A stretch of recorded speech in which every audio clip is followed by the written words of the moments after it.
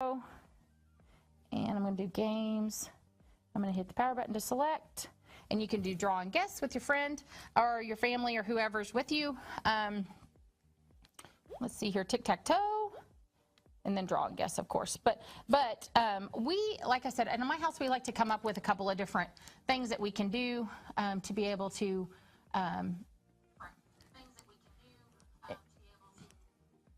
sorry, I just heard myself in the background. Kind of threw me off. Squirrel. Squirrel. Anyways, my son my son and I like to just have it around so we can just play with it. He likes to draw, so I like it because I don't have to carry around crayons. I don't have to carry around pencils or pens or paper or anything like that. So the really neat thing is, let's see here. I'm going to do tic-tac-toe. Draw that real fast so I can do my X. So there is a feature on the top of this. There's a little locking key on the top of this, so I can lock this. And if I wanted to play this game with somebody and I didn't want my stuff erased, then I would be able to lock it and pass it to the next person, and you can still draw on it. And so therefore you would just continue to play tic-tac-toe with yourself, like I'm doing right now. And so there we go. It's a time. You beat yourself up there. Oh, I did. I'm looking at it upside down. I beat myself. Thank you, Paul, for pointing that out. Anyways, so it's really cool because then if you go and you hit this trash can button, it does not go away. It stays on there. So you are able to pass and play this this item and not have things erased. In order to erase that and go to and clear it out and do something else, you would just unlock it, and then you would hit that trash can button and it's all clear. The other feature I like about this is, let's say I don't really want the screen, which is the way we usually play with it, just because my son and I are a little different than, we follow the rules to some extent, but we get creative. So, so this is the feature I like about this product the most. So I have charged mine at the house for a really long time. I haven't charged it for a really long time. I think it's been 4 months now. And we don't, like I said, my son doesn't usually use the screen very much, but we just do pass and play and things like that at functions or whatever I need him to sit and be still or something with. But you can still, even though the screen's not on, you can still draw on it.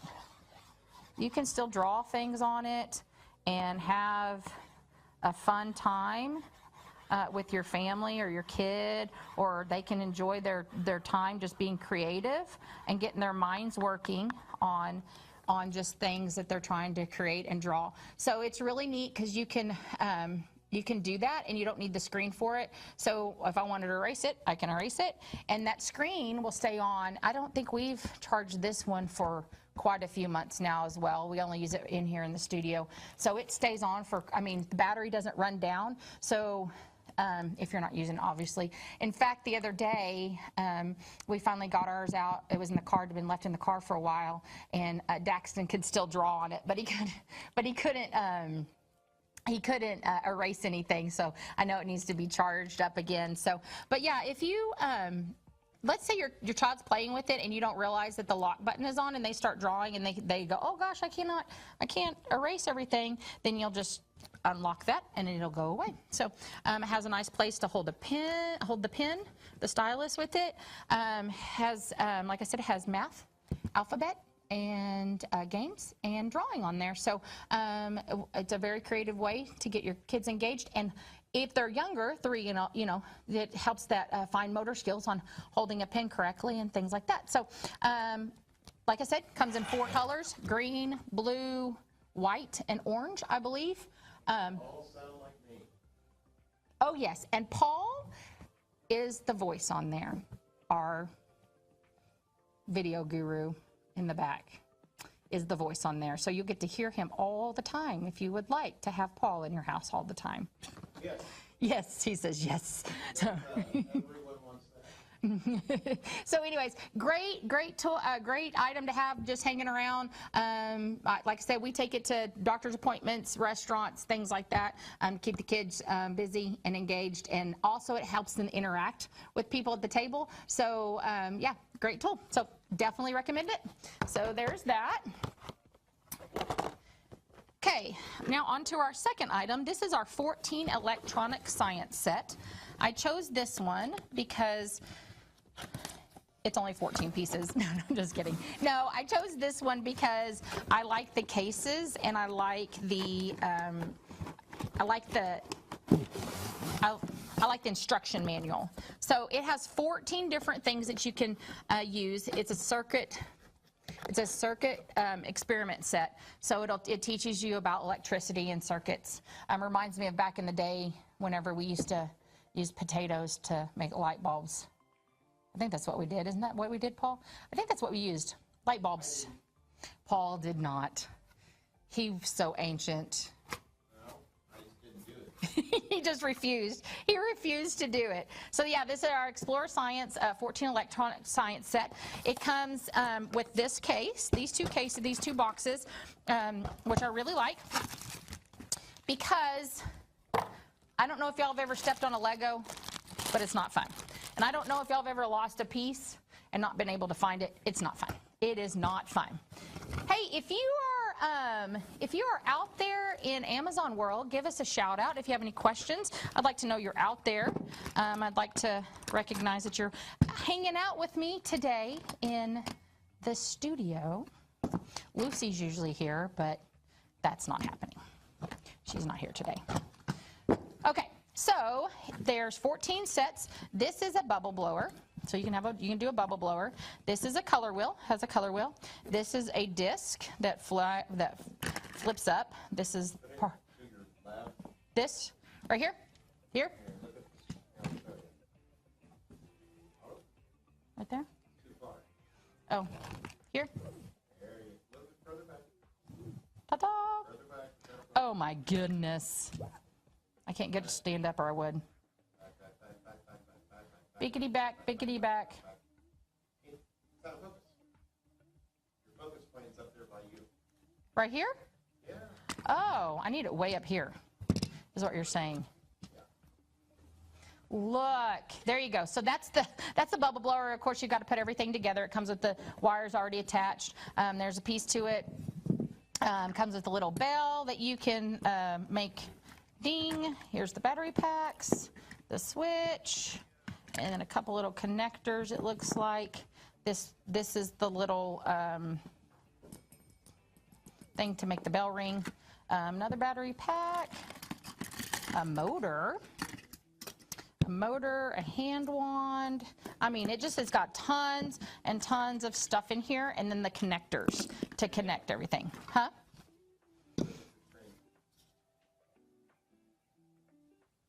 I just learned Paul is answering machine voice at Explore Scientific too. He is the owl that, AI. oh, he's the AI that will become Skynet. Yes, he is also, Paul is also our answering machine here at Explore Scientific. Yes, he is a jack of all trades. He's got that radio voice, so we just use him all the time, you know? Okay, so Author Annie, press 75.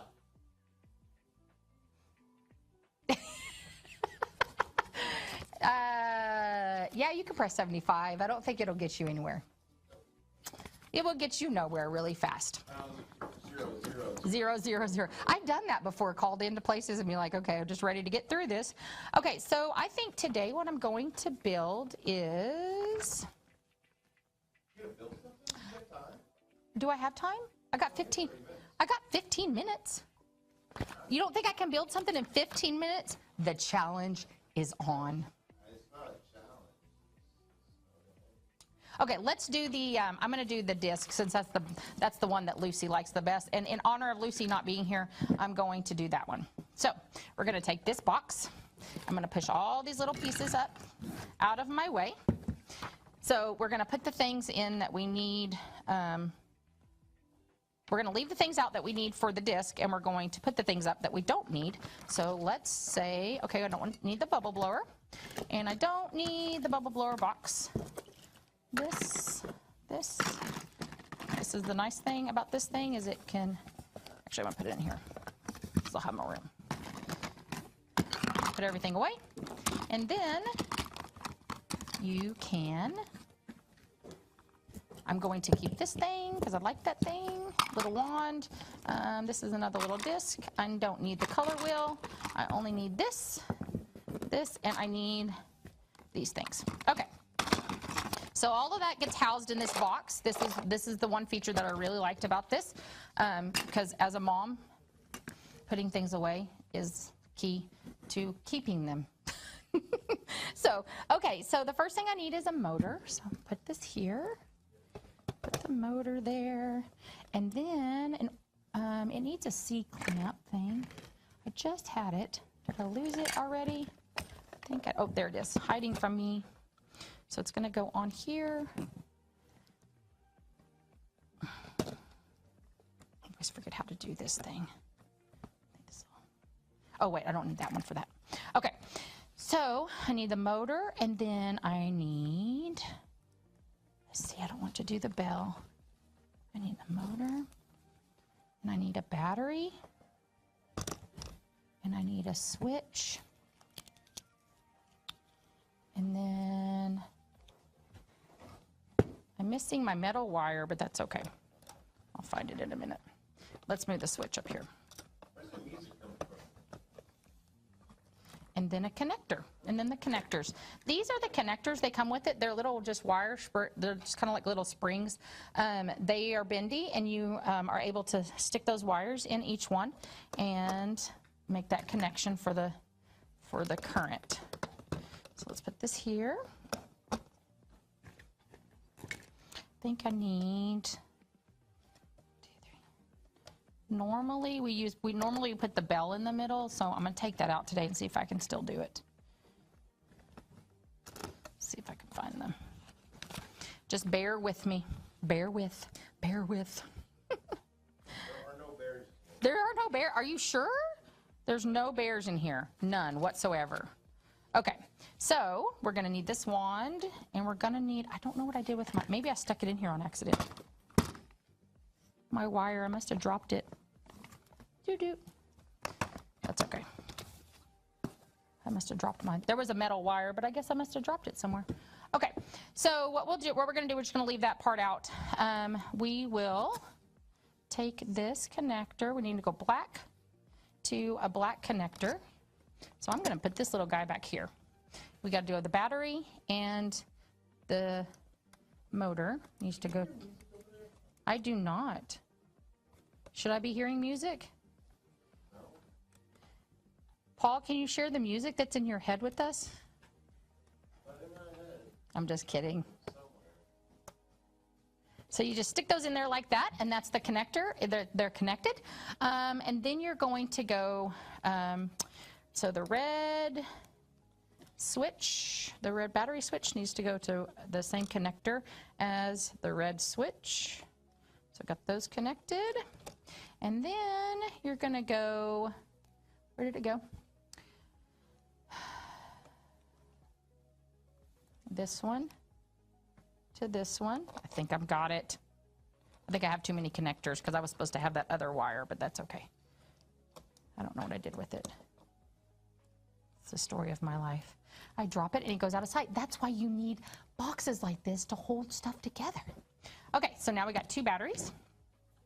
1 and 2. Let's see if I made it work. I'm really woo! The switch is on already. And there it goes. And that's how you play. But it's the really cool thing about this is the wire, if I had, oh, here it is. I knew I dropped it. The wire, if you connect the wire to a couple of circuits, a couple of connectors, here, let's do that. So if I take this and I take the red switch wire out of that one and I put it into this connector, and then I take another connector. Here, move this little guy back. Move this over. So I'm going to put another one in there because I need another one for the wire. Then I'm going to take the wire. And the really neat thing is you can make this into any shape. It on the box it shows it's shaped like a dinosaur, but you could shape it. It's very, very flexible, very bendable, so you can just make it whatever shape you want it to be in. So I am going to try to make mine into a little heart since it's already going that direction. So we're going to stick it in one connector, and then we're going to stick it in the connector that has the red wire from the switch going into it. Stick that there, and then we need to attach this. This is the wand. This is what will complete the current, because right now there isn't a current going through it. It's not on right now, but it's there's a current going through it. If I turned it on, it's not connected completely all the way. So in order to do that, you have to have this wand, and this wand needs to go. Give me just a second. This wand needs to go in the same red. Where the wire comes from the red motor, it's going to go in that same connector as that one. So we'll put this here, and then I'll turn it on. Oh, obviously it's not spinning because the connection, this completes the connection. So, well, I say that, there it goes. So when I touch it, it'll start spinning with this metal because it completes that connection. This wand has a little hole, has a little gap in it, so it's almost like it is a game pretty much. But what you try to do is you try to get it in here and not touch the wire, and see who can. Because when you do, then it flips like that. So it goes. It is a lot of fun. And like one of those nerve-wracking games, kind of like Operation is what it reminds me of. So you don't want to complete that connection. So you just sit here and you just be really still. And like I can't get it around that part, but slow and steady. And who knows? You might teach your kids how to have steady hands. They could become a doctor one day. You never know. But this is all of, this just gets their mind thinking and understanding how things are connected through electricity and current. So you can really, really see how it works. It just isn't like a picture in your, so you actually can understand the mechanics of a circuit and it working. It has 14 different, sets that you can do. Like I said, it has the color wheel, the flying disc. It comes with 2 battery compartments, so you could use both boxes at the same time, so you could make one big thing. Charity Rose, how are you today? So yeah, so this is a really good starter circuit set. We have one that's 125 experiments on it. We also have a V8 engine model that you can build. We have a magnetic toss-through game. We have rumbling robots. We have quite a few different of these STEM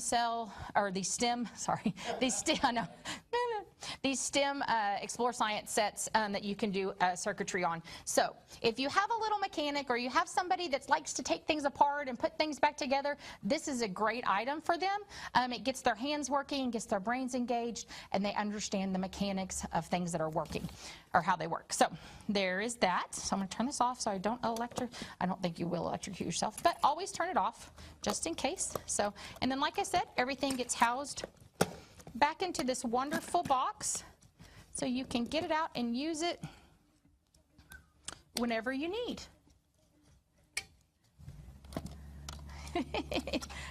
I am good.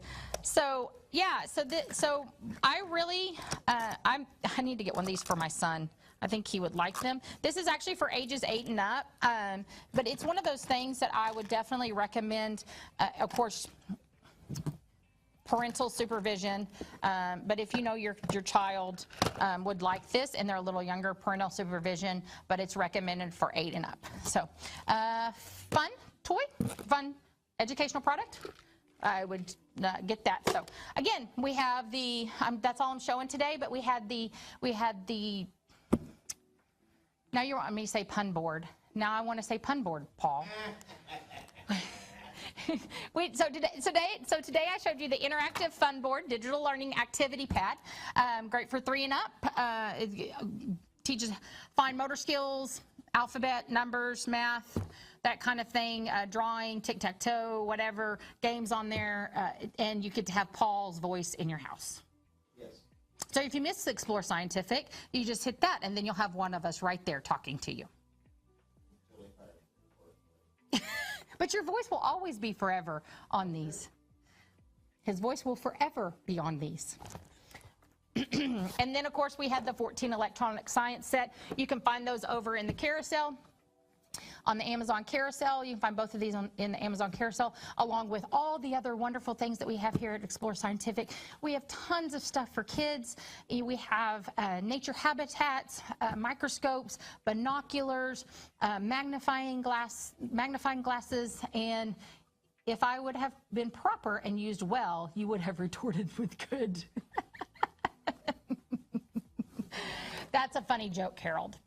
So we, what else am I looking at? Oh, hey, Tariq. Howdy, y'all. I am watching from my smart TV, but I am commenting from my laptop. It's amazing how technology works like that. That's so cool that you can do that. You can stream it to your TV and then comment on your laptop. So yeah, so go check us out on the Amazon, in the Amazon carousel. Check out our store. We have stuff for older people as well, all the way up to, we had a gentleman come in the other day that was almost 100 and bought an eyepiece. So doesn't matter what your age is, you can always learn something new. I don't think I have anything else. What? Oh, Paul. Paul says there's music. Can anybody else hear music coming through the live stream?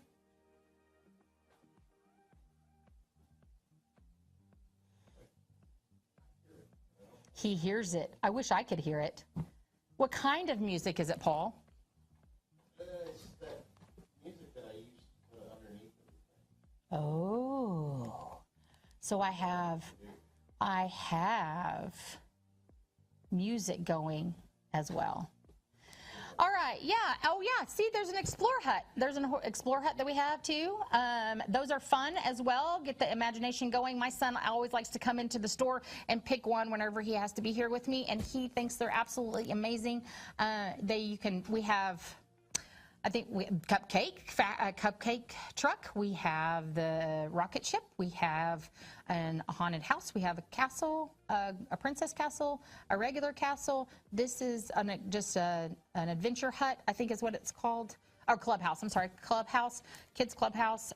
We have a plethora of these, and a great place for the kids to hide away. You could even, some of them are open, so you could even take them out at night and do some stargazing if you had a pair of binoculars or a little telescope for your kid. You also can turn them into a reading nook for them, or just a place to go and hide out and hang out and just feel cozy and comfy. So I think that's all I have for you guys today. Kent, I believe, no, Scott, it's coming on later today, and we have Global Star Party tonight. We would love to see you there, so if you want to check us out, make sure you do so.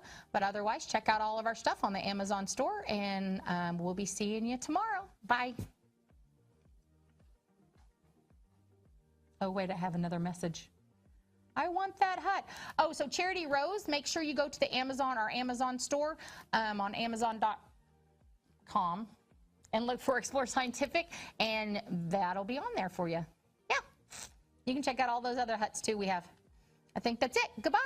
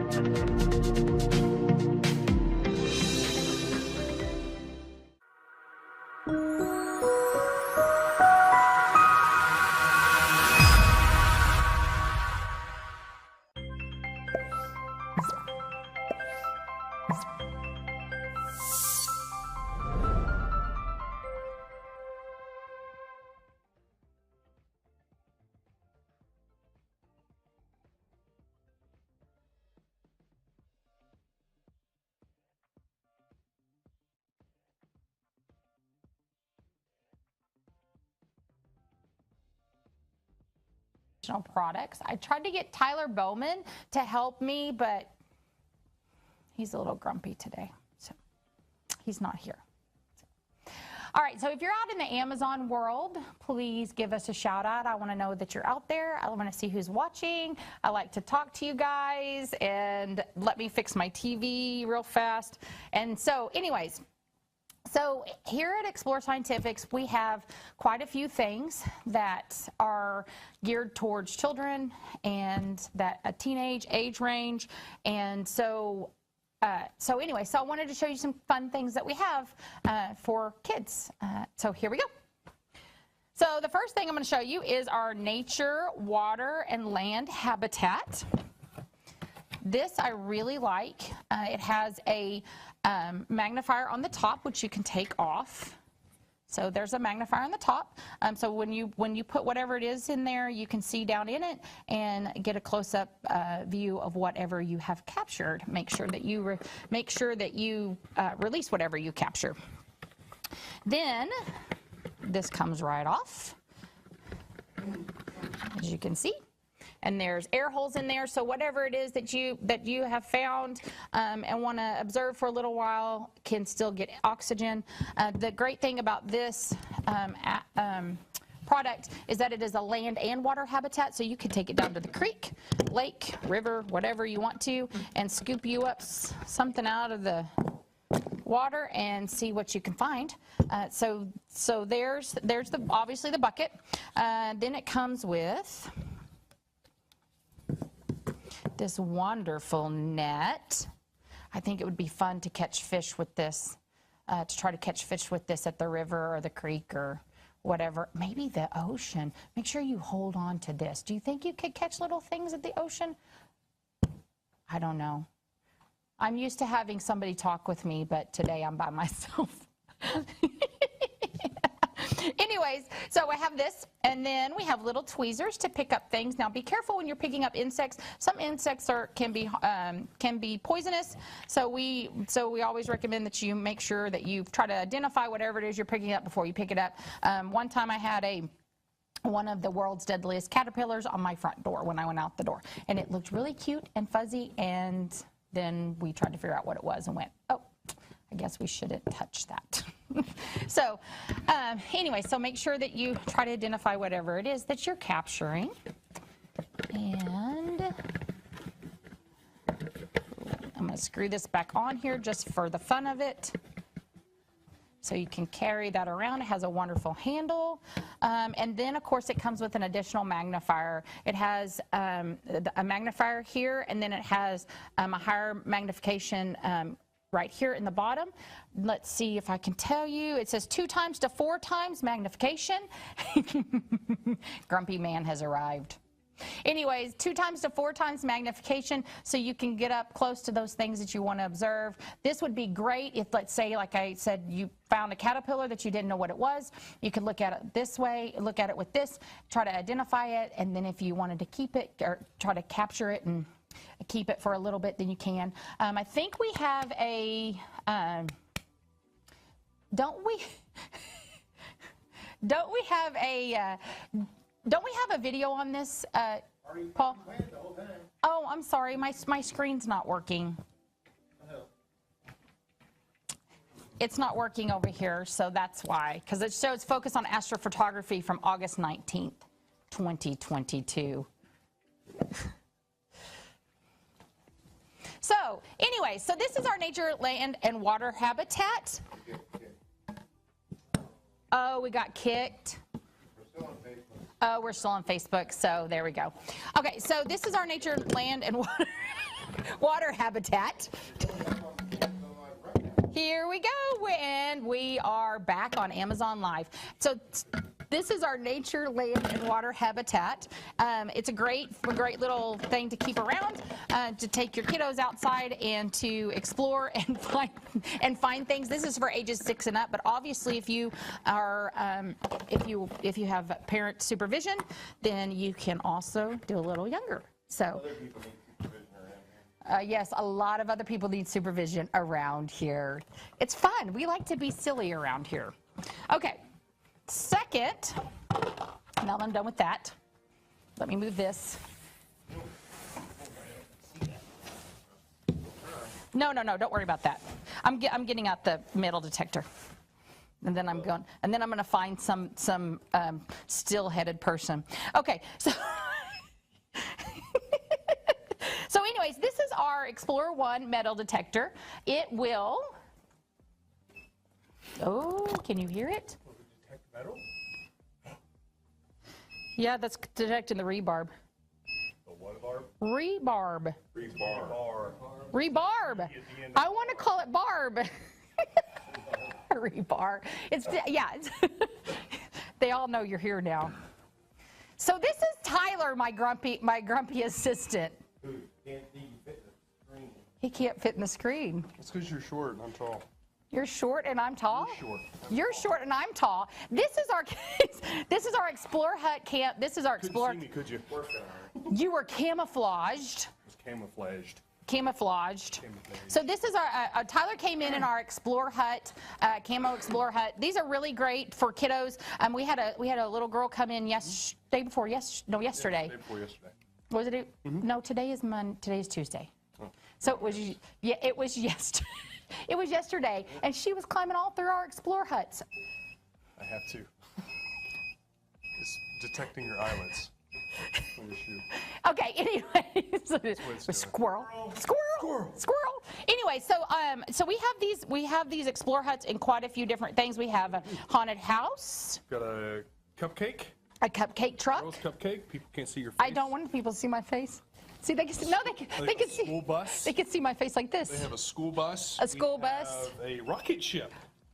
We actually have a rocket ship as well. And Paul's got a wonderful video loaded. Yeah, look. So we have lots of fun. Now he's leaving now. So he was bringing in my Explorer Hut. He was actually crawling around on the floor in my Explorer Hut. But you can see we have a rocket ship, we have a castle, we have a princess castle, we have a haunted house, we have a skid steer, we have a camo tent, we have I'm trying to think of everything. A bus, a cupcake truck. There's so many options. So if you go over to our Amazon page, you can see all those Explorer Huts on there and pick you out one for a kiddo. They're really cool because great reading nooks or just imagination. You can just spend some time just having fun. Kiddos can, it makes their imagination grow. We also have some that have the tops. The top is open on them, and so if you want to take it out at night and maybe do some stargazing, you can do that as well. Just a nice little nook for them to be able to do that kind of stuff and see the stars at night without any extra light coming through. So, but yeah, we had a little girl come in and she absolutely loved this, in and out through it. She was not even. She had to be between 2 and 3 years old. And so this is for ages 3 and up. Great thing to have around. My son, every time he comes here, he tries to pick one out, or he does actually pick one out. And so we put him in a cubicle with it, and he has a fun time in there. So we put toys and stuff in there for him, and he enjoys that. So yeah, that's our Explorer Hut, our camo Explorer Hut that you can see. That's why I couldn't see Tyler, because it was camouflaged. Or he was just out of frame. So yeah. So anyways, back to our metal detector. This is our Explorer 1 metal detector. It detects precious metals, obviously, down to 6 inches below the surface. Yeah, you're on the floor. Oh, you have me on the floor? See, it keeps going the rebarb. Bar. I know. Paul doesn't like me saying that. Okay, so yeah, so there's metal in the concrete, obviously, and then it detected the eyelets on my shoes. We've in the past had some coins down. It'll detect that as well. It has a bright LED light right here that you can turn on, and you'll be able to see at night if it's getting a little bit dusk. It can also, I believe, it has a water resistant coil, which means that this portion can go into a puddle, but you can't submerge the whole thing in water. So if you want to go down to the creek or the lakeside or whatever and do some metal detecting with it, then you can. So, so yeah, that's our And the little flashlight comes off. So you can have that to do things with as well.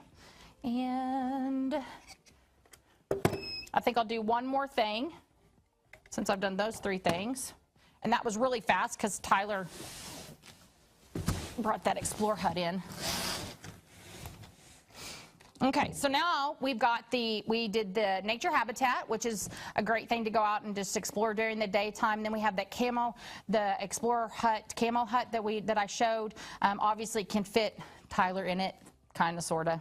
And then we have a metal detector. And the clubhouse. You know, and then the cupcake truck.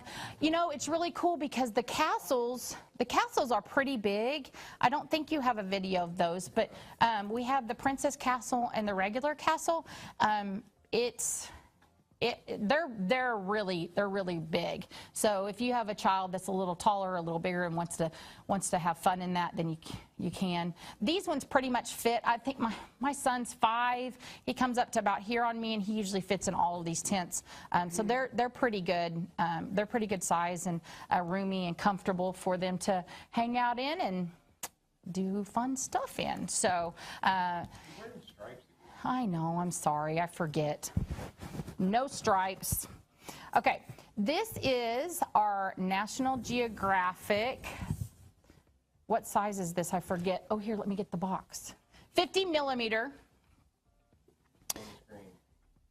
It's our 50 millimeter tabletop Azimuth mount telescope. So this is a great, like I was saying, the Explorer huts. 50 millimeter. Sorry about that, guys. Like I was saying, some of the Explorer huts have open. The tops of them are open.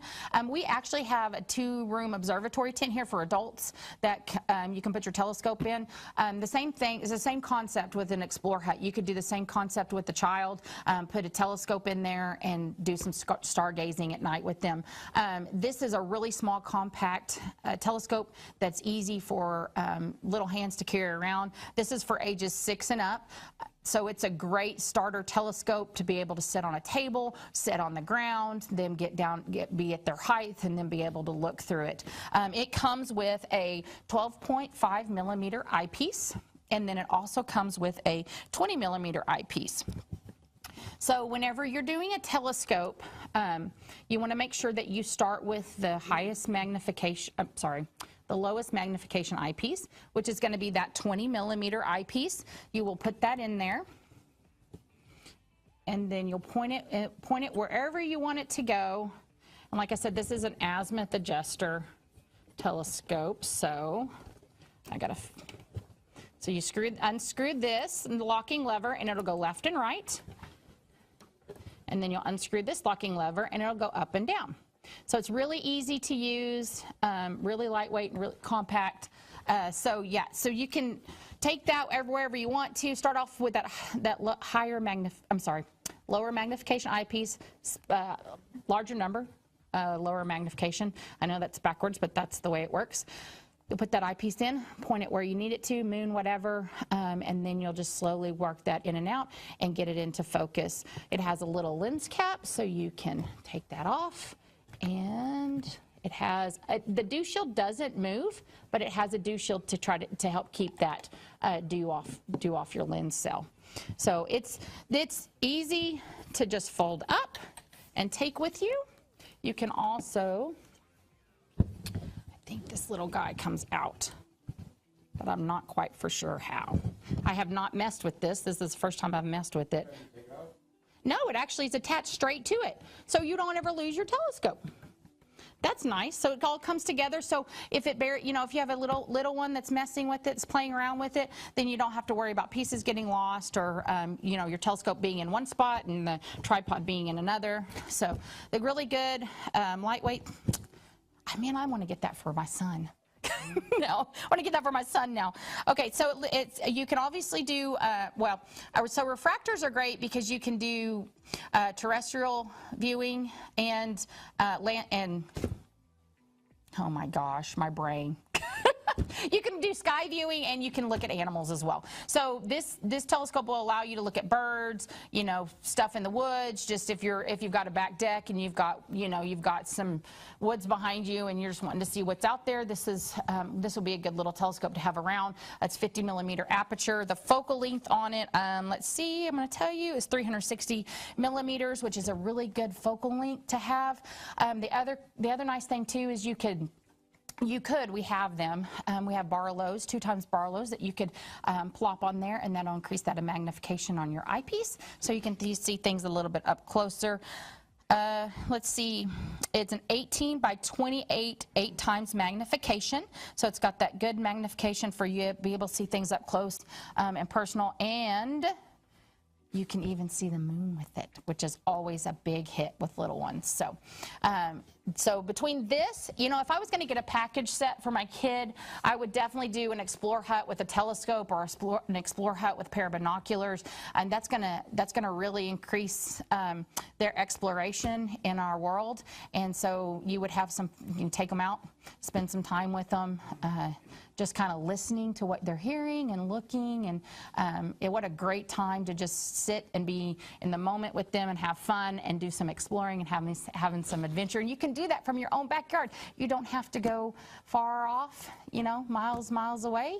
You can do that from your own backyard with them, and so that would be a fun thing to have. Now, the nature habitat, you could, if you have a vegetable garden or just your backyard, wherever trees and shrubberies and stuff, finding animals, insects to put in there, or like frogs and stuff like that, you can keep those around as well.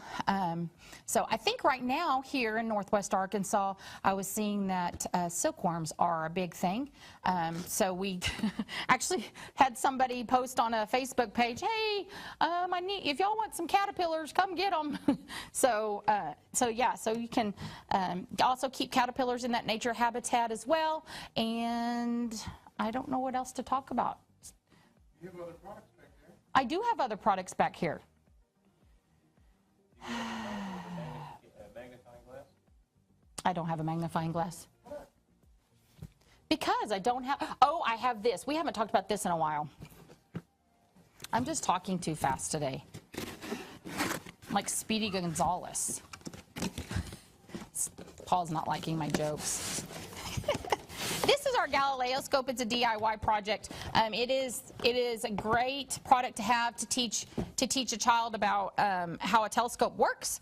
It comes with the lenses. You literally build it from the ground up. So I'm going to do that today. I don't think we've had this. I don't think we've shown this in a while. So it has its, yes, I know. It has its OTA. Here's the OTA on it. I'm going to set this off to the side. And this is a true telescope. It really does work. But you just have to put it together. So the first thing we're going to do is we're going to get the lenses out. So when you're getting your lenses out to put them in, you want to make sure that they are in here correctly. One side will be concaved and one side will be curved. So we want to make sure that we put that in the appropriate way. So you can just fill on those with it, and always use tissue paper when touching your lenses. So we're going to put that there, and then we're going to put this here.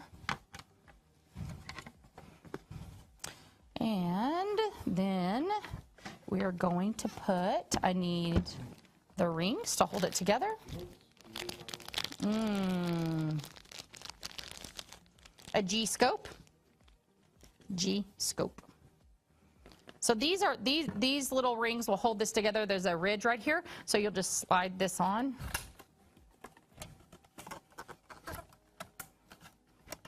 Put it right here.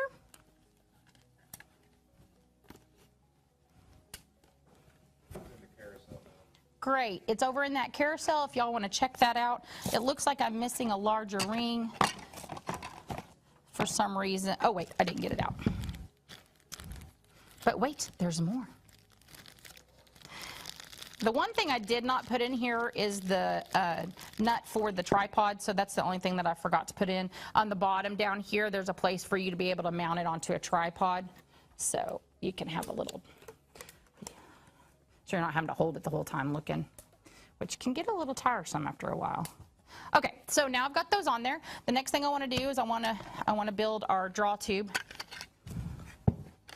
So, and Kent took out the instructions, so I have to try to wing it a little over here. Sorry, Charlie.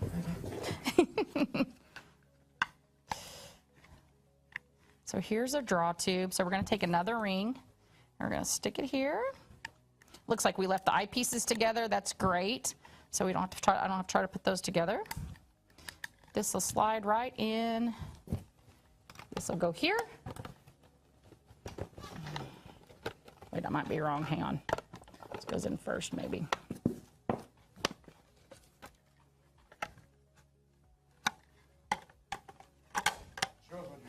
I'm trying to get it in there.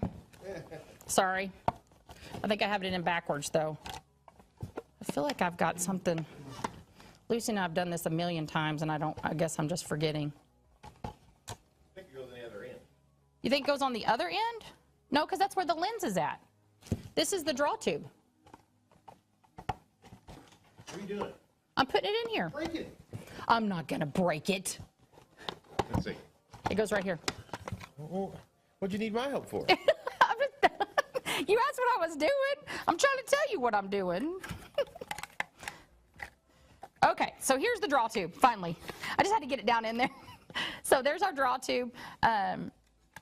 Let's slide it out. Hang on. Let me slide it out. I'm going to slide this little sucker down here. I should have put that on first. That's what I was supposed to do. But we will improvise. All right, so there's our draw tube. So once you get it all together, you can put your dew shield on.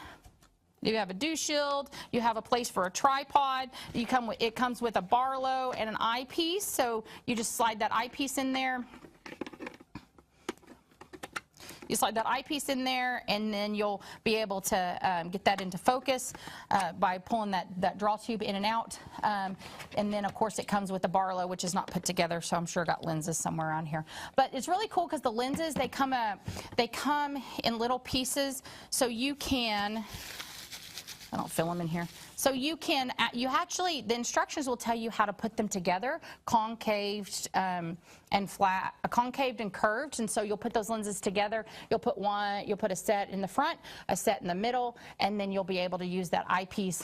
This is one of our Explore Alliance ambassadors right now, showing you how to put it together. Those are the lenses that you can see. Her name is Libby in the stars, and she is an amazing astronomer, and so she came in and did that for us, recorded that for us, and did a great job, and goes into more detail and depth on that. If you want to see more detail and in depth on that, I think you can find it maybe on our YouTube channel. I'm not for sure, but yeah. So that's what I have for you guys today, and I hope that it was good. I hope you enjoyed it. Paul G. Newton says, hello. Hello, Paul.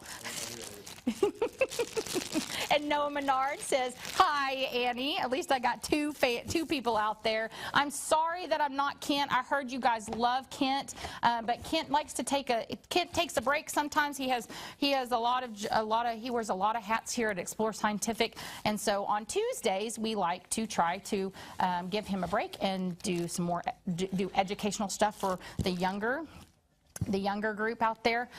So if you're a parent that has a little one that would like to look at our STEM products and see what we have, you can go on over to our Amazon webpage, Amazon page, and see all of the things, all the wonderful things we have. And it's growing. We have electronic kit sets. We have the Explore huts. We have, in fact, I think we just put out a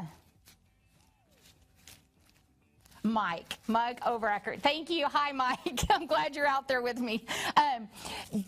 We just put out a what is that light? That light. What is it called? No, not an adventure scope. What is that light thing that I had the other day? We have a thing that projects. nebulas and stars. So it is a cone on one side, and it'll rotate this. It's a projector, not for at night, and it'll rotate the stars through on the ceiling. And it is a fun thing to have. We've been playing with it in the store. We're going to try to get it set up so people can actually see it and how it works. I have one at my house for my son that's kind of like that, and he loves it every night. He's like, "Mom, turn on the stars," and so he really likes to watch the stars and the galaxies go by. So if you have somebody that, like a little one, or somebody that likes night lights and needs something to kind of keep them feel, cozy and safe, that would be a great little tool, thing to have around. So, all right, guys, I think that's all I have for you today. I'm going to make sure that I have somebody with me next time. Hopefully, we're kind of sparse and in between, but if you see something you like on here, please make sure that you go over to the Amazon carousel and check that out. Mike is saying, "I just came in from outside. I just finished the final program to make my ES 20-inch Dobsonian to a full go-to and tracking scope. It is working great." That's so exciting, Mike. I can't wait to see video and stuff of it going. That's awesome. That is awesome. I'll have to tell Tyler and everybody that you did that. So, all right, guys. Well, tomorrow we won't have any more shows today. Scott is somewhere else. And then tomorrow Kent will be back with First Light Chronicles. And then Thursday is Explore Alliance Minutes. And then Friday is Focus on Astrophotography. So we'll see you again on Amazon Live. See y'all later. Bye.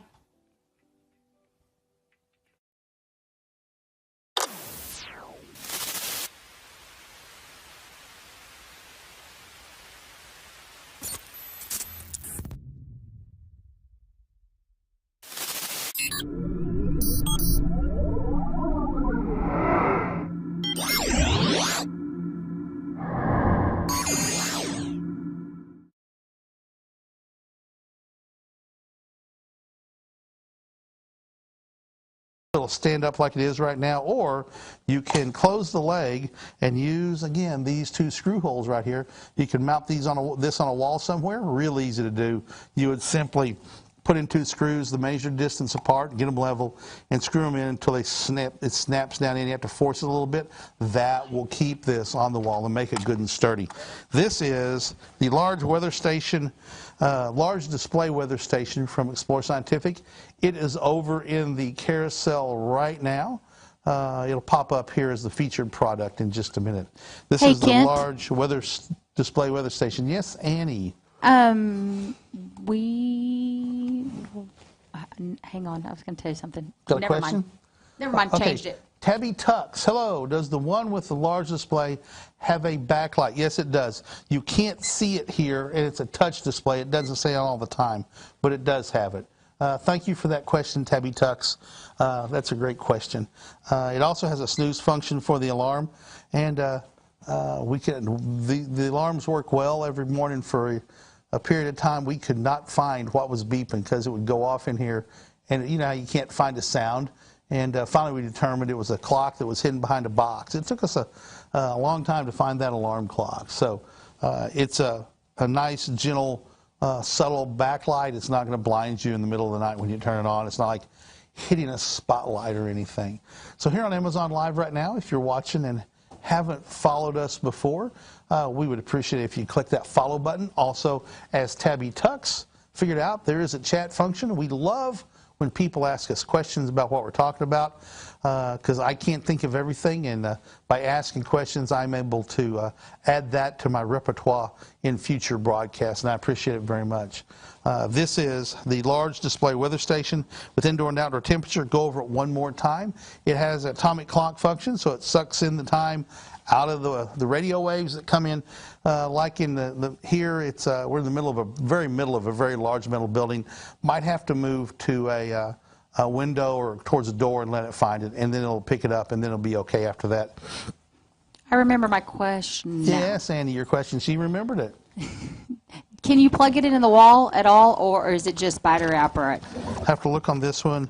This is just battery operated. There is no adapter with this one. That's a good question. The next one I'm getting ready to show you, you can plug into AC outlet and power it without batteries. Look on here and make sure. Yes, there is no power port on here. It's simply runs off 2 AA batteries. And again, it's been 4 or 5 months since I've done weather and time products. So this has been going for easily 4 or 5 months. And the station is working just great. The weather sensor on this one, I haven't put batteries in it. I noticed it right before we started, and I didn't bother to put batteries in it because, you know, don't need it really. So the question is, how do you know? How do you know what's going on with the weather? Weather stations like this is a great way. Weather affects our lives in many ways. For instance, you know, as school gets going, you want to know what's going to be going on with your kids. Yes, we all have smart devices we can look at, but you also want to know what it is exactly where you live. And this is a fine way to keep that monitored, as well as monitor a number of other rooms in your house or the outdoor temperature as well. This is the Explore Scientific large display weather station and clock. Has dual snooze, a host of functions right here. So, we have another question. Tabby Tux, can you show the light function? Tabby, I can't because it's just, it's so bright in here, the studio lights just don't, I mean, I can barely see it here. No, that's going to throw the cameras in a disarray. Yeah. But that's a nice function, right? Because you don't want it to just blast your eyes it's in the middle of the night. Exactly. It's not so bright in the middle of the night you're going to hit it and blast your eyes. Because last thing you want to do is blast your eyes with a whole bunch of bright white light, because then it's going to wake you up, and that's not what the goal is. So, Tabby, I'm sorry I can't show that to you. It's just, there's just too many studio lights. Hey, there's a message I can't read. It's got some stuff in front of it. Noah, could you come over and... Yeah, because do any of the ones you have on have a weather alert function? None of these do. These are not the weather alert radios, like if there's a tornado watch or warning issued for your area. It does not have that kind of alert. That is a great question as well. But we do have one that does that. None of these that I'm showing today do. We do have one though. Yeah, we do, but it's not any one of the ones you're showing today. But it might be on Amazon. It's on Amazon. What? Go ahead and put it. I think it's the 7-in-1. That's a big weather station. It's the 5-in-1 and the 7-in-1 . I think both do You that. can go ahead and put those over there. I mean, they'll show up. They're really big. They're full-blown weather stations. Yeah, put them in the carousel. So we're going to put those in the carousel there for you, Tabby. These are. They have a large unit that mounts outside. I did not bring one. I'll do one next Monday for you. So come back next Monday, and I will show you the 5-in-1 weather station and the 7-in-1.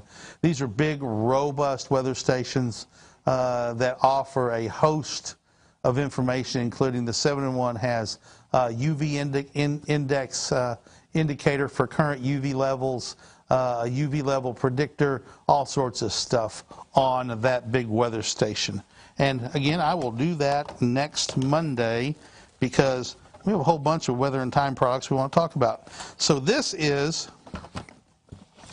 the color weather station. I actually have one of these and use it in my travel trailer when I go camping.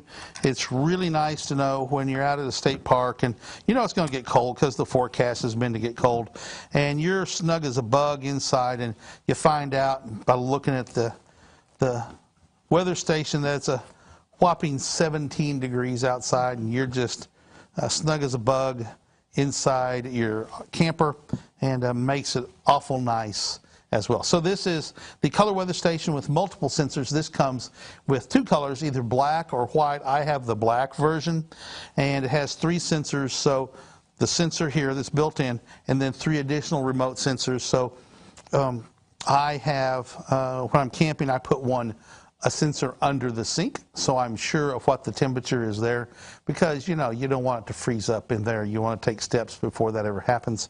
And then I put the other sensor outside, and I don't use the third sensor. I keep it as a backup. So great. I've really enjoyed using it. It's nice and well lit. The colors make it easy to see. As you can see, it's got this one has a plastic cover on it showing them. But as you can see, it's got a forecast right here. Partly cloudy and sunny, and it's got a cute little flower on it right there that shows up. Time, date, indoor, outdoor temperature, sensor temperatures, outdoor 1, outdoor 2, outdoor 3, indoors. Very nice design, very nice to use. A lot of information right there Pull it back just your a little. fingertips. Pull it back just a little bit. Tabby says, lost the signal. I'm not seeing myself on the monitor now. The internet's spotty again. What's going on over here? We have, is it live Yes. over there, Noah? Yeah, I'm seeing you live. So, all right, we're still going apparently. We've been having spotty internet trouble here periodically, and last Friday was chaos. Not chaos, just uncontrolled chaos. Mayhem, I don't know. It was frustrating. We had a couple of starts and false starts and stops and everything else. So, Will you pull it back just a little bit because we can't see it? It's got a reflection. Oh, there you go. That's perfect. Thank you. there you go. Okay, thank you. So I can't tell where the reflections are going to hit. It's just angles and lights and everything else. So this is the Explore Scientific weather station. It has the slogan, Explore Better Living. And this way you can tell what's going on temperature-wise and has a forecast as well. It's based on the barometric pressure that's going on. So if the barometric pressure is going up, you know it's going to be partly cloudy. If it gets high enough, you know it's going to be clear, and that's how it does that. So those weather stations should be popping up in the carousel at some point fairly quickly, Tabby, so you can take a look at them directly. We can't refresh our browser because if we do that, it shuts down the whole switch in studio. So we're just along for the ride until we actually lose signal, and then we'll reboot some stuff. There's a question. Yes. On another platform that says, can you program the names of the sensors? They're already programmed, outdoor 1, outdoor 2, outdoor 3. So if you put outdoor 1 in your kid's bedroom, you're just going to have to remember that outdoor 1 is outdoor 1, right? Is really kid's bedroom, and outdoor 2 is the kitchen, and outdoor 3's the outdoors, or your garage, or whatever you need to put it in to control the temperature. My dad had a wine cellar where he made wine, and he had a thermometer in there, and he was always going in and checking it just to see what the temperature was, especially if it got warm in the fall. And he would have loved to have had one of these so he didn't have to go down in the cellar. But it was always good to go down the cellar and watch the grape juice bubble away, working its magic, the yeast working its magic. All right, so what else? Did I miss anything? Let me see if I missed anything. 3 sensors, low battery monitor sensors, backlight, 3 outdoor sensors. Ah, yes, this one runs off of AC power. It has a 5-volt DC adapter, and it draws 150 milliamps to keep it running. So very, you could, if you have it inside, you can plug it into the wall adapter and have it run off the AC power.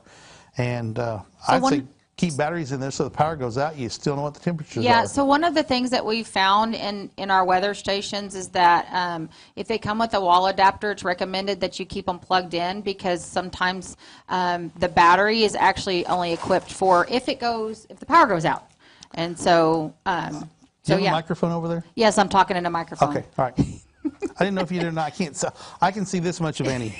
I'm small. I'm sorry. I'm short. And she's over there in the dark, and I can just sort of see her top of her head moving. So yes, that's one of the things we learned. So we usually recommend that you do keep it plugged in, so that way that battery lasts and you don't have an oops whenever the power goes out. Absolutely. That way you can keep time and temperature. Last night the power went out in my house. I found out because I use a CPAP, and it went off, and I took it off and said, "Dadgummit, what's going on?" Finally, I realized that it was off, and the power was off for about 5 minutes, came back on. So thank goodness, because I would have snored my way through the night, and that wouldn't have been pleasurable for me or my wife. So the cats may not have cared, but my wife would have cared. Anyway, we have a whole bunch of other weather and time products here on Amazon. You can go over to the Explore Scientific store on Amazon Live and check out our weather and time products. There's a whole host of products. I think we have like 32 or 36 different products. We'll be working through those for the next couple of weeks and showing you some differences in those. So let's see. So I have a question. Yes. Can you put the sensors out in direct weather, or do they need to be covered up? I would not put them out in direct weather. I'm going to say don't do it. I don't know what the directions say, but when you're getting temperature, you don't want it to be in direct sunlight. You want it to be where it's measuring the air temperature, not sun pounding on it. So it needs to be, under the eave of the house or on your patio or something like that. If you ever look at official weather station sensors for the National Weather Service or NOAA, they're generally housed in a white box that has the air can blow through it.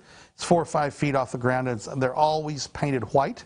Why? Because white doesn't absorb the temperatures from the sun nearly as much as the others. But I would say do not put these sensors out in the weather. Now, when you get the 5-in-1 or the 7-in-1 weather forecasting station, that has rainfall, has a rain gauge on it, has a wind speed, has an anemometer, wind speed indicator. It also has a direction indicator, so that actually does go out in the weather and is perfectly fine to set out, mounted on a pole on the eave of your house or in your backyard somewhere. So yes, those are made to go outdoors, but I'm going to say these are not.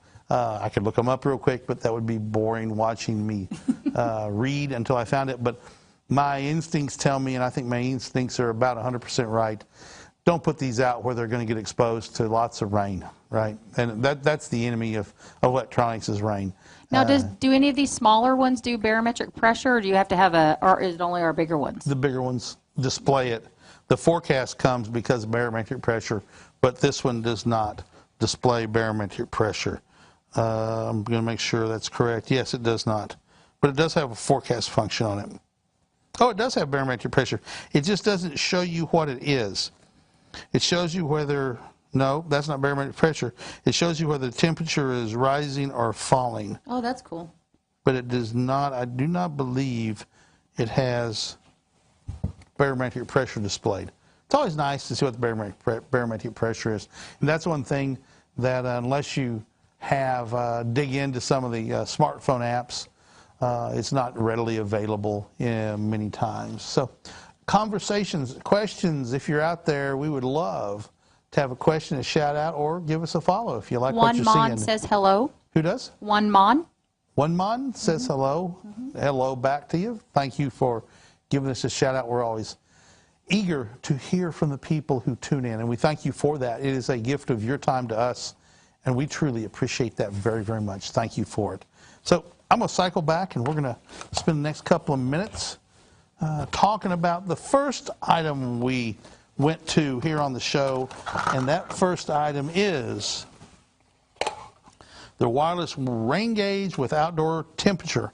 All right, so this is a rain gauge right here from Explore Scientific. It's part of our time and weather series. It comes with the rain gauge and an indoor monitoring system. It has a thermometer in it as well. I'm always fascinated. It was years before I understood how a rain gauge worked. Had some ideas, but the rain goes through a very known size of area, and it drips into through that little hole, and the rain goes into this little rocker right here. It's like a seesaw, and when this side fills up with 1/10 of an inch, it flips over, and it just, every time it flips over, it adds 1/10 of an inch of rain to the rain, and then after a certain period of time, it resets itself. This is the wireless rain gauge with temperature from Explore Scientific Weather line. It is a fantastic line. They're nice, beautiful, white, elegant, well-designed pieces. that provides you with a host of information at your fingertips about right there in your backyard. They're over there in the carousel right now. Did the 7-in-1 and 5-in-1 pop up? I can't see the whole carousel. I'll put the 5-in-1 and I can put the 7-in-1. That's okay. The 5-in-1's there, so you can take a look at it. The 7-in-1 is a little more expensive, but it's much more powerful in what it does as well. There we go. There's the 5-in-1 showed up right there. The 7-in-1 is the one that has the UV indicator and a couple other things that the 5-in-1 does not. So I have a question real fast about this. If it's like a downpour, will it immediately read however much water is in there, or does it take time, like a little trickle? No, it'll as that 1/10 of an inch thing fills up, it'll go click, click, click, click, click, click, click, click, click. Okay. And what does it do with the water? It literally just dumps it out the bottom. It literally just, when it goes in, it flows out right here, right? So the rain goes in and then it just flows out right here, right there on each side. So it just dumps the water out and resets. And almost like a strainer. Almost like a what? A strainer. Yeah, almost like a strainer. And it just, water goes through it. Now, obviously, if a leaf or something gets in this, and you want to set these away from trees where they're going to get a bunch of leaves and stuff in it. A leaf obviously could plug the hole and it'll fill up and not give you an accurate gauge. But if it's raining so hard it can't keep up, it's whether it rains 6 or 7 inches probably is not going to matter too much at that point. So, any other questions over there, Annie, coming in from? No, I don't have any questions. Sandy says, stuttering and chopping video for me. Yes, Sandy, we're sorry about that. We've been having trouble with our internet here. It tends to happen in the afternoons, which is when the broadcasts come on. We've been working on it and trying to find a solution. We had been using wireless. We've gone to a wired connection, and that's helped a little bit, but not much. But thank you for letting us know, Sandy. We appreciate that feedback. It gives us more ammunition to go and say, hey, we're getting comments from the viewers, and we need to get this fixed so they have a good experience with Explore Scientific and our products. And it's 3:30, so it's time to wrap up our show. Thank you for spending some time with us today here on Amazon Live. You can click over there on the carousel for the next couple of seconds and make a purchase and find out what's going on in the weather specifically in your house and around your house. For the staff here at Explore Scientific, including Annie, who's setting in and doing the director duties in the absence of Paul, who is on vacation. I don't know who approved it, but golly, but it's a good reason for Annie to learn new skills. And Noah Menard over in the Marketplace Brain Center.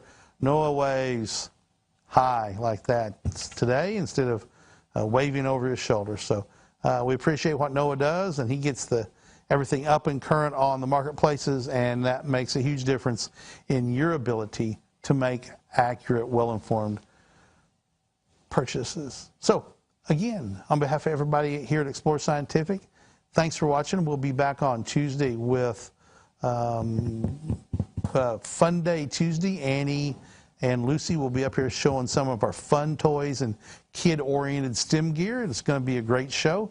Wednesday, I've got First Light Chronicles. Thursday, On the Wing, a birding show. And Friday, Focus on astrophotography. It's going to be a full week. I hope you're having a pleasant Monday. And some places, it's already Tuesday, so I hope your Tuesday is off to a good start. Thanks for watching. See you tomorrow at 3 o'clock. Bye-bye, everybody.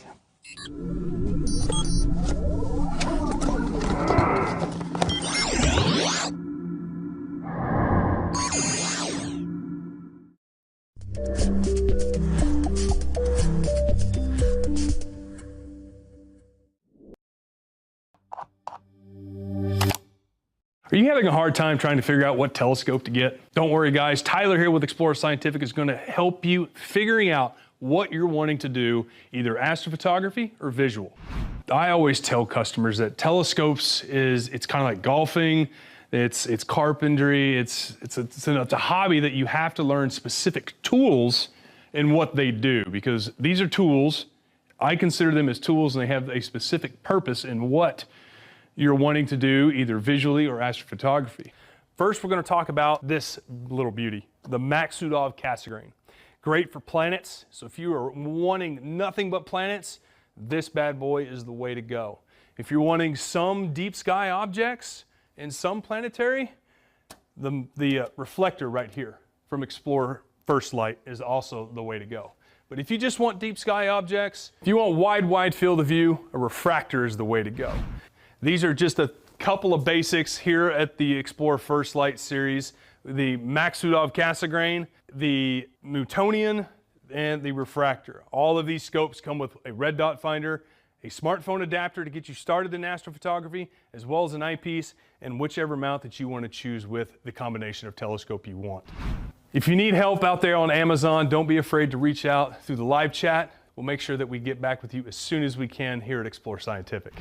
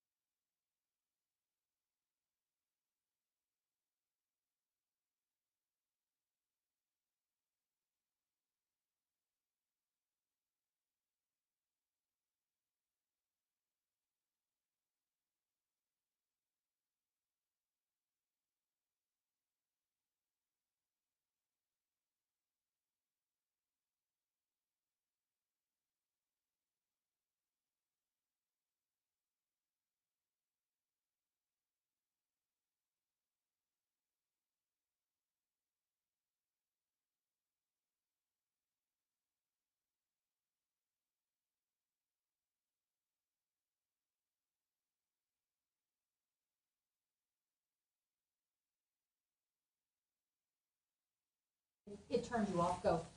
Okay, I think the audio is back on now. Is that correct? Poor Annie, who is a customer service person, not a videography studio technician, is covering for Paul, who deserves a couple of days off. And she's done it for a couple of weeks, but doing it with no help at all is always a learning experience, and she's done a great job of learning. So, Well, thank you very much. oh, well, we'll find Monday if it goes well, because Paul won't be here Monday either. So your test is Monday as well. So young Connor took this picture we're getting ready to show you, and Annie will tell me when she has it ready. And so, and we've now gone to about the lead graphic again. So Connor uses a computer to control this, probably.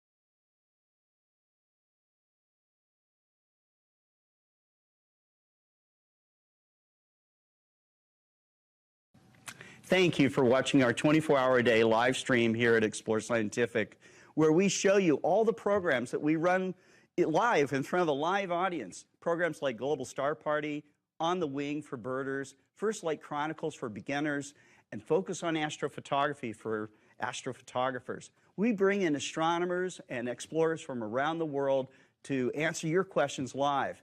But there's so much cool information there that we decided to package it all together and run it 24 hours a day. We're also on Amazon Live, where we do deep dives into our products and our gear. There's so much important information as we share the education, the experience, answering questions from the audience, that kind of thing. So tune in, and thanks for watching.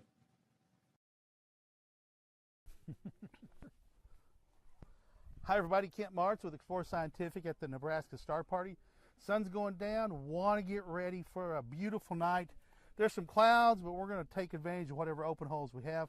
I have Richard, it's Carroll, right? You did well. Richard Carroll, who won an Explore Scientific reflex sight a couple of days ago, right? Yeah. And you took it out of the box, and tell me the story about it.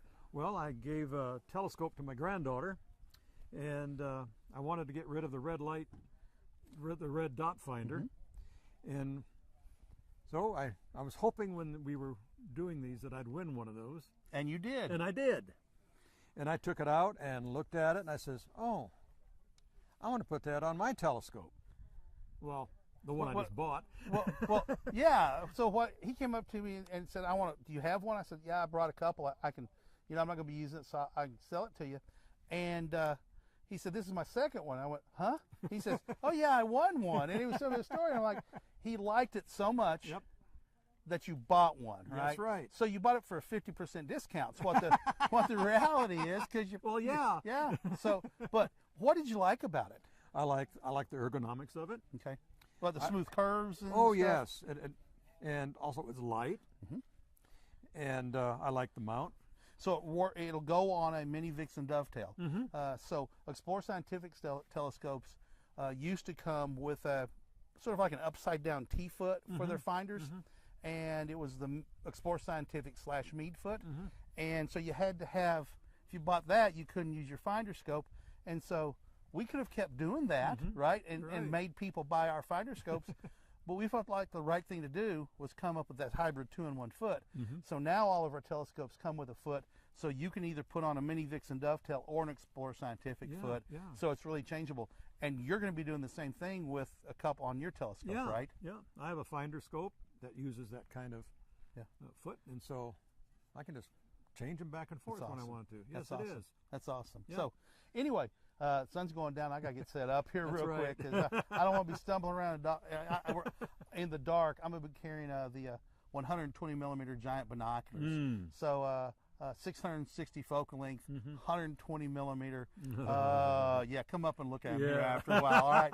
Hey, Kent Marsh from Explore Scientific. Thanks, Richard, for coming and sharing our story with everybody. Thank you very much. I appreciate you very much. Thank you very much. Thank you, sir. Bye Bye-bye. now. Bye, everybody. No, there we go.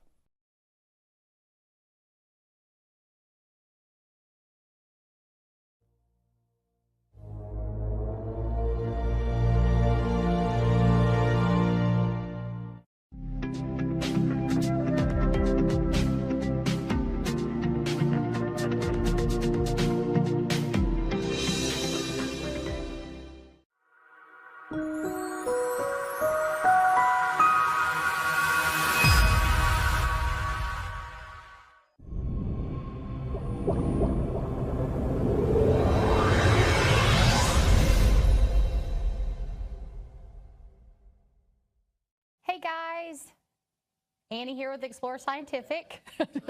Gotta pause. I forgot who I was for a minute. Life is a little crazy. Kent is not here today. He had to go take care of his kitty cats. So that's where he's at today. So I hear that he has a fan base out there. So I just want to make sure that you understand where he's at and why he's not here today. So anyways, today's show is called First Light Chronicles. We try to go by our afternoon shows when it comes to titles and stuff here. So we're just going to talk a little bit about telescopes and the Ixos 100 and a few other things. So the first thing I want to show, obviously, is this beautiful Ixos 100 and 80 millimeter 640 refractor telescope. This is our First Light series. Really great starter package out there for, to get you up and running if you're wanting a tracking mount or or an easy little telescope to start off with. So what'd you say? I can do it.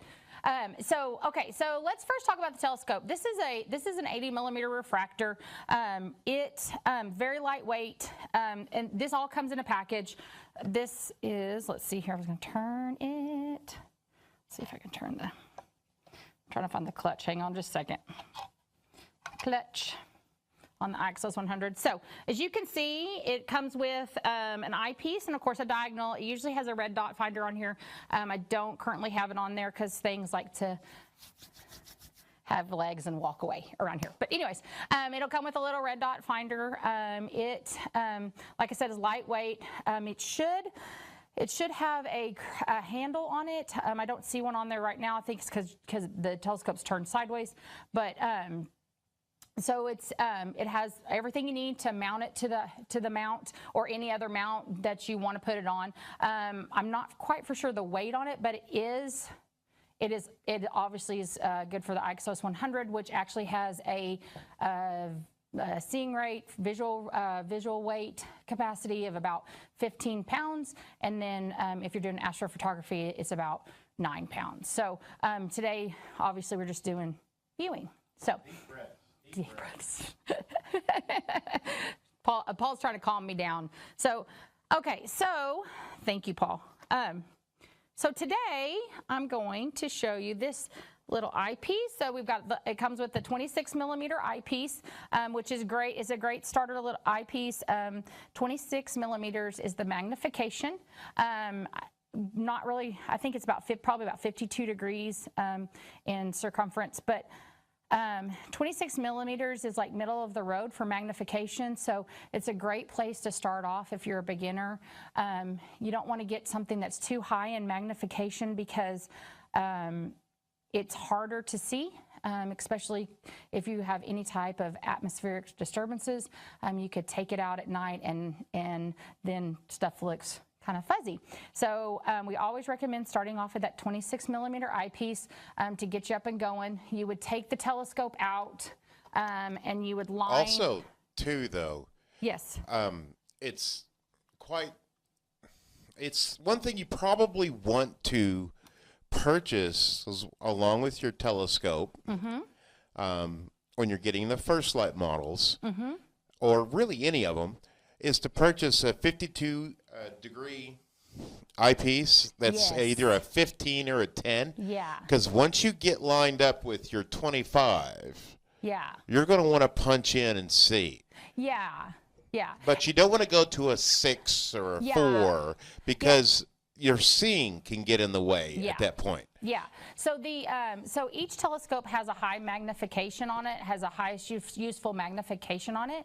And like Paul was saying, if you get too high in your magnification, which is a lower number, you're going to have a little bit more difficult of a time to actually see things clearly.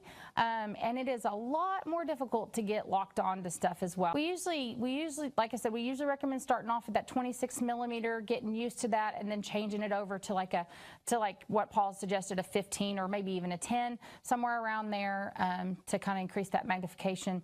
But we, like I said, always start off with that highest number because it's the lowest magnification on a telescope. So what you'll do, like I said, you'll put the eyepiece in the diagonal. You'll then take it out during the day and get it pointed at something. And once you get it pointed at something, you're going to look, of course, you're going to be looking through the eyepiece to get it pointed there. It needs to be at least a mile away because further is better. And so once you get it a mile away, you'll and get it pointed at what you're looking at, kind of get it into focus. Then you'll go to the red dot finder that's on it, that's located on it. You'll look through the red dot.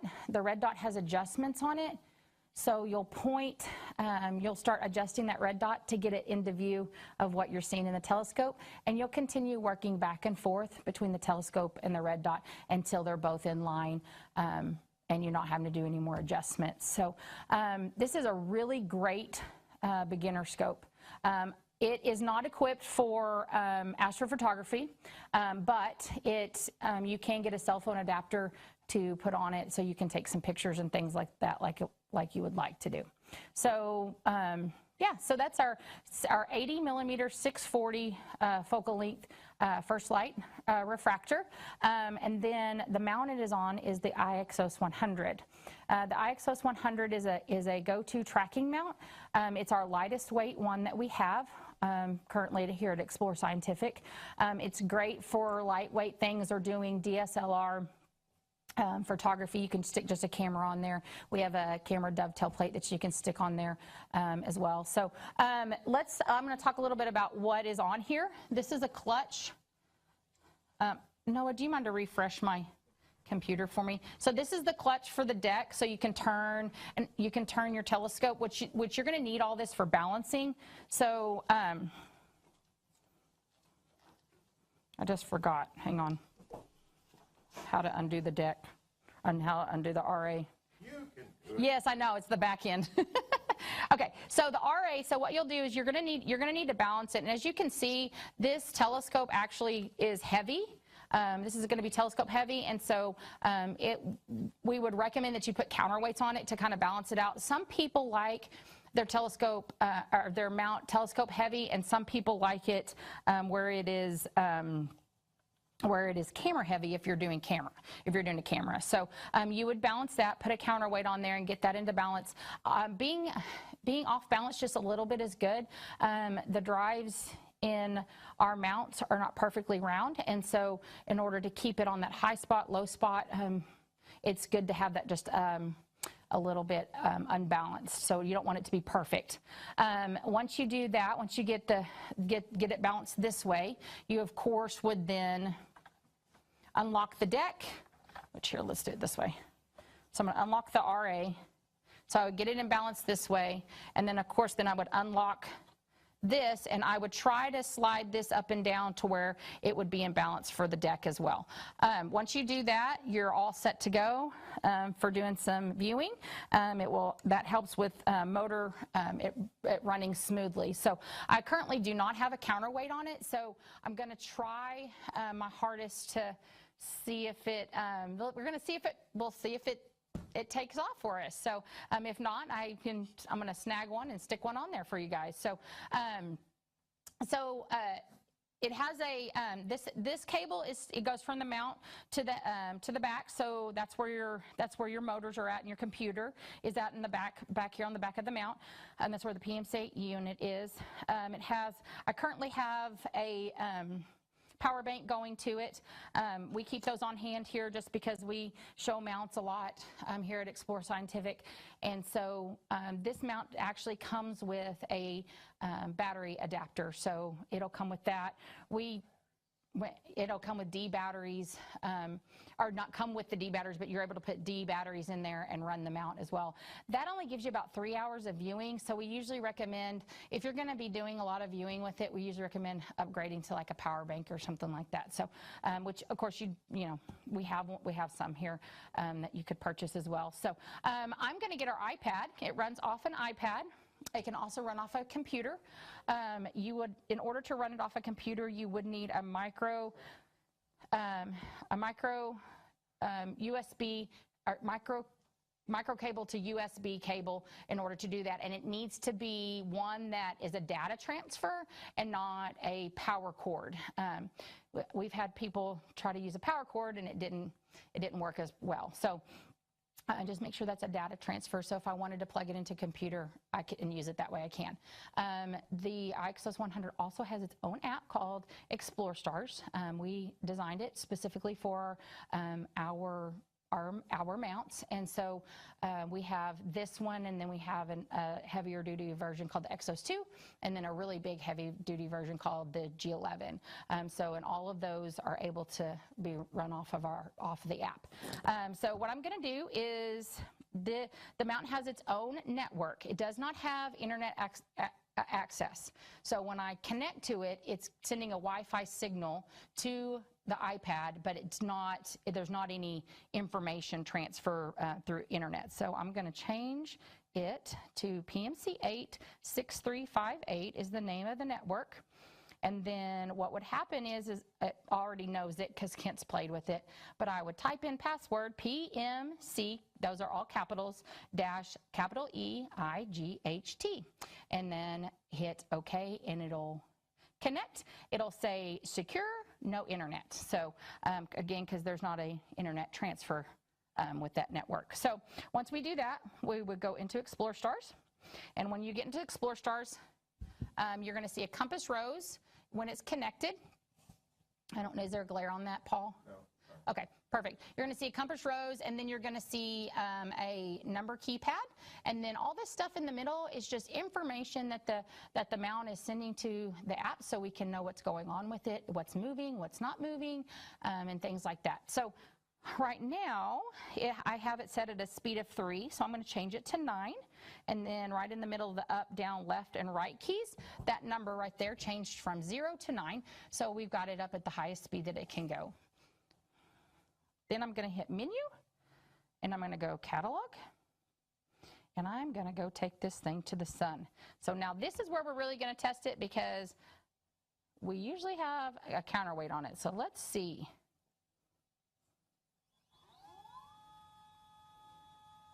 So I hit Menu, Sun, Slew to Object, and then Go To.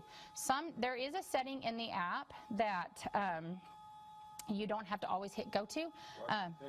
But, oh yeah, Kent supposedly checked all that for me. Oh, it's right there. Oh, ha, ha, he didn't check it too well, did he? He's wrong. He was wrong. That's okay. So there it is. There's the sun. That's where the sun's at. If the sun was out here in northwest Arkansas, unfortunately, it is rainy and cloudy. So, and it went with no counterweight. And it went with no counterweights. Look at that. And so now, right now, it is on. Not recommended to run it without. Yeah, it's not. Yes, it's not recommended to run it without counterweights. So right now we're on point mode. Point mode means that it's not going to track an object. It's pointing to a location in the sky, and the RA and the deck are always moving to try to keep it in line with that area of the sky. So as the world is turning and the sky is moving, it's going to stay in that location. If we had it on track mode and I pointed it to the sun, it would know the RA and know where it was at, and so it would follow the sun across the horizon like it goes. So the other cool feature about this is on here. Let's say I wanted to. Oh, really? Right here? That right there? Yeah. Okay. Point at the other camera. This camera? Okay. So To your left. right, like this? Yeah, Okay. now we can see it. Okay, so I don't know if you can really see because the sun's red, but there's a red dot in there. This has like an overlay, a compass overlay. You can't really see the compass, but if I took that dot in there, just like if I was on the compass rose and moved it, then the mount would start to move wherever I needed it to, and I don't want to go that way because it's about to hit the table. But it's going whatever direction. I can just pull it down whatever direction if I wanted to only see a certain portion of the sun, or I wanted to go a little bit in another direction, or if I wanted to line it up a little bit better. Some weird noises because it's not balanced. Yeah, I didn't balance it. Well, like they can't hear me. Oh, Paul is saying it's making some weird noises because it's not balanced. Don't worry about it. Yeah, so we don't have to worry about that because the design of our mount is made to where there's no grinding or anything. It doesn't damage the mount, but we really recommend putting counterweights on it. Unfortunately, mine had walked away, and so here we are today with a mount without counterweights. But you can see that it holds up. Okay, the other thing with this is I'm going to put it in. So I'm going to go menu, settings, and I'm going to put it in track. Let's see. Oh, I'm sending it home first. So I just hit the park button. So it's going to go back to where we started from. And then I'm going to change it to the track mode. It sounds really good right now, Paul.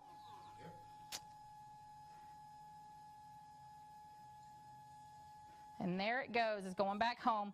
So in order to change it from point mode to track mode, on the compass rose here, on this screen, I'm gonna let it stop. Give it just a second. Okay, on this screen here, can you see that, Paul? Yeah. Okay, just like that? Okay, on the screen here, you can see over by the number keypad, there is a triangle that says P. I'm going to press that, and it's going to change to a box that says TR. That'll change it from point to track mode. So let's do that. And then I'm going to go back. Let's see here. Let's find something to go to. Let's see what's in the sky today. It looks like Mercury is in the sky right now. So let's slew to that. Slew to object. Go to.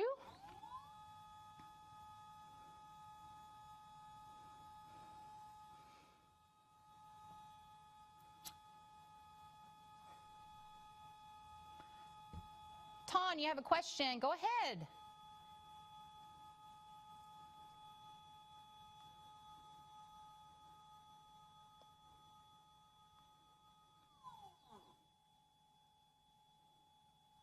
There it goes. It's going to Mercury.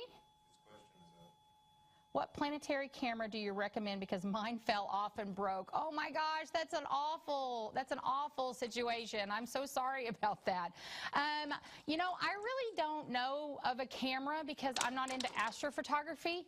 But Tyler, one of our CSR manager here, does astrophotography all the time, and he will be on Friday on Focus on Astrophotography, and he probably could give you better recommendations than I could ever do. You could possibly get a T adapter to a DSLR, and if you're doing planetary, you should be okay with that because planets are so bright that you can use a higher ISO or a lower ISO, and you don't have to take 10-minute photographs like you do with the distant nebulae, but you get a DSLR and an adapter for it if that is, of course, if you can find one that fits the opening. What's the end of it called? I'm not a telescope person, so.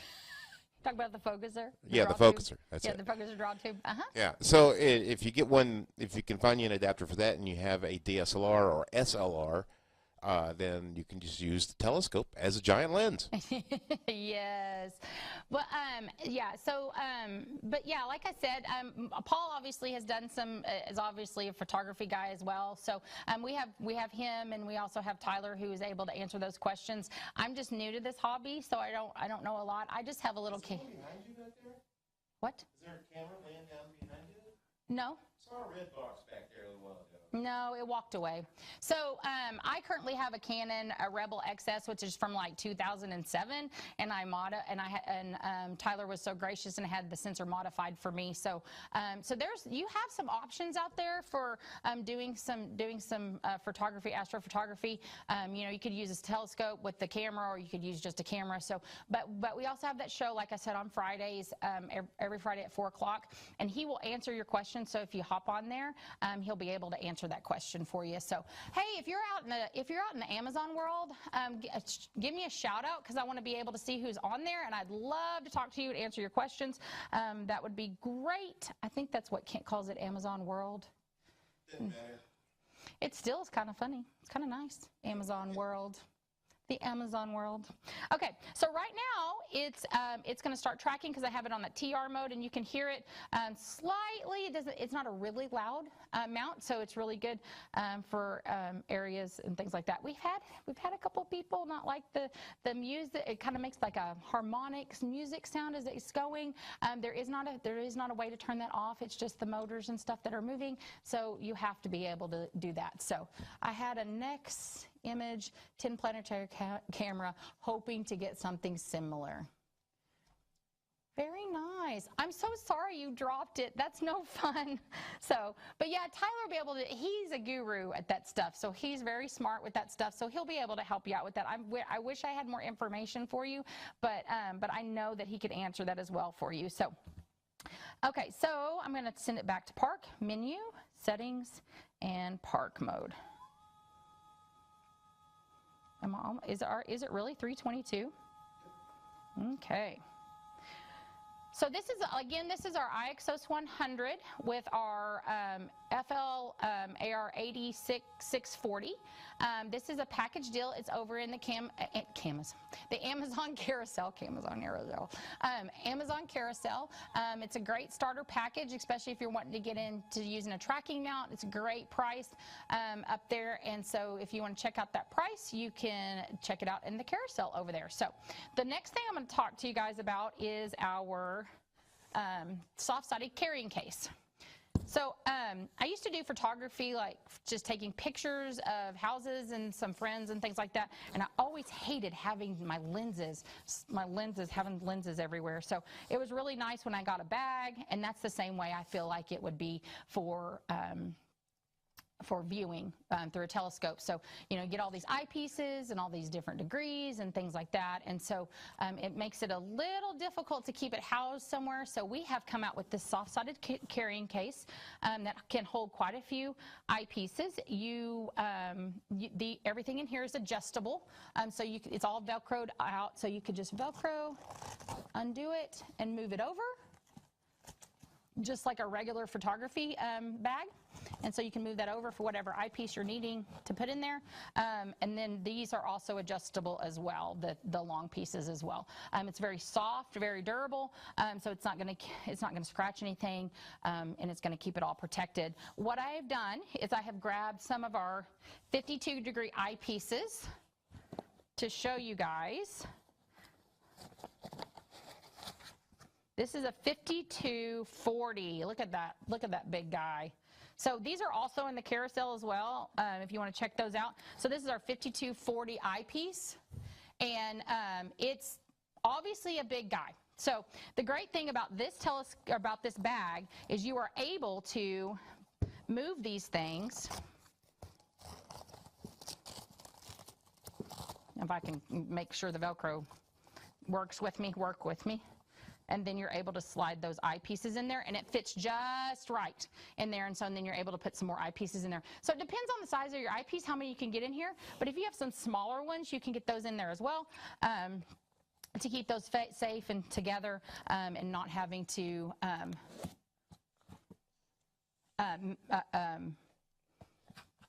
I'm trying to read this message and talk at the same time. I'm not. Okay, so what astronomical event amazed you the most, meaning solar eclipse, transits, meteor showers, etc., for example? I say the solar eclipse.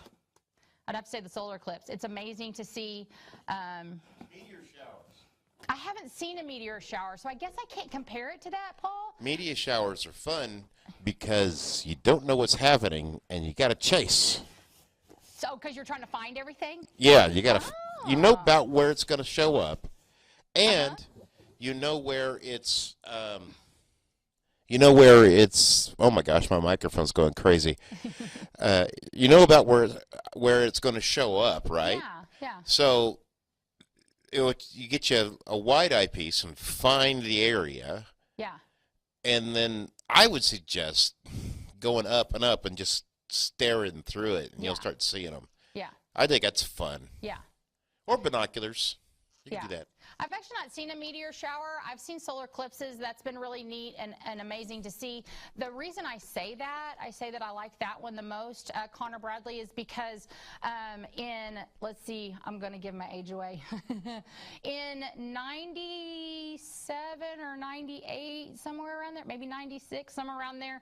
I don't remember quite the year because I'm getting up in age. But anyways, we went to NASA and we got to see the shuttle launch, and it literally lit the sky up like daytime. So it was neat to see. It reminded me of the difference between a solar. Did you see the last one? No, I didn't see the last one. Did you see the one where they crashed? I didn't see that one. So, okay. It wasn't Columbia, I think it is. Are you talking about the one that I saw? Was it Columbia? Yeah. I don't remember. I'm telling you, I'm ancient. He said, Tyler calls me space dust. So that's how Whatever. So I remember being a little bitty child in first grade, second grade. I can't remember. He's got a good memory. He's like an elephant. He never forgets. That's true. So watch what you do to me. Anyway, so I remember we were watching, I don't know when it was, actually. So we were watching the space shuttle take off live in the library at Tyson's elementary school. Oh. And we're sitting there. It's like, oh, that's interesting. And I was thinking about reading Tolkien or something. I was like, I wonder what that's about. Yeah. And then the space shuttle blew up. Yeah. I mean, and they ran us all out of there as fast as possible. That kind of thing I could understand and not ever forgetting. I just remember standing on the beach, like we were miles away. We were miles away, and the shuttle went off, and then everything separated, like you could actually see that come apart, and it was really neat. So just the idea of a solar eclipse it's kind of the same, but not the same. So it's just really neat to see something just completely change the world. I mean, it's just insane to be able to do that. So, but yeah, Paul is pointing at me. Let's see here. I like transits. Connor says, I like transits. I saw Jupiter's moons transitioning. Cool seeing its moon shadows casting off the planets. Yes. Scott was talking about that the other day on a show. I've never seen that. I bet you that is really amazing to see and just to think about that's happening out there in space, and it's just really cool. It's really, really cool. So 2 minutes. All right, guys, we have 2 minutes. If you're in Amazon World or you're in another platform, hop on over to Amazon World. Or in another world. We have a camp. Yes, we got different worlds going on. Yes. Go on ahead and go over to explore. Go on over to our carousel and check out all the products we have. Harold said hi. Who says? Harold Locke. Harold, hello, Harold. How are you today? Right. Yeah. So if you want to go on ahead and go over there and check out what we have, we don't. Here at Explore Scientific, we're about education. We don't just have telescopes. We have stuff for little guys all the way up to older people. In fact, we had a gentleman come in here that's almost 100 the other day and buy an eyepiece. So no matter what your age is, we have something for you. Don't forget, if you're looking to get the telescope, an eyepiece, that Tyrion planisphere, you're going to need it, a red light flashlight, and a solar sun filter. Never look at the sun through your telescope without something, without a correct sun filter on the front of your telescope. Yeah, you've always got to have special equipment. And speaking of solar, since Connor Bradley asked what I liked, the solar eclipse is going to be coming up soon, and we also have those. For sale as well. So be prepared for that because we're going to have one behind you, right? Two. We're going to have 2. No, I don't have any solar Where did it? eclipse glasses. People have. I think he likes to get me to turn around and look behind me. You know, like how somebody taps you on the shoulder and you just. I think that's Paul's way of getting me to turn around. I think somebody. Oh, here, come get these. Oh, here, okay. But I was looking for the solar filter for the. Well, there's solar filters over there. That's what I was. Solar filter for the telescope. No, there's not a solar filter over here. There's supposed to be 2. Everything's gone. These. Why These are did our they solar take eclipse all the glasses. solar? Where's mine at? Somebody wanted to do some solar viewing for Paul. Anyways, these are our solar eclipse doubt glasses. that. You can buy them in a package. I'm not for sure how many are in a pack, but they Ta-da! are. There, you found it. But they are for sale right now because we're gearing up for the solar eclipse that's going to be coming up. We're going to have one next year and then one the year after that, and we're actually going to have a huge star party for that.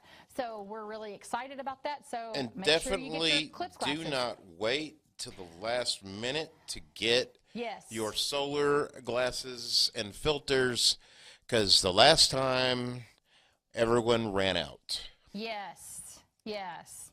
The last time everyone did run out. And yeah, and then you won't get one at all. And then you get Or you'll have to nothing. pay $100 for one. Yeah, it's kind of like a you know, a whole like story here at Explore Scientific, how eclipse glasses were like thousands and thousands of orders came in overnight. I wasn't here. Crazy. So, but yeah, I was not here. Yeah. So, anyway, so make sure you don't wait to get these glasses so you can have them to do that viewing and get yourself prepared, because they're like here in Northwest Arkansas. I think up in Rogers Bentonville area, there's going to be totality, but we are going to be having a star party somewhere else. So, just make sure you're prepared to be able to do that viewing that day. So I think that's all I have for you today. I appreciate you hanging out with me. Kent will be back tomorrow. Tomorrow's Thursday. So Yeah. Kent will be back. He had to go rescue his kitties from the doctor. I appreciate anybody that hung out with us. Can I go home now? I appreciate anybody that hung out with us and asked questions. Connor, your question was great. I loved it, and it's going to make me start thinking more, and I'm going to try to see Jupiter's moons. That would be awesome. So, all right, you guys have a great day, and we'll see you next time. Bye-bye.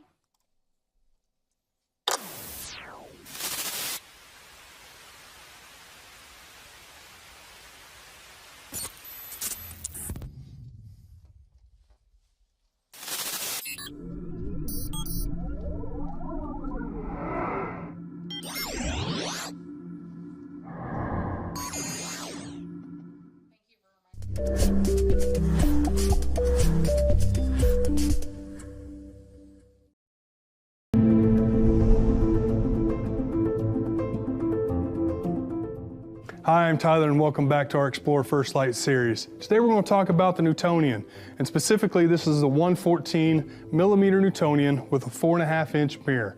How these Newtonians work is light will enter through the main objective, bounce off the primary, hit the secondary, and goes right into our diagonal, or our rack and pinion with an eyepiece or our cell phone adapter. This has 40 millimeters of draw tube, and now all these telescopes come with a red dot finder, a 25 millimeter colossal, and a cell phone adapter. Now with these particular First Light telescopes, they always come with a couple of options as far as mounts. The EQ3, a nano mount, a Twilight 1, or an Alt-Az mount. Now, with these particular telescopes, it is always recommended that you get multiple eyepieces. And I always recommend the 52 degree series that we see here, also with a focal extender. Usually 2 times is plenty enough. Now, with these eyepieces, they are waterproof and argon purged, and they make a perfect addition to these telescopes to help you visually acquire what you're wanting to see. Now, again, I hope you guys tune in for our next episode. We're going to be talking about our 80 millimeter refractor on the First Light series. And again, my name is Tyler, and I hope you have clear skies and keep looking up.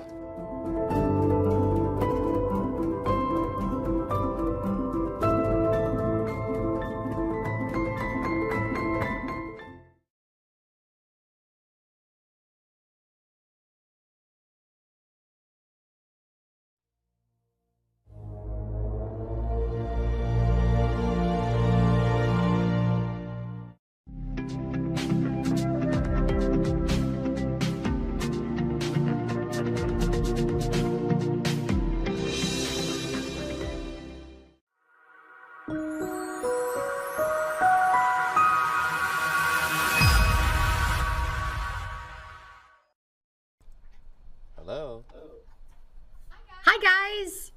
I am currently waiting on Scott to join me. Hi. He's scooching on in. Here we go. Here he comes. Here he comes. I asked Lights, camera action. lights, camera, action. The party can begin because he's here. Because you have arrived. Right? It seems like I'm looking at a delay and I see my chair scooching in. You're and, looking at the past. I am looking at the past, and we always do. Yes, you know? we always do. We always do. And- You see me, I see you right here. Yeah, There's a little bit of space between us. Yeah. We see each other in the past. I know. okay? I told my friend The that. briefest fraction of a second ago, but it's not in real time. It's not in real time. No, I was telling that to a friend recently, and she's in her early 20s, and she was just like, Mind blown, right? we're always looking at the past. And that's what learning about astronomy does for a lot of people. Yeah. I mean, we were talking just yesterday for the Starmus event, and I was talking to David Eicher and Michael Bakich, and we were talking about the reason why astronomers and music kind of go together. Mm-hmm. And I think that the reason is that some of the concepts, like this look back time concept, Mm-hmm. okay, the further away something is, the further back into time you're seeing it. Mm-hmm. I mean, that's just one of them, okay? Yeah. So a star explodes and a galaxy is 30 million light years away. Well, it exploded 30 million years ago, and you're just now seeing Just it. now seeing it. Okay, right? But this also works for near space too. I mean, Yeah. any distance, you're seeing it in the past slightly. So there's a slight distortion to almost everything you're seeing and experiencing because you don't get it in real time. Yep.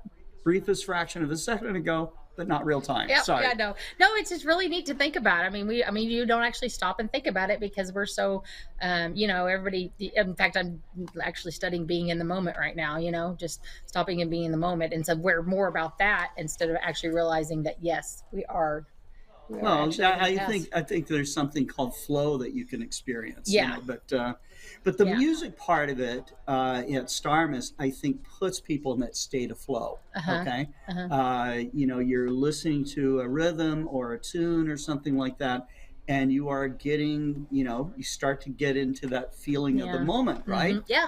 And Yeah. so you hear a great song or something, and no sooner you start listening to it, it's Yep. over, Yep. and it's like, okay. Well, I mean, that really is the technical term for it, flow. I mean, just like that, you're driving down the road, listen to a song, and next thing you know, you're a mile or two down the road, and you're like, how did I get Right. How did I get here? Maybe that's the reason they put radios in cars or something to make the trip I don't somehow know. seem shorter to I you don't or know. more enjoyable. or But I something. think you could do the same thing.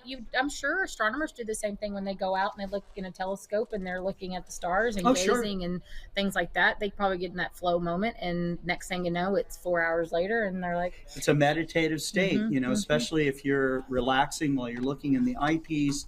You start to remember some of the concepts and teachings about, what it is that you're doing. You're looking back into time.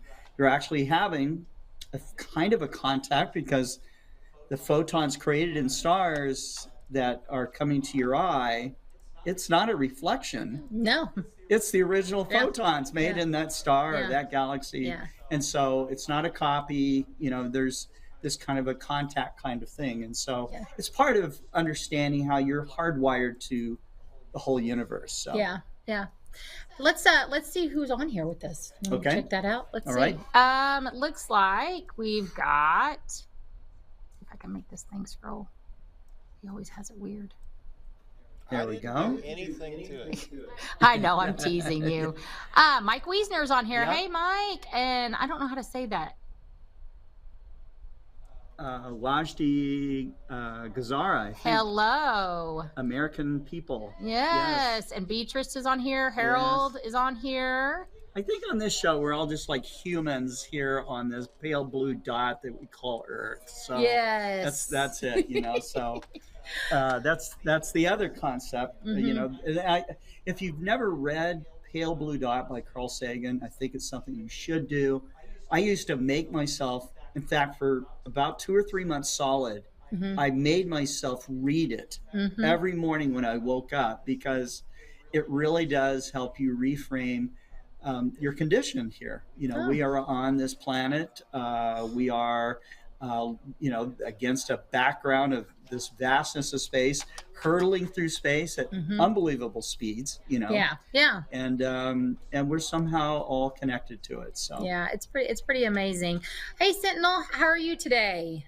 He's saying hi to us. So today, as our topic of our show is going to be about 10 crazy facts about space. But before we do that, crazy.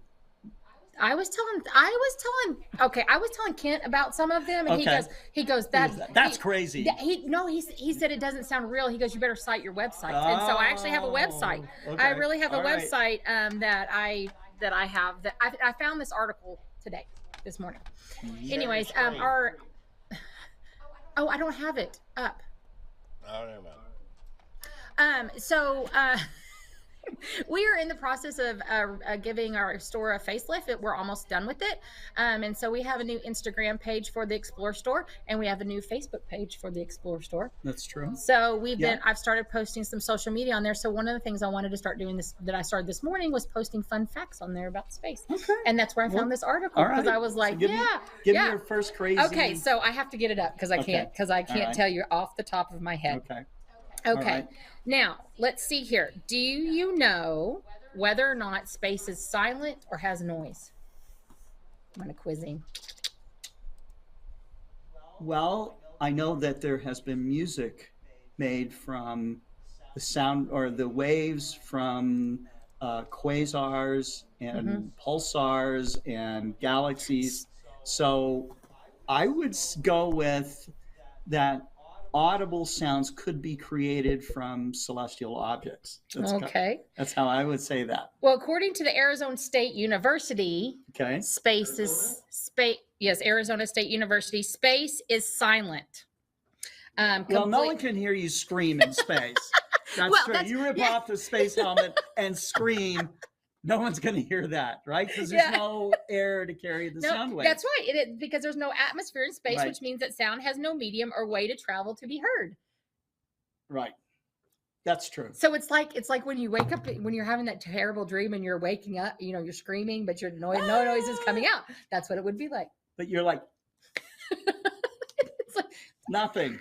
Nothing's happening. Nothing happened. Okay. Right. Do you know, you probably know this, but do you know which planet is the hottest in our solar system?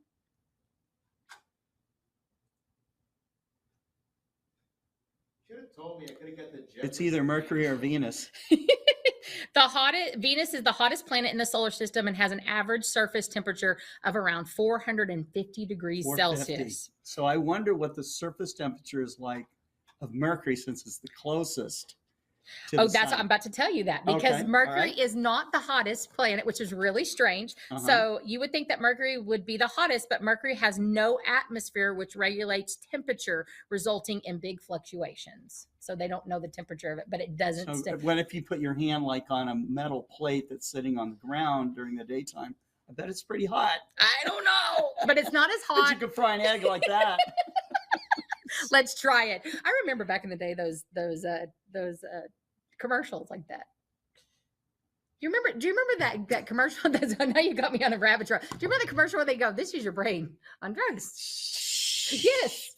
Yeah, grilling. Yeah. And then for a while there, with the hottest temperatures, whether people would go out and put eggs out on the ground to see. Yeah, I have heard of that. I actually never saw it done. But, you know, maybe we should have tried it. Idiom, the American idiom, it's hot enough to fry an egg on the sidewalk, right? Why would you want to do that? I don't understand. I don't know. I mean, if you're desperate, don't have a frying pan. Okay. Do you know the cost of a spacesuit? I do not know the actual cost, but I think it's millions. Okay, so the cost of a spacesuit is $12 million. That's 70% of that cost is for the backpack and the control module. However, no, is this like a moon? No, it's the actual NASA spacesuit. However, the spacesuit that NASA uses were built in 1974. So that's the cost of them in 1974.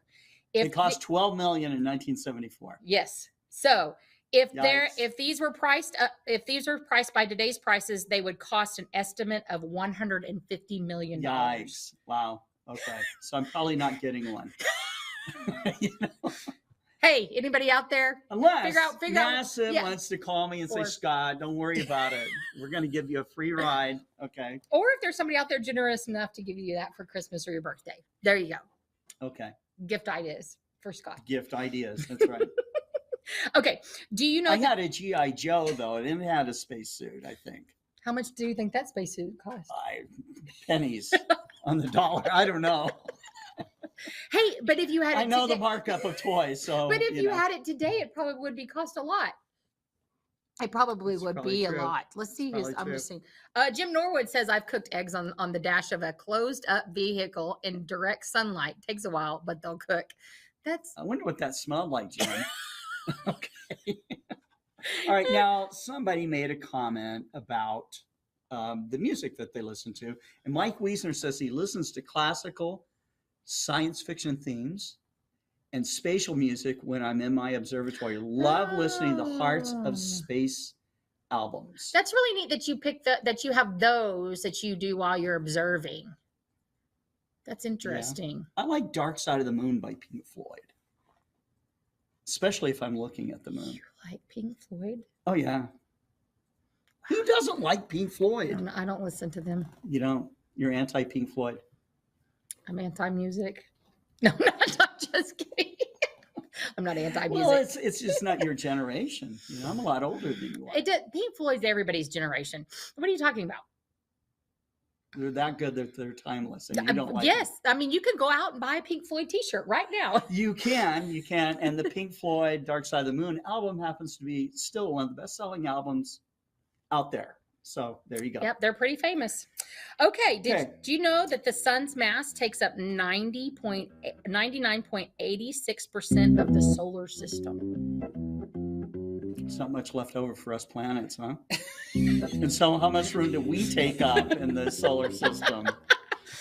You know? So, Well, we're about to tell you, you know, I've because been wanting to live in a tiny house. And so, you know, and even if you own a 3,000 or 4,000 square foot home, you know, and think that that's a lot of room, it's really well, not. technically you are, if you're thinking about Earth in comparison to the sun, you are living in a tiny home because 1 million Earths can fit inside the sun. 1 million. Yeah, you're already a tiny homeowner, even if you own a 100,000 square foot Goliath of a house. So Even if it takes up the biggest mountain in the world, in you're the still in a world, tiny it's home. Still a tiny home. That's The right. sun, it says the sun is large enough that approximately 1.3 million Earths could fit inside if squashed in, or if the Earths retained their spherical shape, then 960,000 would fit. But can you visualize the number of Earths? See, that's the hard part, is visualizing this. And so that was, and all these concepts of, you know, the vastness of space, Yeah. the sizes of things, you mhm. know, all of this is pretty hard to wrap your head around. Yeah. And when I first started in amateur astronomy, Mhm. these things were really overwhelming to me. Like Yeah. I would just be like numb, Mhm. okay, over trying to imagine, Mhm. you know, these things. And I'm going to make an argument here. I think that the act, you know, of being involved in astronomy, maybe this flow experience that you can have while looking through the eyepiece, this meditative state of, you know, trying to use averted vision and seeing a galaxy, and you're looking deeper and deeper into space. And if you happen to hear the right kind of music for you, which might be different, I mean, That's why there's so much like music. Buck Owens, and one of them might be Yoko Ono, and then the other one might be, you know, Christmas Debussy's Claire de Lune. Okay, whatever floats your boat Yeah. on this, I think that it helps you get into that state of flow. Yeah. And I think that that opens your mind up a bit, so that you can start to somehow grasp Yeah. these. Well, and these things, Crazy I mean, concepts. and getting into that helps you actually relieve stress. Like it actually big time. it centers you. It just calms your body. Like time. there's so many great physical elements to that it it can do a lot for you. Right. And Jim says, do not listen to Slim Whitman. I don't know who that is. I think that was the yodeler. I don't know, Jim. Was that the yodeler that was on Mars Attacks? You know, Mars Attacks. yeah, that was a funny movie. Okay, so Okay. All right. Did you know that there are more trees on the Earth than there are stars in the Milky Way? Is that true? According to our Arizona State University, they say there are about 3 trillion trees, on planet Earth, and between 1 to 400 billion stars approximately in the Milky Way galaxy. Now, I've heard revised estimates, and we get these things revised all the time, that they think there might be over 1 trillion stars in the Milky Way galaxy. So, but it's something to think about. It is something to think about. That's true. But it kind of puts it into perspective, because when I saw this morning, I was like, okay, wait. Because I only think about the trees. I mean, the whole world is filled with trees, but I only think about the trees here because we're in a wooded area. We're not in the desert. Big time. And so I only think about the trees everywhere here. And I'm like, wait, can that really be possible? Because to me, we have a lot of trees, but we don't have a lot of trees, I guess, because I'm used to seeing them all the time. Well, we could always use more, right? Always use more. Yeah. Go plant trees, guys. So plant stars. And that too. So, okay. So, did you know that the sunset on Mars appears blue? Yes. How did you know that? How did I know? Because I've seen it. You've seen the sunset on Mars? Yeah, you haven't seen the sunset? No, I haven't seen the sunset on Mars. You got to go see some sunset photos from Mars. Oh, I thought you meant you physically went to Mars. No, this. I have asthma. Okay, I have asthma. I have a tough time breathing here. I am not going to be able to breathe on Mars. Okay. 120 million. And I'm allergic to dust, so Mars dust, and the fact that there's really not much air, and it's in a vacuum. It's all tough.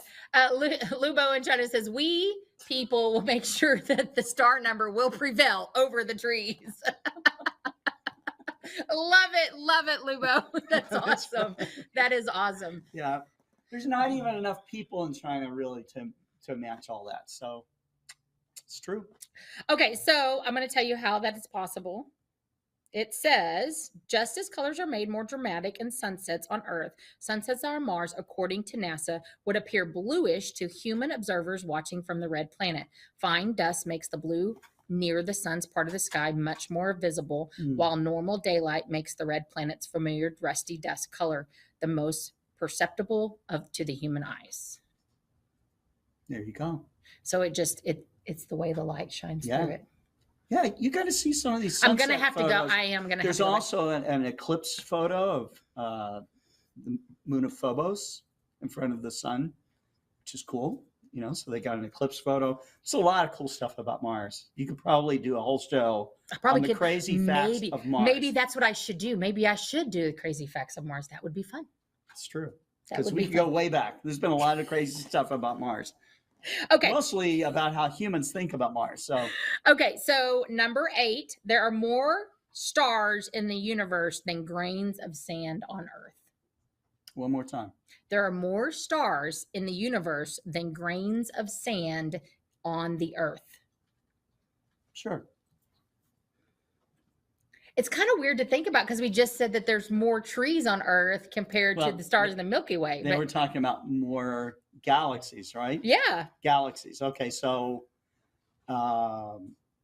they really don't know how many galaxies there are, and they also don't know how many universes there are. Yeah. We can say that, oh, yeah, well, there's one universe, but they're getting into this multiverse thing. Yes. Okay. So another mind blown. Okay. So maybe Spider-Man was always real. Maybe. Because they always I don't know. all those Marvel shows are like getting in the multiverse. There's some cosmologists that think that, well, since you're part of the universe, that your wildest imagination, just make it up, okay, in your mind. All right. Because you're making it up and you're part of the universe, okay? It's part of the universe too. So there you go. Maybe we don't want to put my made up things out there. Harold, I think it's great that you think I get class credit for this research. It actually was fun reading. Everybody this gets morning. an A today. All right. So but Lubo says, but there is more atoms in the grain of the sand than there is stars in the universe. What? Lubo, don't blow our minds here. Okay? We're having a tough time holding on right now. Okay. So. I'm blowing Scott's mind right now. Yeah. Blowing your mind. Okay, so that was number 8. My mind gets blown almost regularly every day. How long do you think one day on Venus is? 1.5 years. One day. One day on Venus, how long do you think it is? I've known this number before. I don't think it's 24 hours, though. No, it isn't 24 hours. Right? It's a long time, isn't it? It is. 1 day on Venus is longer than 1 year. Venus has a slow axis rotation. Paul was right. Paul's like looking at the internet over there. Venus has a slow axis rotation which takes 243 Earth days to complete its day. The orbit of Venus around the sun is 225 Earth days, making a year on Venus 18 days less than a day on Venus. That's crazy. That's crazy. Harold Locke, he's writing that Heinlein, who is a science fiction author, wrote that every novel creates a new universe. That is a very good point. Because it's giving your imagination. Somebody's writing down what their thoughts and their whatever, and that's crazy. I never even thought about it. That's a good point. That because we're somehow self-contained, and that the universe is out there and we're in here, right? Somewhere in here. I don't know exactly where we are in here, but wherever it is, that's us, right? And the universe is out there. But the universe means everything. The question I've got, right? Universe. The question, so, Scott. Yes. The question I have is, when you begin a novel and you don't finish it, does that new world now implode and is dead? If you think so. Or are they... If you imagine it to be. Are they in suspended animation? If you want it to be. It's whatever your mind and heart desires if you don't finish it. Right. If you don't finish it... really? I don't know. You just stop and quit doing anything with it. Do they just go on their own lives? Well, we don't know. We don't know because you stopped reading. You stopped reading the book. You stopped writing it. Oh, you're talking about writing it. Yeah. I wonder how many novels. No, I'm not even going to talk about that. I was going to say. Yeah, we're going down a rabbit hole, folks. Okay. Although we've been in one the entire time, so. No, this has been fun. This has been universe rabbit hole. Lubo says you can ask the same question about Mercury 2 to 3 resonance. So are you saying? Oh, he's talking about the length of day. Oh, the sun at one point on Mercury rises, then goes backwards, sets where it came from, and then it rises again. Isn't that crazy? That is insane. I didn't know that. Yes. Jim Norwood makes a good point. What does he say? Does each novel make a new universe, or does each read of each novel make one? Both. I think a new universe is made for every single person that reads it. So maybe multiverses. It's multiverses because if you're reading it and just like you said, you're whatever your mind, you said you can make it your universe. Yeah. So people will go, oh, Scott, you're being crazy here. Just because I think and imagine it, that can't be real. That's outside of the universe. Okay. Universe means everything.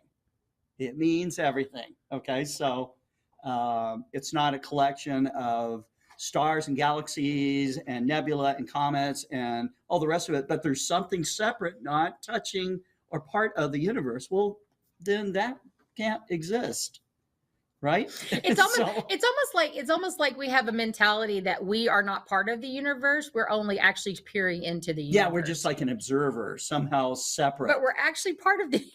Yeah. From our atoms to, all that.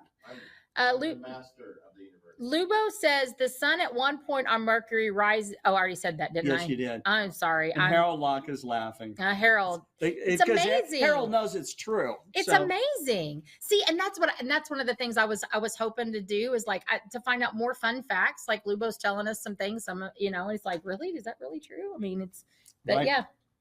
That's insane. Okay, so my last one is there is a planet made of diamonds. Ooh. There is a planet made of diamonds twice the size of Earth, the super Earth, aka 55 Cancri. I don't know how to say that. Cancri? Is most likely covered in graphite and diamonds. Paying a visit to that planet would probably pay for the $12 million Trip? spacesuit needed to get there. That's right, to scoop up all those diamonds.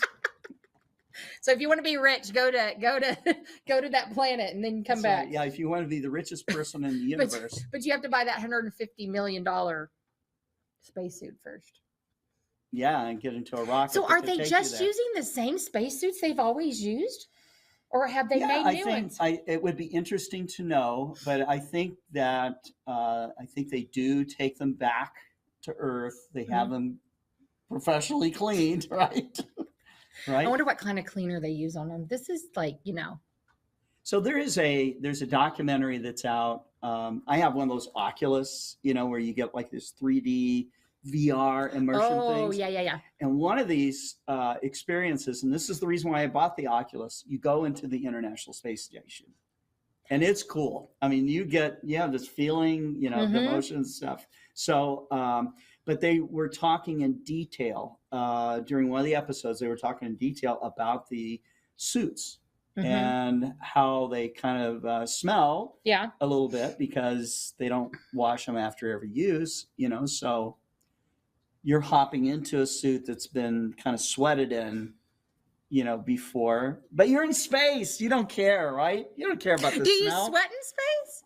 Oh yeah, sure. Maybe not in the vacuum of space. I don't know. Well, you probably do, but it probably instantly dries. So it's a real dry experience. It's a dry sweat. But doesn't that defeat the point of sweat? That's actually hilarious. It does. It defeats. There's so many things. There's so many things that only astronauts. Astronauts have experienced that we don't know and have never experienced. But one day, they come back and they tell us. I know, but it's they say like space smells like maybe like burnt electronics or something. When I talked to Harrison Schmitt about going to the moon, the dust, when they went back into the lunar module and they took off their helmets and stuff, they said it tastes like gunpowder. It's like, okay, I haven't really tasted gunpowder. I know, before. like, how but do you guys, if you want to know what the moon tastes like, just take a little gunpowder taste, just touch your tongue with it, and that's what the moon tastes like. Don't do that. Scott is telling everybody to lick. Break open a bullet, okay? Maybe with a hammer. Scott's telling everybody to lick a bullet. Don't make any sparks, right? I'm curious. So now they launched a rocket to the moon. So what is that exactly is the mission? Because I missed that.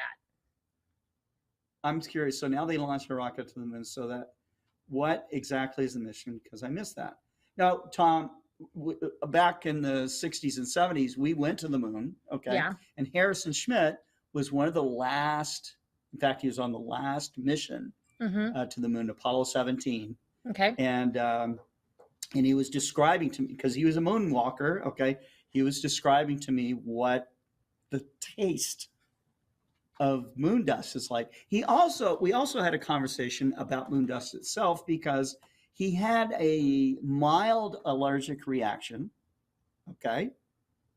A mild allergic That's reaction. something you wouldn't think about. I mean, you probably can't prepare somebody for that if you don't have the elements from wherever. Right. And so, and the guy that, there is a guy that actually took the moon suits, took the moon rocks, the moon dust, all this, the lunar, it's not soil, but lunar regolith is what it is. Because soil would have organics in it that could, but anyhow, he had such a bad allergic reaction that he had to stop doing the job. That's pretty bad. Yeah. So, all you people out there that like to be moon colonists, you need to go see your allergist first, okay? Because it could be kind of nasty. And I think that the dust on the moon is going to be really one of the biggest problems that we're going to have. It's going to get into everything. It's going to get into, you know, if you're making, you know, daiquiris or something, you're going to have some moon dust chopped moon up. daiquiri. Moon daiquiri. Moon daiquiris, right? So, and everything's going to have kind of a, you know. Hey, Steve from Idaho. It's nice that you're with us. Ton says, yeah, but what is the current rocket's mission now? The current for rocket, the moon. For the moon. The Artemis mission. Okay, so that's the one that's going to the moon. So they're planning. In fact, it's supposed to come up any day or any week right now. Artemis 1 is supposed to make a flyby of the moon. It's unmanned. Okay, so they're going to send a rocket up there. Okay. They're going to send the you know, the last stage of it out there, and the rocket that would be flying around the moon, like on the Apollo mission, it's going to do it unmanned. Okay, so they're just going to go through the whole process of doing that. Then there's going to be Artemis 2, which will actually have people on it, but they're not going to land. Okay, that's the next stage. Then the third stage is Artemis 3, and they plan to put a male and female on the moon for real. Like living there? Well, like they're going to make a trip there and walk on the moon, like the Apollo mission did. Because we haven't walked on the moon in a while, have we? It's been a long time. Yeah, 50 years. So 50 years? Yeah, last one. Wow. Yeah, this year is the last time that we had people actually on the moon. That's crazy. Yeah. That's crazy. I wonder why we waited so long. Well, we were in something called the space race, and we won the space race. So it was political, right? 100%. It was political. And so we accomplished that. And once we accomplished our mission, they stopped. Okay. Right?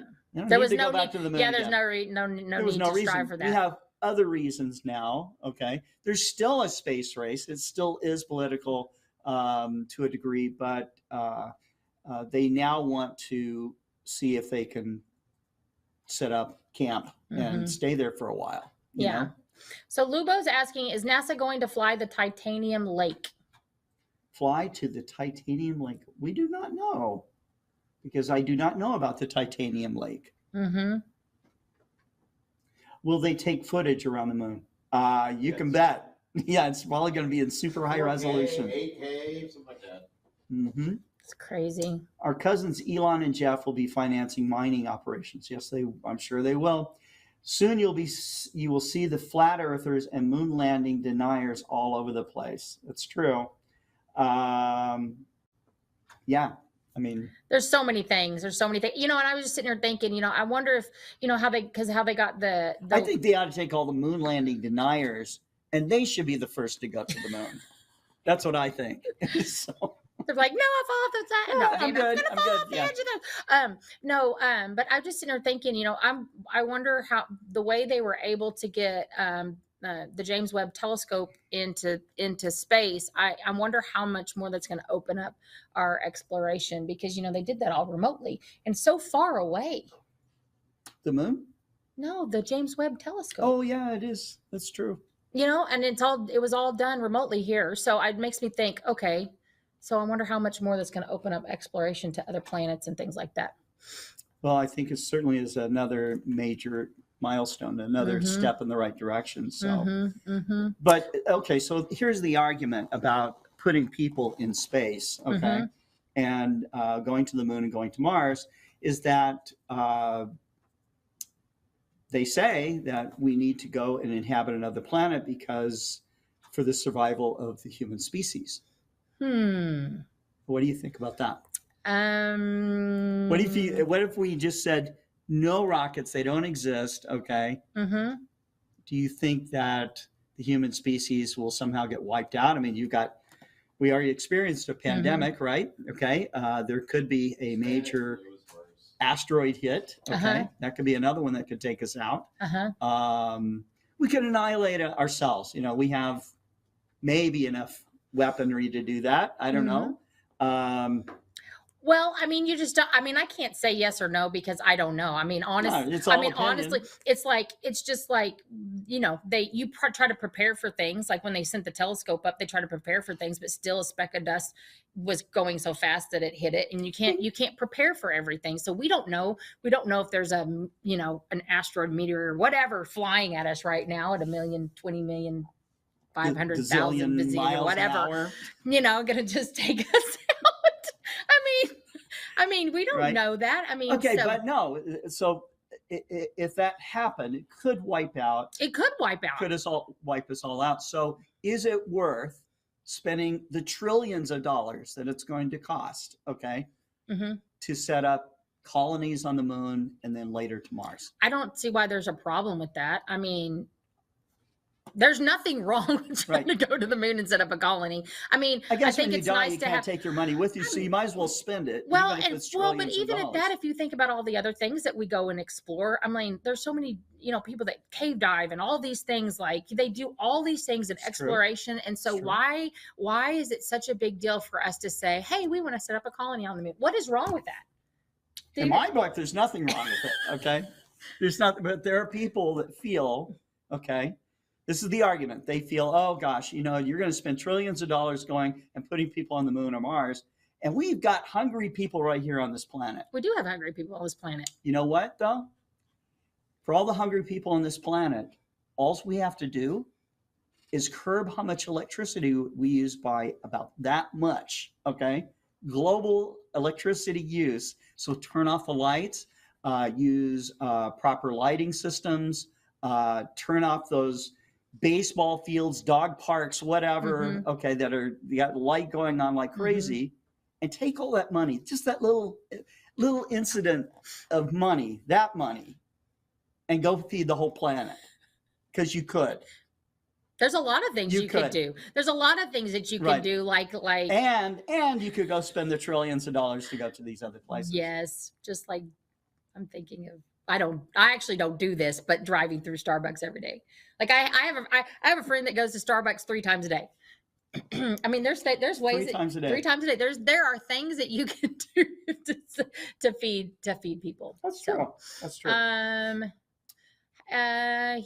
Steve Howard says he describes in precise detail how the Earth would look from the moon, essentially providing mathematical proofs of Copernicus's heliocentric model.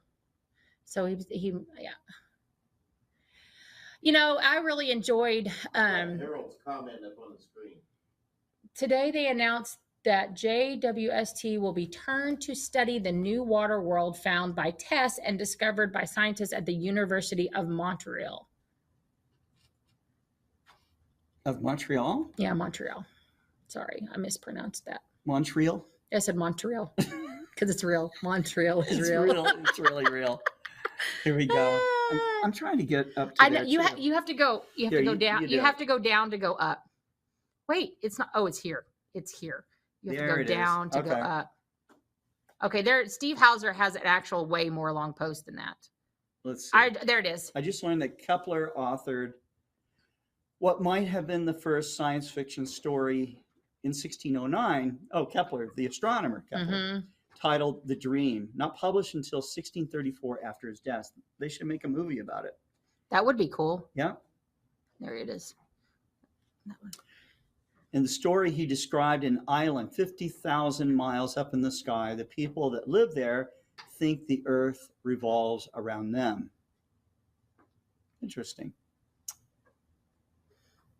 The new water world found by tests, that's pretty interesting to me. Yeah, that's cool too. Yeah, I'll have to read about that. That's great. I knew that they had found a water world because when I I think about 6 weeks ago, I watched a TED talk on the James Webb telescope, and they talked, and the gentleman talked about that they had found a water world. Yeah, they're going to find. The thing is, it just seems like whatever we look for, eventually we find it. And it's interesting because to me, they're like yesterday, I was talking to a coworker about I think it was about, I don't remember if it was Jupiter or what we were talking. We were talking about one of the planets and how everything is clouds, and how nobody's gotten on the planet because it's all dust and clouds. And as soon as he said we've sent stuff there, but then it just burns up and dies. And I said, well, how do you know it burns up and dies? Oh, like he's talking about Venus. Yeah, that's what we're talking Venus. I couldn't remember what Oh, planet. yeah, it's so hot there that, the Russians have sent landers there. They work for a little while, but then it's so darn hot, okay, that like, I guess lead can melt on its surface. Oh, wow. It's that hot. Well, okay? not it. The planet, I could have swore it was Jupiter he was talking about. Because he was talking about because we found out, because I guess James Webb Telescope just took a picture of it, and it almost looks like everything's moving on the planet. It looks really flowy. Yeah, so Jupiter is mostly gas of helium and hydrogen. That's what he was telling me. With water and ammonia clouds floating in this. Yeah, that's okay? So that's going on. Yeah. So that, it's, I guess the model, as well as they understand it, it's gas until things start getting to a concentrated state. Then it goes to like liquid. Yeah, that's what I was seeing on the model. And then even like liquid metals. Okay. And they say if there is a hard surface to Jupiter, it's probably no larger than Earth. But it was funny because my joke was we keep sending stuff there and it keeps just like disappearing, blah, blah. I'm like, how do you know there's nobody there capturing it? That was my joke. Well, but yeah, it was really, reading this was really interesting to me. I just to think about all those crazy facts that we don't stop and actually think about, because we're always consumed by ourselves. Yeah. And not focusing on things around us. And so anyways, when I started reading that this morning, I was like, this is what I'm going to talk about today, because I thought it was really good. Yeah, that's good. It's refreshing. It is. It's good. Yeah. Now, Paul is sharing the NASA page here. It says NASA's Webb detects carbon dioxide in exoplanet atmosphere. So this is really one of the things that James Webb Space Telescope was designed to do. And so I think we're going to find a lot more of this kind of thing. So we're just getting started. It's going to be pretty amazing. Just that telescope's it's going to be amazing. Yep. It's going to be amazing things that they're going to find and see. So it's going to make them build a bigger one and send that one out there too. It's going to get better and better. That's right. It's going to get better and better. And then maybe you can afford $150 million. Yeah, maybe that's 150 or 120 astronauts. That's nothing, When no o's using money anymore for anything, you don't even think about $1 million because it's enough, right? It's whatever. Yeah.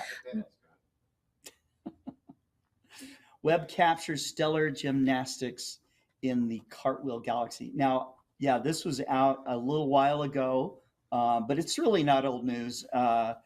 It is amazing to see how the J-West instrument and its infrared can kind of see through galaxies, so it's really cool. Yeah. See through all those dust lanes. Yeah. I mean, the stars that they can see now and things like, it's just been, it's really been neat to see the Hubble, the pictures from Hubble and then the pictures from, from this and compare them. It's been pretty amazing to see the difference in them. So, yeah.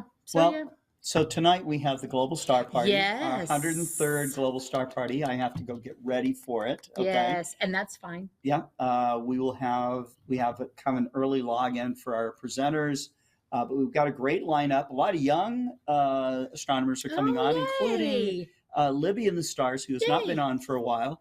Deepti from Nepal. She's now gone through high school and is starting to apply for university. She wants to come to school here, which would be very cool. Who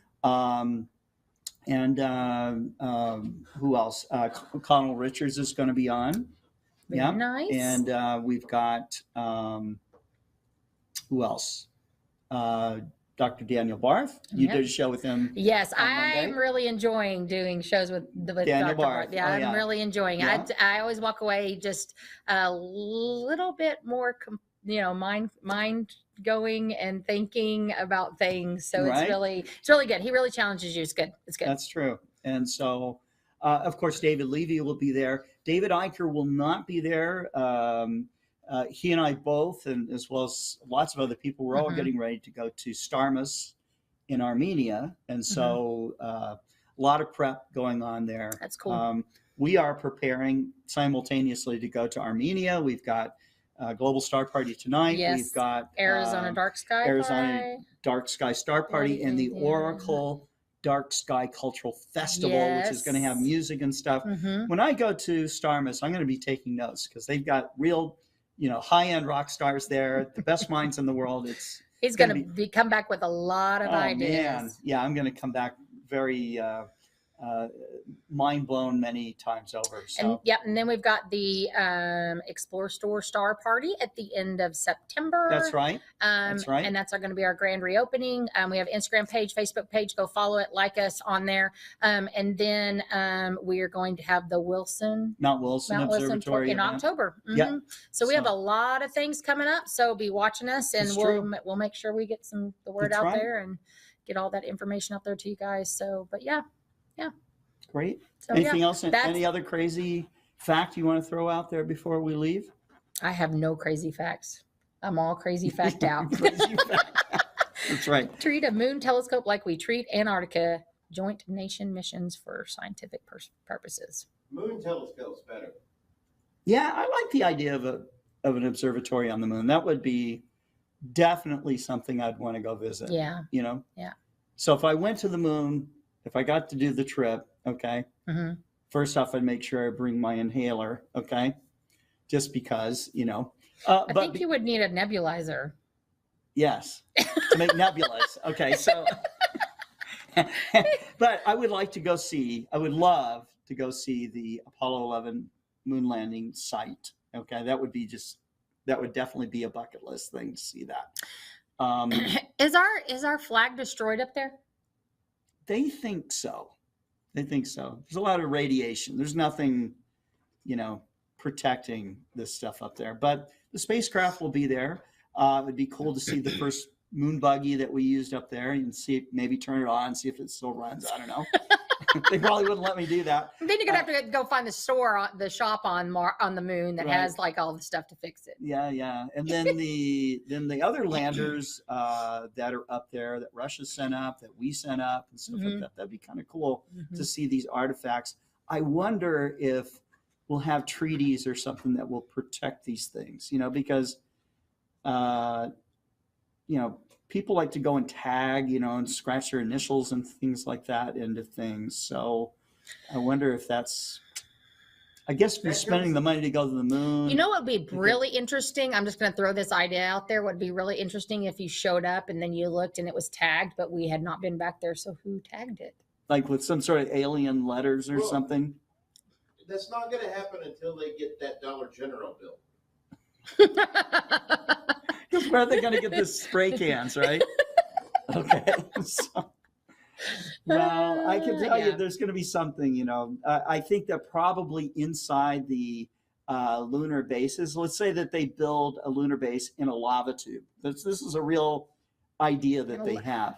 Because there's lava tubes on the moon. But wouldn't you be worried that lava would come out of them? No. It's not an active. Yeah, it's pretty. Are you sure?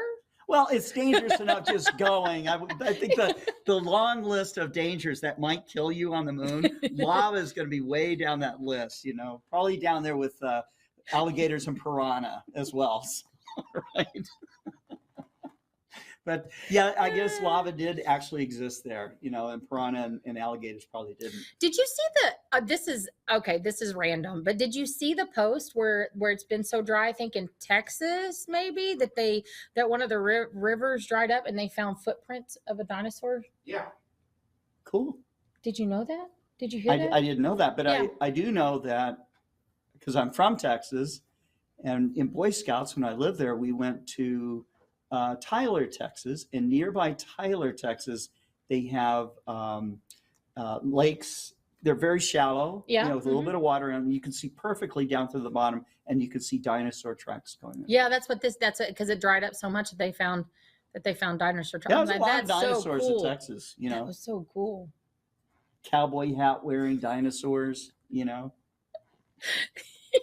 Speaking of Texas, Tyler went to Texas. He's doing a photography class down there. Oh, yeah. And we were teasing him. At Fort Worth Camera, right? Yep. And we were teasing him because he took his cowboy boots. I don't think I've ever seen him wear cowboy boots.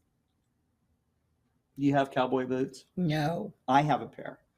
I'll wear mine sometime here at Explore Scientific, okay? And I have cowboy hats. I'm proud to wear them, okay? All right. Well, we better hop off. Okay. Yeah, I got a star party And to do. star But thank party, you very yes. much. Very interesting, Thank Annie. you for coming. I Thank you. appreciate it. So Yep. tomorrow will be Kent. I don't know if he's going to do focus on astrophotography. I don't know yet. But he will be on for Amazon Live. So we will see you guys later on. All right. Have fun. Bye. Keep looking up. Bye-bye.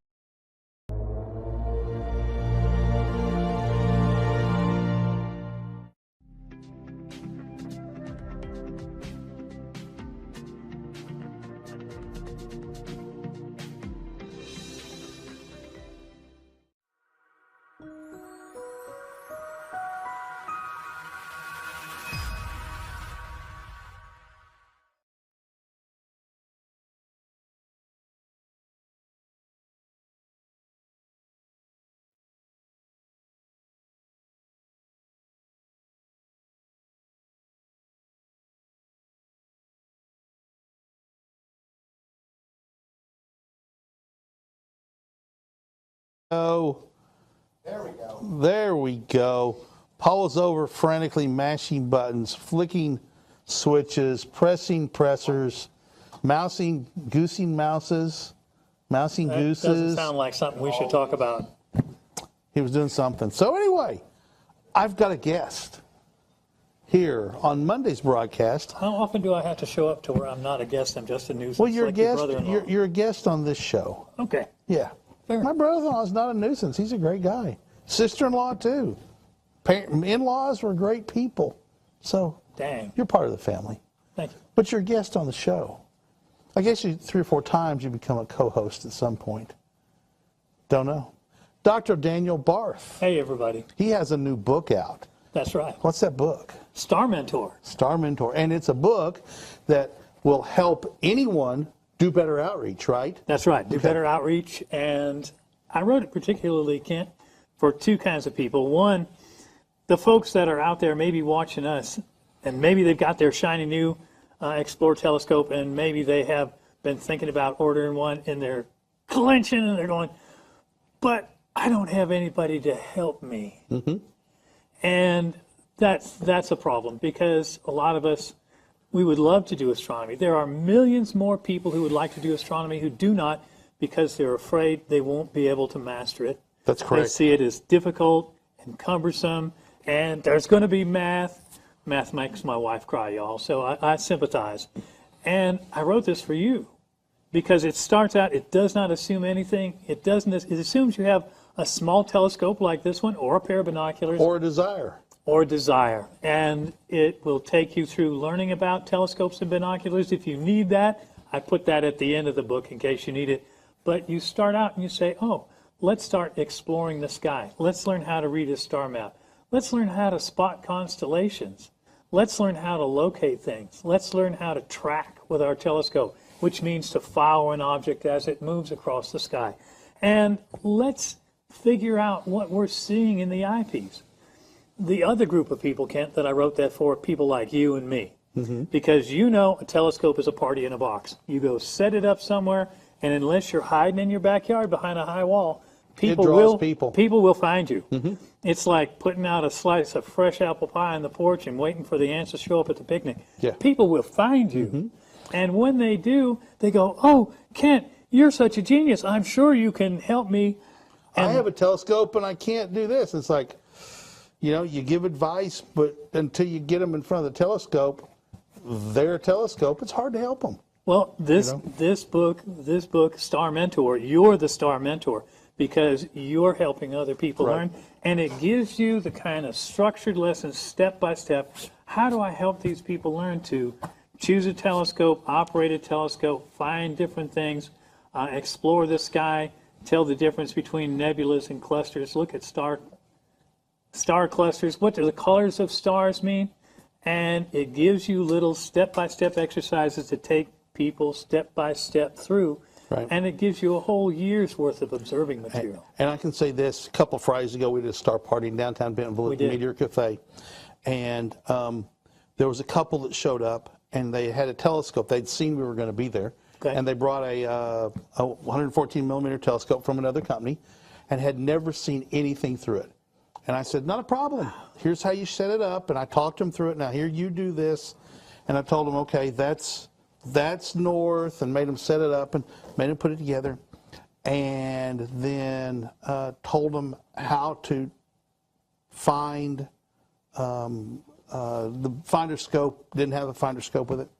So I had to barrel sight using the... Just use the lugs that hold the tube. Yeah, exactly. All the to time. Make a sight. And went to the moon and said, okay, look in there. And he went, no, it's not there. And I said, okay, turn these handles a little bit. And, and he was doing, he went, oh my God, you know. And she said, get out of the way, because it was her scope. Get out, elbowed him out of the way.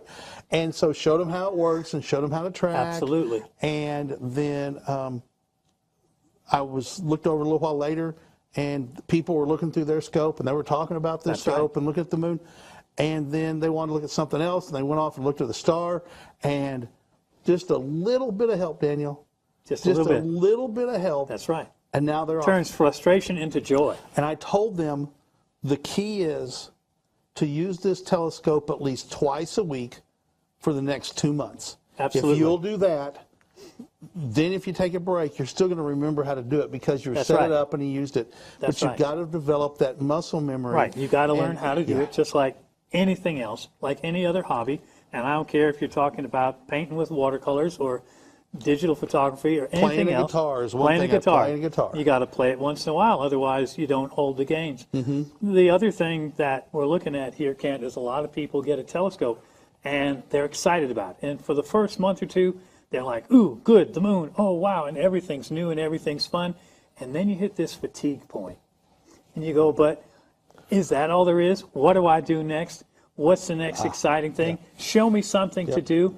And that's where a book like Star Mentor really comes into its own, because it's not designed like this sort of book where you have to go step by step and work your way through it like a bunch of exercises. It gives you a whole smorgasbord of things, and they're designed and laid out by season. So you can go, oh, well, it's high summer right now. Let's look at the chapter on things to do in the summer. And let's see what constellations are fun to look at, what fun things are out in the sky. I was out looking a couple of nights ago with a pair of binoculars, and I found Comet K2 pan-stars. So did you? Yes, I did. Yes, I did. Paul was trying to find it over the weekend, and I think he finally determined that there was trees in his way. And I suggested the Explore Scientific chainsaw. That's right. Yeah, exactly. Cut them down. We don't sell a chainsaw. But if you need one, I can sell you one through Amazon for sure. We'll put one up in the carousel after a while. You can buy a chainsaw through. Yes. So anyway. Yeah. So okay, let's talk about the comet. Sure. You found it in what size binoculars? 15 by 70. Okay, bigger binoculars. Binoculars. Do you think they could find them in a standard 10 by 50s, or would it be so not comet-like? You can. I worked my way from a 15 by 70 down to an 8 by 42, but you have to understand that where my ranch is high atop Round Mountain out in the Ozarks, I have very nice skies. Yeah, so Bortle 2, Bortle 3, probably Bortle 3. 2 to 3. To high 2, depends, low 3. Right, depends on the night and the atmosphere, humidity, all that. But Milky Way is a naked eye object for me. Right. Orion Nebula is a naked eye object. And in brilliantly clear skies like that, I went down to an 8 by 42. And with an 8 by 42 binocular, I can peg down to magnitude 9. So you can see it. Did it look like a comet? No. Okay. So no, it looked like a globular cluster. It was just a little diffuse nebula. Slightly diffuse. Yeah. It wasn't a pinpoint star, folks. It looked like somebody taking a snowball, throwing it against a brick wall. It was kind of, instead of being a point of light, it was a little bit smeared out. Right. It did not have in naked eye the traditional Tail. lovely cometary tail. And people see that there's a comet, and they expect that traditional, lovely comet tail. They do. Comet Neowise had it, if you looked It at it did. just right, but it wasn't much of a tail. No, excuse me. People want, I crave, Daniel, I crave Like Hale-Bopp. a great comet. We need to invigorate people into science and astronomy. Nothing like it. We And need a great comet. Now, describe to me what you think of.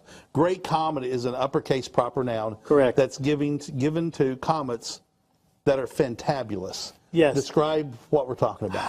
you're talking about an object in itself that's probably about a kilometer across or a bit bigger. And comets like these come in, they are young objects, relatively. Maybe the first or second time through. First or second time through the solar system, because however much water and vapor, frozen carbon monoxide, carbon dioxide, ammonia, methane, water ice, these ices that are on these comets, every time they pass by the sun, the comet loses mass. many tons of mass are blown away, and the comet shrinks. Eventually, the comet dies and just becomes an asteroid, just becomes a periodic asteroid without a tail. But these great comets, like Comet Hale-Bopp, we don't know if it had been in the solar system at all before. And we figured it has an orbit of something on the order of 8,500 years. So it's gone probably for the lifetime of our civilization. So, but we're talking about when you hold a head in the sky, maybe the size of your thumb. That would be very big. Which, That's very big. Or pencil eraser, but a long tail. Yeah. Right? That's how I remember Comets Bennett and West in the 60s. Yes, I was going to say 70s. Comet West, yeah. Was like, Yakataki was like that too. Hakatake, Hale-Bopp was under dark skies. Had a good pair of binoculars. It was spectacular. It was spectacular, and you're talking about maybe pinky or maybe a pencil eraser in diameter, but this tail that arcs, for feet across the sky. Right. I mean, fantastic imagery. Something that when everybody walk out and goes, oh my gosh, there's a comet, right? Whereas Neowise, if you weren't looking for it, you'd never notice it was a comet. That's correct. I mean, honestly, you just go on and think it was a jet or something, a contrail way far away. Right. I love those comments because it keeps people talking about science and astronomy. It does. But it's also disenchanting when you find it and go, that's it? Sorry. Hello, Yes. Kent and Daniel and all. Okay. And I know Pekka had a couple of comments. Hello, get here so we'll all be happy. So, it just showed up, Paul. Let's learn how to walk around at night without tripping over my telescope. Okay, Mike, there are a number of products, and they are not made or marketed by Explore. If you email me, I can give you some references. I have a red LED light with a magnet on it, and it magnets to the bottom of my tripod. And once it does that, it illuminates. I know a lot of people have gotten little battery-operated LEDs, just little dim ones, and tape them to the bottom of their telescope legs. I've done that. I feel your pain, Mike, because teaching astronomy, students do this all the time. Oh, I want to see, boom, and they're not watching. They're watching the eyepiece, not where the legs are. At public star parties, oh yes, I will use red LED Christmas lights. Yes. They come in they'll take 2 or 3 AA batteries. Yes. And they're a little bright, so you can just pull out every third or every second bulb or something and dim them down. And I just literally run a triangle around the legs and going down the road. Out at Hobbs State Park, where we do star parties, I have taken them and put them along where the curb is, so people can see there's a curb here. People see there's a curb there, and don't trip. But again, I tell kids, don't run. No. Don't run. It's the dark. And the problem we face is people having to, using their flashlights all the time. Okay. Oh, yes. Connor Bradley from England. Hi, Kent. The heat is tremendous. I got my scope inside. They're really warm to the touch. What's the best recommendation to keep them cool? It's 32 centigrade. Will the heat harm them? No. 32 centigrade is going to be 105. No. 32 centigrade's about 88 to 90 degrees. Is it 88 to Fahrenheit. 90? Okay. Yeah. But not going to hurt them any? No. We face that all the time. The problem is they're facing a heat wave in England, They are. and like 5% of the houses have air conditioning. Oh, yeah. And so they're getting... My sister lives in England, so... She's getting hammered? Yeah. Yeah, by the Yeah, heat. she says it's going to be 100. It might hit 100 here. And I said, well, we call that Tuesday. and this week, Tuesday and Wednesday and Thursday and Friday. I think I saw, looked a little while ago, 104, I think, is the Connor, Fahrenheit. these temperatures will not harm your telescope. Here's the issue. As soon as it starts to get sunset, set your telescope outside. In the shade. In the shade, so that it begins to cool off. Because the real issue is, as your telescope mirror cools, it contracts. Or front element, not... Either one. He's got a refractor, so glass He's got a elements. refractor. Same thing, though. Same thing. There's two issues. The glass changes shape slightly as a contraction. You won't get the best image. The other thing is, if you've got hot air in your telescope tube, that hot air can roil with air currents. And if you have a refractor, if you set it horizontally and take the diagonal off, and that way the hot air can drain, rise and go out of your tube. And when you're ready to use your telescope about an hour after sunset, it should be at ambient temperature, and your view should be nice and sharp. People with big reflectors, big Dobsonians, 10 inches and bigger, find this is true. And the old joke is, tell me if I'm wrong, the best view through a Dob is after midnight when the mirror has had a chance to completely cool off. You know, big mirrors...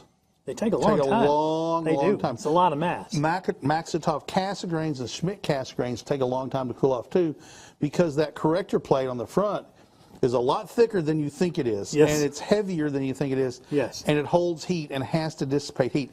But here's the deal: I don't worry about it. No. I just, if my telescope's been out in the trunk of a car or something, okay, I worry about it. But you know what? I don't sit there and wait 2 hours for it to cool down. I put an eyepiece, as soon as it gets dark, I put an eyepiece in it, and I go on down the road. And look, if I'm doing outreach, and they see Jupiter, absolutely. they see Jupiter, or the moons of Saturn for the first time, those people don't know there's currents rolling through the telescope. They don't know. It's different if you're an astrophotographer, if you're someone who's worried about precise image quality. But even then, with the frame stacking technology we have today, it's not the issue that it was 10 or 15 years ago. But again, if you've got the opportunity, take it, set it outside. Go have a ball. One thing that I've done before is put a white trash bag over it, right? Yeah. Put a white trash bag with some holes in it so air can get in and out. That's right. But that white will help, or a white sheet. A white bed sheet will work. White bed sheet works because it doesn't attract the heat like it does. If you can keep it in the shade of a tree, anything you can do to keep it out of the sun. Correct. And then as it starts cooling down, it's just going to slowly cool off. That's right. You know, hopefully the air temperature is going to cool down and not stay up in the 90s, but that happens, and if it doesn't, you enjoy a sweaty night at the telescope eyepiece. Ignore those people who say put your telescope in the refrigerator before you observe. They're just silly. So, Pekka, and this is something to discuss. I got my diagonal smoking when projecting the sun on the ceiling. He was using an eyepiece projection to project an image of the Pekka, sun. buddy, you got to be careful. And well, he realized that, you know, and he's not. I don't think it was a super expensive one. That's good. So, you know, generally it's not going to be a problem, but when it's a problem, it starts smoking. Can we point this towards the so we can see the end? Let's talk, Connor. Could I buy cooling fans for my scope if I knew the correct fittings? It's a Skywatcher Dob. You can. You can cut a hole in the side of your telescope right above the mirror. I would take the mirror out to do this, Connor. And yes, please. Like the 12-volt. Yeah, the fans they sell for computers. Computer cooling fans? Yeah, you can buy them anywhere. Amazon has them. You can cut a hole on one side and put felt or something over it, you know, air. Cheesecloth works great, or air filter. Air filter. Air filter. You take apart a cheap box air filter, and you can take that fabric and use that. And you Works make a great. little frame sticking in so the fan is pulling air across the mirror. Right. Put the lens cap on so it's pulling cooler air across. Correct. And you want to pull it, not blow it. Right. If you've got a place for it to come in. Even if it's coming down the tube, you want to pull the air across the mirror, not blow it across. Correct. And Many so, people with Dobbs put their fans behind the mirror so it blows on the mirror that way. Our truss tube Dobbs actually has Yes, they do. one that blows in and one that pulls out. The Yes, it one that does. blows in is filtered on the Filtered. front. That's why you don't want it blowing in, because you got to You don't want to suck in dust and deposit it on your mirror. or blow it across your mirror anyway, because No, it's either one. Ionic attraction is going to stick to it, Yep. and now you got to clean it. So don't clean your mirror. That's the other thing. People see a little bit of dust or something on the mirror. They get out the Windex and the paper towels. Just look. Don't clean your mirror. I have had a Dobsonian telescope for 22 years now. Daniel, you know how many times I've cleaned the mirror? Goose egg. Zero, zilch, nada, nunca, none. I will Have tell not you, cleaned it. when I was teaching astronomy in California, I had a fleet of 6 and 8 inch Dobsonians. I don't know, I think I had about 10 in my program, and these were used primarily by students, teenagers that did not own them. You know how good teenagers are at taking care of equipment that they didn't buy. Yep, we got to move the table over. They basically, those scopes were still working fine. Now, I was working in the low desert where it's extremely dusty, and I did clean and collimate my scopes annually. But if you're not a professional, just do yourself a favor. Don't do this. You're not going to see enough change to make a difference, and you may very well damage the coatings on your mirror, and that's an expensive bother. You have to, if your mirror is damaged. The dust does not matter. Paul, what you got? I think the best example was when somebody's mirror got shot. Yeah, McDonald Observatory in 1971 or 72, one of the telescope operators or assistants had a slight break with reality, and so he went and got his 9mm or his 38. I think it was the 38, and proceeded to unload the cylinder into it and reload it, and then unloaded more until he got tackled. He put nine holes. I think it's 9 holes in the mirror. 9 bullets in the mirror. And they thought, oh my gosh, the mirror's destroyed. The next night, they were out of service for one night. The next night, they did some testing and discovered that it was far less than 1% degradation. That's right. That telescope is in use today. It has, with the bullets in it. It has bullet holes or cones, and Shatter cones. just shatter cones. And it's going down the road. It does. Yeah, It put a little liquid pitch in the holes. Yeah, a little dust does not matter. A lot of dust does not matter. You can sneeze on it by accident. I would want to, sneeze a few times would be a challenge because, but dust is not going to do anything. All right, so. So we're talking about solar observing and our good friend Pekka and his smoking hot diagonal. I'm going to come around here.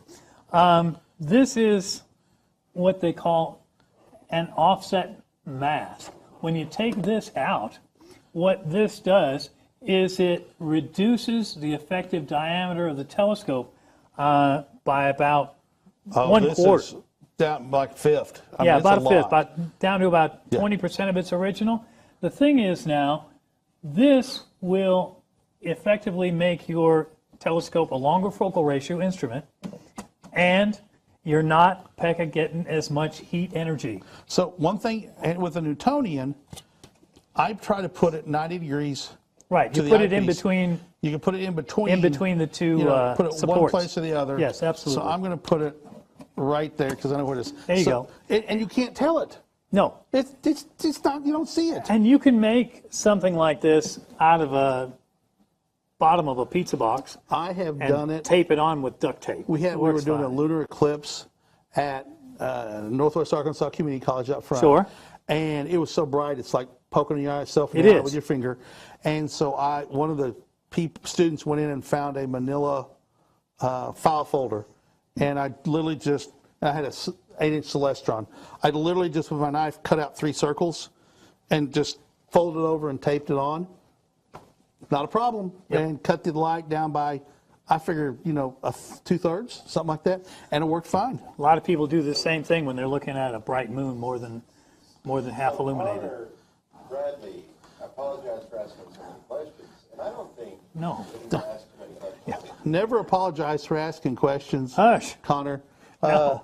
He says, mine is a bit dusty, but it's not affecting the view. You're right, When it's I've not. been to- yeah, we can see him, Paul. Connor, I'm telling you, I know people that are OCD, they clean their front lens elements every time. Yeah. I have my own OCD tendencies, and I will tell you what they are. I eat things like M&Ms, have to be in units of 4. If somebody hands me a handful of them, I sort them out by color groups as best I can. If there's one extra, I eat it. And now I have 3 groups of 4, sorted by colors. Eat green peas, don't matter because those are like a bulk food. But things like candy and peanuts and things like that, really, I also, and this is a weird one, I had never thought about it until somebody said it to me. And I was like, they said, so do you listen to the radio volumes by units of 4? And I was like, darn you. Because now I have to listen to the radio volumes by units of 4. No, I don't do that. But yeah, don't worry about being generally, friends, you keep your telescope covered up and the tube closed when you're not using it. I just had a question this weekend. Somebody said, well, I was cleaning the objective on my Explore refractor. And I'm like, oh no, this isn't, it's one of those, you hear the violins and it's not going to come out well, like in a Hitchcock movie. And he said, I took all the lenses apart and I got them all shiny clean with Windex, and now I don't know how to put it back together. Yeah, this is on Facebook. It was. Yes. So this gentleman literally took his lens cell apart. Don't do that. And didn't. Okay, if you're going to do it, talk to somebody, index them, put a pencil mark on, right? Yeah, index the direction, because they have to face a specific direction. And we don't know. We're going to take one apart for him this week, get a junker back here that's got a crack in it or something, or has bad astigmatism, and we're going to take it apart and try and figure out if you can tell, because it's a crown glass, it's either a flint and crown or crown and flint. I can't remember which comes first. I don't. And then a I'd have to look fluoride that element. up. But we're going to try and figure out which one is which, see if we can identify them and give you some guidance about how to put it back together. Right. Because just don't do that. Don't take it apart. I can tell you I've done a lot of cleaning and repair work over the years. And when we did this, we would be taking pictures. We would take things out and we would mark the edges of the lens with a fine point permanent marker, element 1, element 2, element 3. And an arrow. And an arrow showing which way they go. Actually, I did one that the telescope we got from Swarthmore College. Right. The 6-inch f12 finder scope. 6-inch f12 finder scope. Yeah. That's the finder scope. How big is the telescope, you ask? 2 feet in diameter by 36 feet long. It's a 24-inch f18. It's a wee little big. So anyway, when we took it apart, we did exactly that. We put a 1 and a 2, and then we drew the arrow. We didn't draw like a line with an arrow, but we put a obvious angle notch. Right. That's out. Right. And when we did it, it was like we were handling nitroglycerin when we did it. Clint and I were so scared to do it, but by golly, we did it. Now I had no problems doing it after the first time, but just don't take it apart. Don't. We had to take this one apart because it was a wee bit dirty. You couldn't see through it. That's how bad it was. So, all right. Anyway, so you have your show coming up. I do. At 4 o'clock on the social media broadcast. Correct. It's going to be on the discovery of Neptune. The discovery of Neptune. And what does it mean if you discover something? Right. So there was a lot of people who saw and documented, including Galileo. Galileo came very close to being the first person to document this as a planet. And he even showed it moved a little bit on the drawings that match up. He did very good sketching and specific nights. And we can go back with planetarium programs to that night. And Neptune is in exactly the right spots in his drawing. And from one night to the next, he actually measured it. It was moving a little bit. Telescope was not good enough to discern that it was a area had a disc. A disc, right. Had a disc instead of a pinpoint. Otherwise, he would have discovered it purely by accident while observing Jupiter in like 1612, 1610. or something like that. Yeah. Yeah. So, but you're going to talk about that as well. So I don't want to give Absolutely. away the storyline. We'll talk about it more. What time is it, Paul? Okay, so real quick before we go, if we got time, don't ever think you can pull this off and then look through the telescope at the sun. Oh, Lord. You will blind yourself. You can put solar safe film over this and do it. But do not ever think you can just pop this off and go, oh, I'm going to cut down the light enough that I can look through the telescope. Don't do that. You will injure yourself. And the thing is, your retina has no nerve endings for pain. So, Ralphie, you'll put your eye out. Yeah. You will be destroying, you'll be damaging your retina before you realize. There's no way to heal it. There's no way to heal it. All right, we got to go. We'll be back.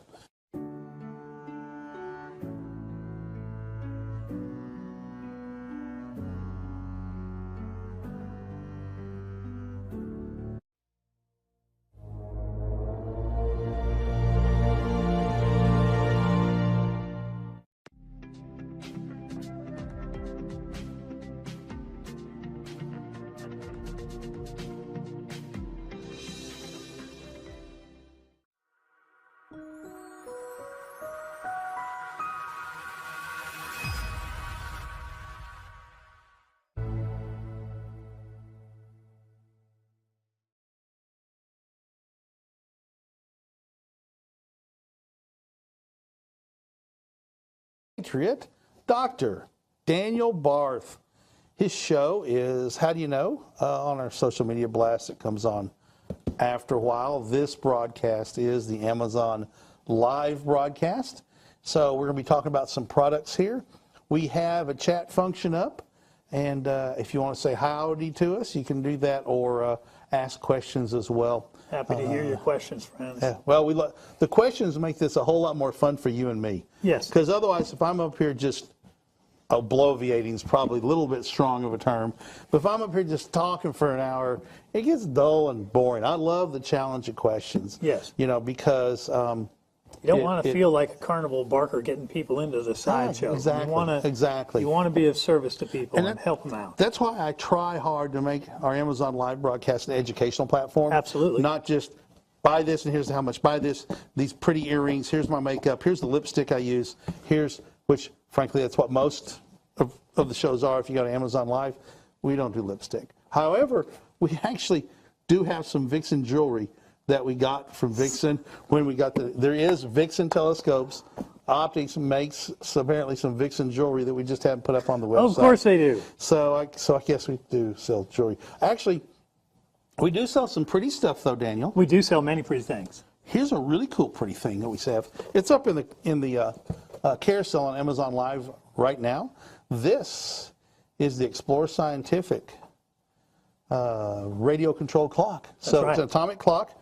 Sets itself to WWVB, which works in the United States, Canada, and Mexico. So it's always accurate. Runs off of a single AA battery. This one's been running for, I don't know, 5 months now, probably, something like that. I've got to get myself a new one. My old atomic clock is so old, it has a specialty battery that you can't get anymore. And one of my viewers noticed, hey, Doc, your clock's wrong. I'm like, yeah, I know. Golly. So you could just pull it back out and rewire it, and it's a 1.5 volt battery, right? I suppose. That'd be a fun little science project. It would. But sometimes you could just buy this for $32.99 or whatever it is and have yourself a pretty Mine's not that nice. clock. This is a pretty clock right here. Mine is not very that pretty. You can talk about your show people in your office or home that you love. Explore Scientific time. That's right there. So we do sell a little. It's telescope time. It sort of is. Make sure that doesn't fall over. It is sort of jewelry, I guess. All right, so here we go. Huh? What? What? I don't know what he said. I don't know what he said. You need a new butler. Yes, I do. So this is the Explorer 1 20 power, which is a low power binocular eyepiece, not a monocular eyepiece. It's a stereo microscope. It's a stereo microscope. It's designed to look at stuff from the top. Most microscopes people are familiar with have a prepared slide or very, very, very less than millimeter, very thin slice of something that they look through to see the light comes from the bottom up through. Right.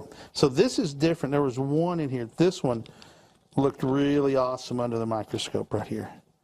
I'm going to put this up here for you, Dr. D, and let you describe it. So this is a piece of, it says gray rock. I don't know what it is, but hang on. You got tweezers? No, I can't get the rock out. This is made for kids, folks. Fat finger syndrome. So I'm going to use my key. There you go. There we go. All right, Dr. D. I'm going to turn the light on for you. Thank you. So he's just going to move it around until he sees it in there, and then he's going to... And I'm adjusting the interpupillary distance so that it fits my face. And there's one of these faces that I got. I think it's maybe... There we go. That's the one right there. Oh, I think this is a piece of quartz. It looks... I'm not a geologist, y'all. That's just my... But the nice thing is with this type of a telescope, not only can you adjust the interpupillary distance for everything from full adults to very young children, but when you look at this, what we call the plane of focus is fairly thin. So you can dial it. You've got a rock that's this big, and you can dial the focus up and down to look at different parts. So that's what I like about this one. It has a fairly flat surface, which it gets. Do you see the iridescence in there? Yes. Let me turn the light off. Just go. Does it show up in the studio lights? I can't remember which way. It does not. Okay, so it has to have that LED on. There we go. The blue one, that's the one that did. Oh, this one did too. I can see it from. I can see it from here. Let me ink pen this time. Well, that's going to help. What do you do now, Ken?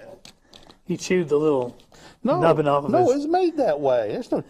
I can't chew a pretty perfect point like that. Well, so you say. He's always breaking something. So. This is great. These are all jumbled up. That's not quartz. No, I can read it's the wrong color. Have a peek.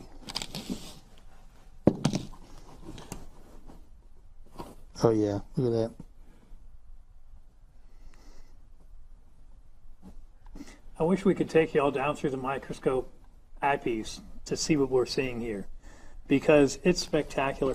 The nice thing about a microscope like this, everything, you don't need prepared materials.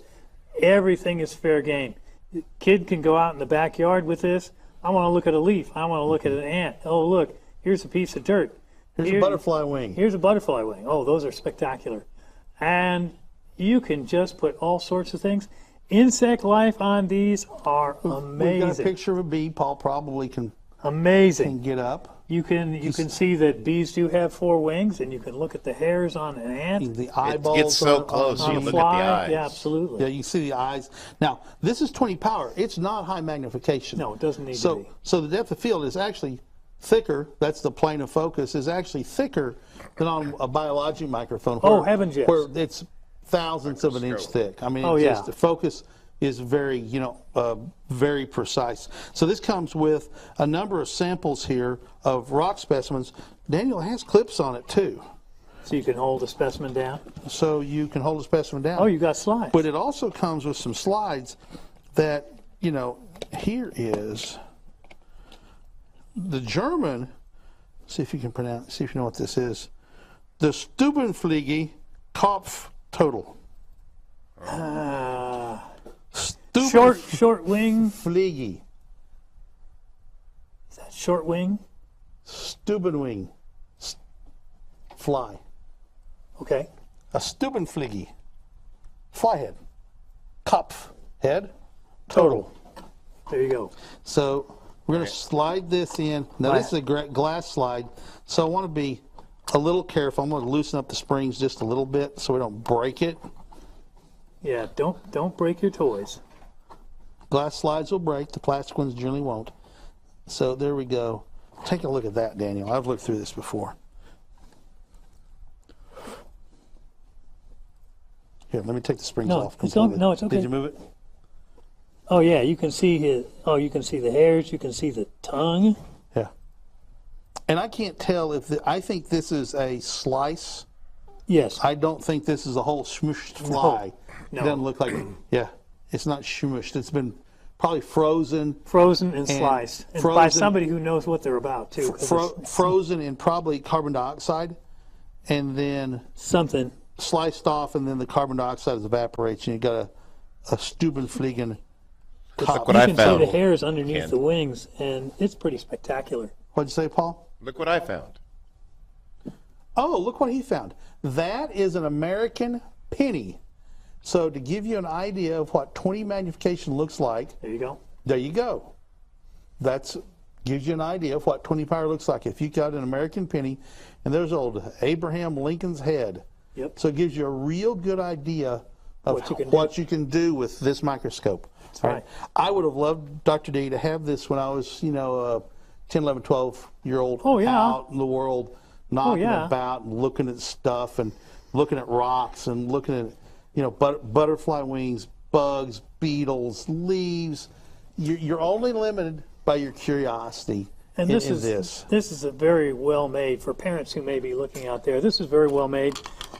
This is it's a metal and polycarbonate body and steel springs and a steel shaft. It has a nice rack and pinion focusing system. And this is rugged and robust. It's not that it's unbreakable when we talk about children and anything. That's silly. But anything, sir, anything is breakable.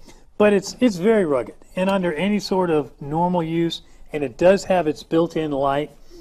It's a very nice system, and it has there's a place for a battery underneath for your little LED. And with that tiny LED, I don't know that you ever have to replace that battery. If you turn it off, it would last for a long time. It's probably going to start leaking. It'll after leak 3 or 4 years. Yeah. Before, if you turn it off and you're not using it, it'll leak before it goes dead. Before it goes dead, yeah. All right, so we're going to look at another microscope. This doesn't have German on it, so I'm not going to try and stump you with German.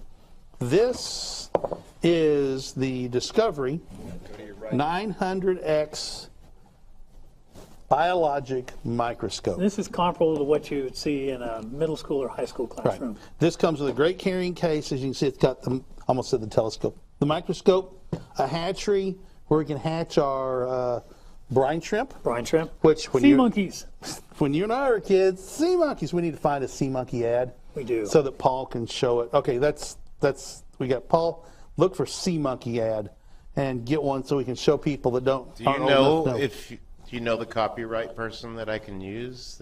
Call it. Just search for sea monkeys and show it. It's an advertisement. They didn't copyright it. They put it out there. They put it out there for everyone to use. That's right.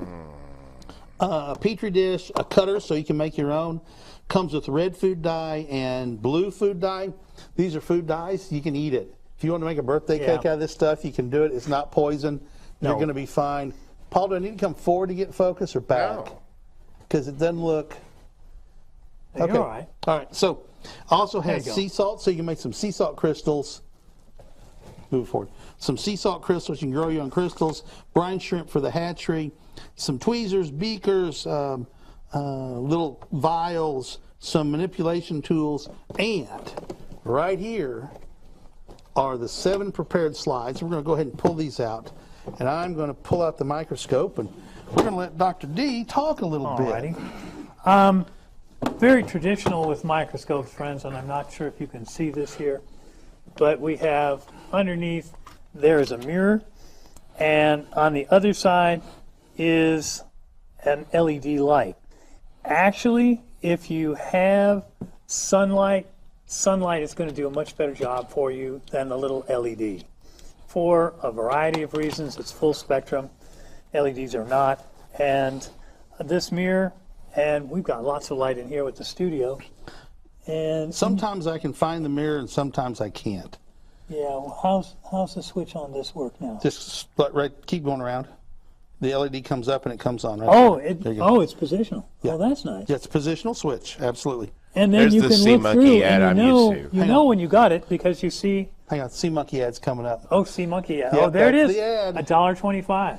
Yeah. Sea You Monkeys. never get them back. That's the one I remember from the comic books, Yes. and I've sent off my money, returned never got 'em? envelope, never got them. Well, that Oh, was I Postal did. Service. I My did. parents are like, you're not buying sea monkeys. That's not what they look like. Go outside and play in the heat. Okay. I went outside and played the yeah. And then you went and saved your quarters and Nah. you didn't? No. Oh, I did. No, I didn't. I did. I mailed off and checked the mailbox every day. Look, my dad was, I mean, I was using power drills at 5, jigsaws at 5, and I think I was probably 7 when I started using circular saws. Sea monkeys got outside of my wheelhouse fairly quickly. Because, I mean, Dad was like, be careful, it'll cut your hand off. Okay, that's enough training. Off we go. Yeah. Just go do it. Here's how it works. Yeah, that's. I was running a linotype at 6 and 7, a machine that has molten lead squirting out of it. Well, and my dad was letting me play with that. Being the physics instructor, when my boys said, wow, that's cool, they would watch Mythbusters or something, and they would say, oh, could we do that? I'm like, sure, let's go to the garage. Yeah. So Dad walked down the back porch one time. He says, "Oh, you're making gunpowder. Good." Turned around and went back in the house. We were 13 years old. He's like, "Good, you're making gunpowder." And Yep. he's just that's the way to get today. Oh, you can. Yeah. You can, but don't let people get caught. Don't tell people your kids are making gunpowder, because that marks them as somebody that needs to be on a watch list. Oh, dear. Yes. So anyway, all right. So this Why is we designed. can't wear our shoes on airplanes. Exactly. That's why I have to take shoes. No, that guy was a moron. We didn't. We never. That's what I was saying. We never would have thought about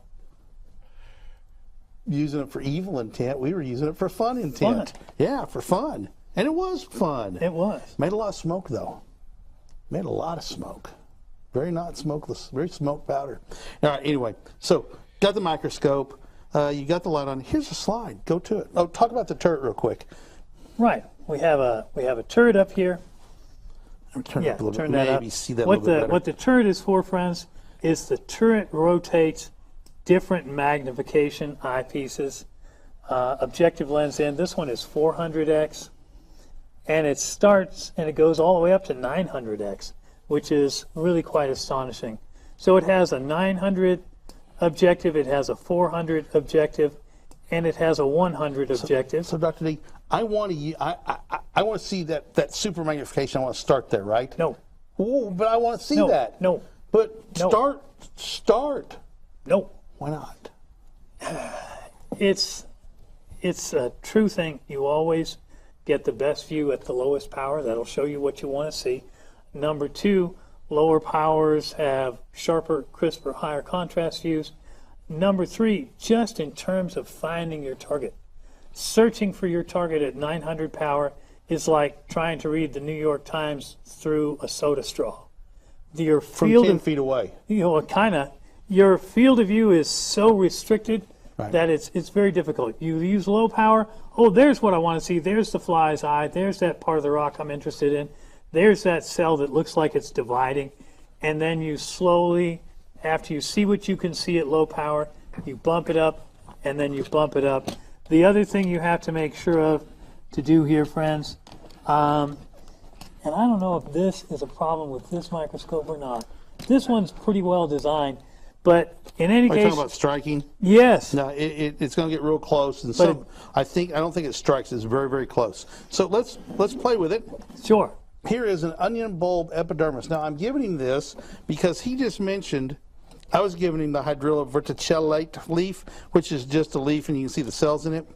I'm giving him the onion bulb epidermis, which means the skin of the of the onion. onion bulb. That's the part that grows the fastest. Right. To grow, you have to have what? Cell division. Division. There you go. That's right. So and I took the one 107 out, and I took a 24 There's a 102, eyepiece. Paul. 102, sorry. There you go. I'm not a, anyway. So I got the 24 eyepiece, Slide it down more. Yeah, and all if the way I down. would have been working with the 14, I would have never found this weird nebula that I found, or whatever it was. I still don't know what it is. Yeah, but so, you know, low power is the way to go. People get a telescope and they want to go to the highest power it can go to because that sounds the more bestest, but that's not the way you do it. So Dr. D was having trouble finding it. I could see that he didn't have the sample on the hole in the stage. The stage is that flat area where you put your sample, and I moved it to the hole in it where the light's coming up. And he's like, oh, there it is. And he focused on it. Now, I will tell you that people with this microscope focus way too fast. Very slow, friends. So Dr. D, go all the way down and start. So he's all the way down now, and he's going to turn it. It's going to come to focus about now. He sees it in really sharp focus. That's it. So you turned it a 32nd of a turn. People will call and go, it's not working, I can't see anything. And I say, I want you to focus all the way down, put the sample in the middle, move it around. Do you see red? Yeah, okay. Then focus as slowly as you can without actually turning it. Or with actually turning it. Turn it as slow as you can. And it comes to focus real fast, right? That's what Annie did the other day. She was up there fighting with it, trying to find stuff, and I'm just sitting here watching the screen because, you know, I've got my back to you. Sitting here watching the screen going, focus slower. I finally got up and said, let me do it for you. Focus like, slower. Why? It's a mistake people make. They think it's going to be like a camera where you see it coming to focus from a long ways off, and it comes to focus and goes past, and you got to turn it a whole bunch. No, it comes to focus really fast. All right, and goes out of focus. And once it's out really of focus, fast. past focus, you don't see anything. No. It's just gone, right? And so if you're focusing, there's nothing there. It's not working. It's working. You just like anything else, you're not working it right. You don't know how to use the tool. All right, so Daniel, do you see any cell division in there? I think I do. I'm looking in here and I see a cell, and you can look and have a peek. There's a cell with a distended area in the center, and I think that's what we're looking for. And I'd have to go higher power to be sure. Yeah, it's that. And it's just to the left of center. Yeah, right? And it's a round thing. All the others are. The cells look like bricks, irregular bricks. They look like long bricks with a point on each end. Yeah. And so, but here's two or one that looks like it's a circle and a blob attached to it. So it looks like it's breaking off. So yeah, and they have materials in this kit. You can make your own slides. Get yourself a fresh onion and just that real thin, transparent. You mean the onion skin? The onion skin that comes That's between why it's layers. called onion skin. Yeah. And you go ahead and you put it on there, and you can look and see what you can see. Let's do that next week. Yes, and then you try staining it with some red stain and some blue stain, and you can get amazing stuff. We can. I'll work on that. I'll work on getting some onion skin and make our own slides. Yes. Yeah, and I want to experiment with an eyepiece camera, see if we can figure out a way to hook up a live view here. That'd I think be it'd fun. So cool. We've tried. It's so just cool to smaller than there's most a way. cameras. We just need to get Alex to 3D print an adapter, or cut this off right here so we can make an adapter that goes on it. We're We gonna find have a way. one. We have a microscope that comes with a camera that Yes. works fairly well. But I want to prove that this inexpensive microscope is hunky-dory, not, spend $89 on one, spend $29. Now, we didn't talk about that. There you go. So right here is a filter that you can use different colors of light on. Correct. And so you can see it right here. It's Clear, green, red, and blue. and another clear one. And then some these smaller holes. Right, the smaller holes are to restrict the aperture. Down That's a little- exactly down a little bit. Sorry. Yeah. Smaller holes restrict the aperture. That's exactly what we were talking about over there with restricting the aperture of the telescope. And it restricts the amount of light, and it helps you to see what you're interested in. And the colors add contrast and they highlight Right. some things and make other things disappear. You've So you done can these things when change- you were a kid where you held a little red cellophane to your eye and you saw one picture, and then you swapped to blue cellophane, you see a different thing. And why can't I see the blue lines with the red? Because those colors are filtered out. Right. And it's exactly the same thing here. The colors filter out some things and let you highlight and see others. And again, this is kind of a try and experiment sort of a thing.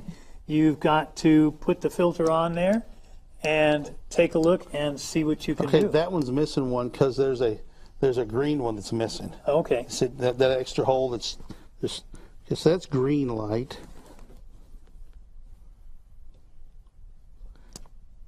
Oh, look at the difference. Oh yeah, it's quite profound. Especially with staining, folks, because some things in the cell will pick up red stain or blue stain. Yeah. And if it's picking up red stain, you're going to see those features through a blue and a green filter.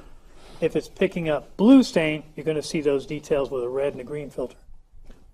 Opposites attract, so to speak, I guess. Transmission of light. Transmission of light. All right, so the device comes, the kit comes with a downloadable experiment book.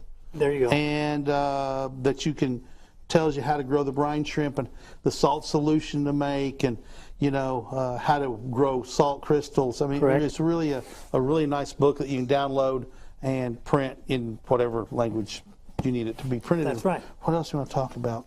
Annie is mad at me. Well, she's joined the club, Dr. D. Oh, I actually had the color wheel on the smallest hole, and that's why I could not see. Oh, all right, Andy. That would be... It's very much like everything else with optics. If the smallest aperture doesn't show you something, dial up to the next larger aperture. Let in Gives more you- light. Let in more light. I just want to say, okay, we'll go with that. She's Well, going to come in here and whack you, buddy. You have to, it's science. And the nature of experiments is we don't assume what we're going to get. We're trying to find out. And one of the ways we find out is we try different things. So with every specimen, you want to try the different aperture holes, spin the wheel slowly, and don't just go click, click, click, click. That's not what you want. You want to click that into a new hole, and then you want to take some time, move the specimen around, take a look, see what you can discover, take some notes, then switch to the next setting, and again. And it's sometimes if you find an interesting area, try it with the whole sequence of colors and apertures. And take notes. See which Write one it worked best for you. down. Write it Write down. things down. Now you got to remember, science is sort of like baseball. Baseball is about mastering your failure. Science is about mastering failures, Yes. or learning from failures. Because Yes. if you failed, you did learn something from that, right? Yes. And so if you take notes of what failed and continuously take really good notes, you might start seeing success somewhere, or those failures may point towards some success somewhere. And I've got to tell you, as a science teacher and as a professor who trains science teachers, one of the things that really bothers me is this sort of a canned experiment that we get in school. Okay, put solution A in the beaker, put solution B in the beaker. What color does it turn? what's Write it- your answer in this little bitty box. green. Now dump this in and stir it around. What color does it turn? Yellow. Yellow. Yeah. Okay, science. No. No. That's Science. baking a cake. That's baking a cake. That's Betty Crocker, and that's fine, but it's not science. Science says, what's going to happen? I don't know. Here's what I think's going to happen, and I write down what I think will And happen. that's called a Hypothesis. A hypothesis. And you write down why you think so. Because if it's just a guess, say so. That's not nearly as valuable if you have an informed idea. Right. Well, I saw this before. I think this will be the same, or I think this will be different. And then you run trials, and you only craft change an experiment. one thing at a time. You craft an experiment. And then you run the experiment. You do. And you change one variable at a time. do. And you take notes when you do it. You do. Because if you're not, Jamie Heineman on Mythbusters, if the difference between, have you heard this quote before? No. The difference between play and science, Scientists take notes. when you're doing science, you write it down. If you're not writing it down, you're just playing around. But if you write it down, you're doing science. You're doing science. And good notes leads you to conclusions, right? Why do you guys get on to me all the time when I'm just like, oh, I saw this, I saw that, and you're like, did you write it down? Then we're relying on memory, which if it's an hour or a day or weeks later, you know, how many people have been convicted by eyewitness testimony that was clearly flawed because the DNA proved it wasn't them, right? in my a little more kinder, gentler example, in my astronomy classes, Kent, everybody has to turn in their sketches and their lab work before they leave the field. They're not, I tell you, if your notes see the light of day, they're no good. So if you, I mean, you also have the ability to go home and Google it and then draw it, and you're going to go, gee, that's a really great picture of M13. It looks just like one taken with a 24-inch telescope. How'd you get access to that, Kent? Yes, indeedy. Not that some students would ever do that in college. Never. All right, so what else I want to talk about? 31. 31, okay. Let's do this. Daniel, we haven't talked about this. No. Have you seen this? I have not. This, ladies and gentlemen, is the Star Maker video kit. Now, Paul's like, okay. The Star Maker video kit Star Maker comes with a clapboard, so you can record your scenes in chalk at the start, making it real easy. Comes with an LED flashlight. Comes with a blue-green chroma screen. And the heart of the matter is the 1080p HD camera, right? It's astounding what they can pack into small packages these days. With a tripod that comes with an 8 GB card, which will hold up to an hour and a half of video, Dr. T. It'll take up to a 64 gig card, which 8 times 8 is 64. That'd be 8, 12 hours. 12 hours of video. 12 hours of video, roughly. Probably more like 10 and a half, but, that's a lot of video. That's a lot of video. But look at this. If I'm over there and I want to see what you're doing, watch this. Look at that. And so I can... B-roll. There we go. Oh, we got some B-roll up now. Here we go. There's no sound. There's no sound with it yet. So we got to look over here to see what's going on live. Oh, okay. There she is. She's putting up the chroma screen. Look on his monitor, the top monitor. Okay. Oh, she's got the clapboard. Yep. And she's... So there we go. She's just hammering around for Paul's camera. I was going to have That's Kent my grandson. do that, but... Guy in the orange is my grandson. Like a selfie stick. Yeah, well, yeah. Exactly what it is. Yeah. It's blue and green. There you go. So, it is a great little thing. It's going to be a big seller this fall. If you have kids in your life, and, this is for ages, I believe it's 10 and up. Teachers, a lot of times, like 8 and up. students to make their own videos. Where we used to do posters as kids, they now make videos. Oh, take your phone, make a video, and turn it in. It's 10 and up. I say 10 or 8. 8 and up. 8 and up. We know that social media is going to be a big part of your kids' lives. Oh, boy. It's just making movies, making videos, is get them started. This is a great way to get started. And as we saw in the video, it's a selfie stick or a raise the tripod. It has a 1.3-inch screen, so you can review your videos to see if it's what you wanted and know you need to record or not. It has playback functions. It has a built-in microphone.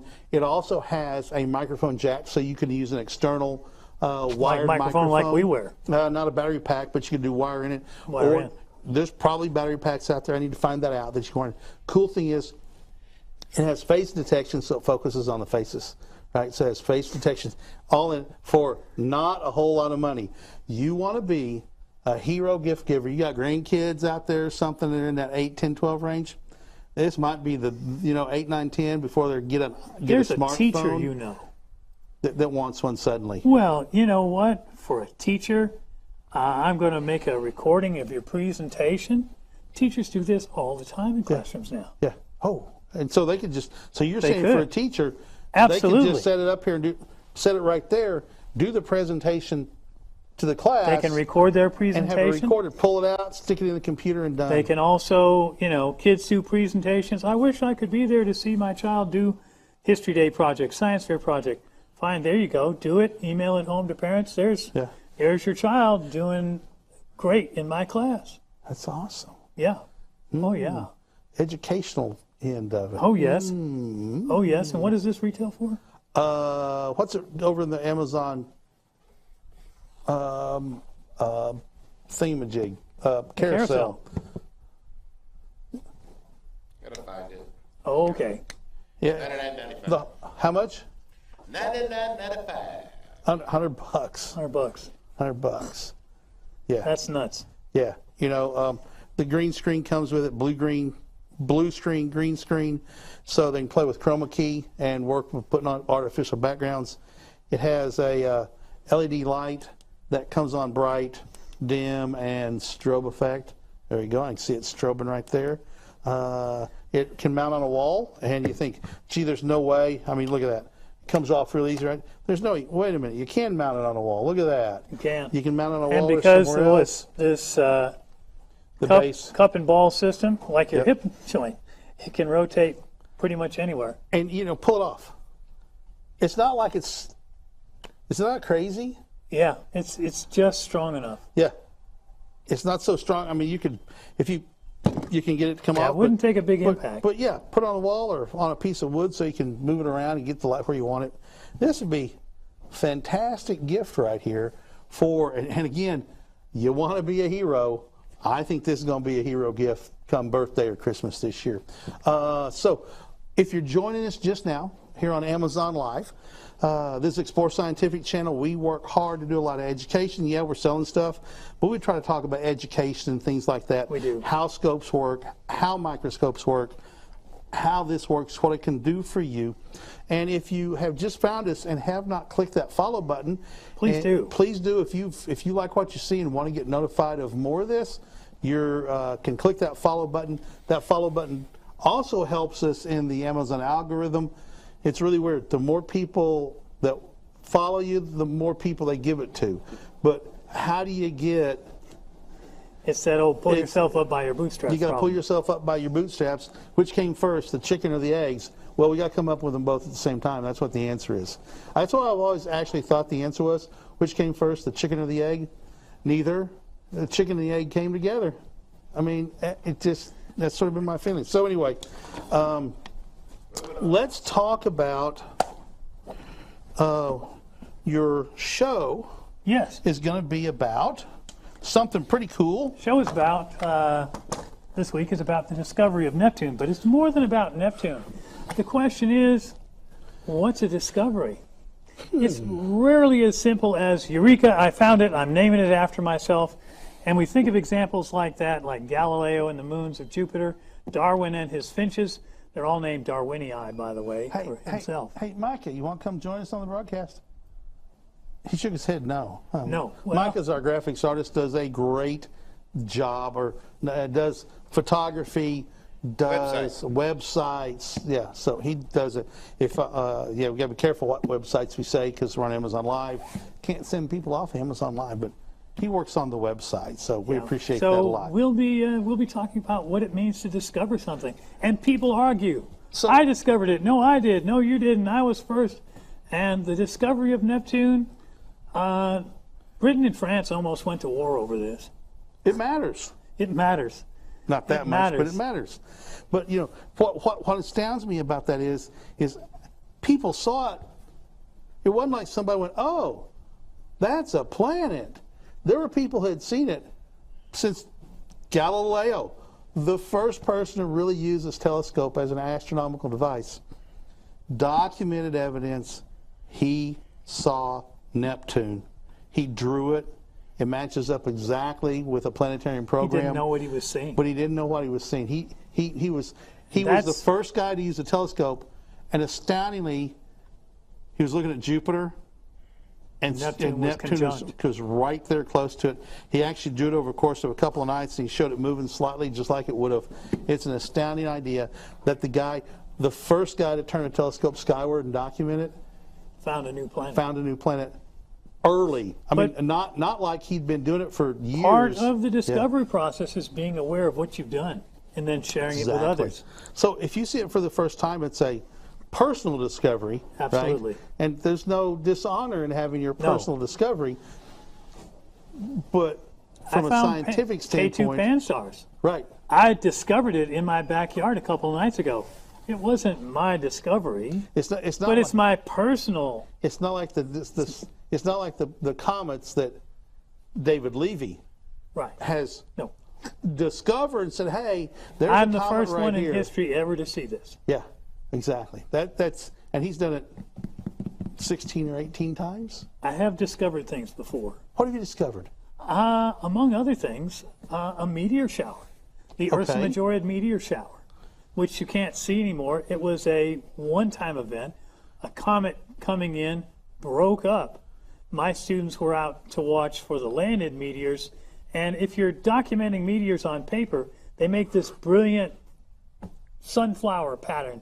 They explode out from a center point called a radiant, and we found there was 2 centers, and we were very excited. And my class and I discovered this meteor shower. Cool. But it was a comet that just busted all to pieces, and the meteor shower never came back. It was a once-off. So then I discovered something once. Sure. I was about 6 years old, was walking back from Dr. Shrigley's office to my dad's newspaper office, and walked past the cleaners.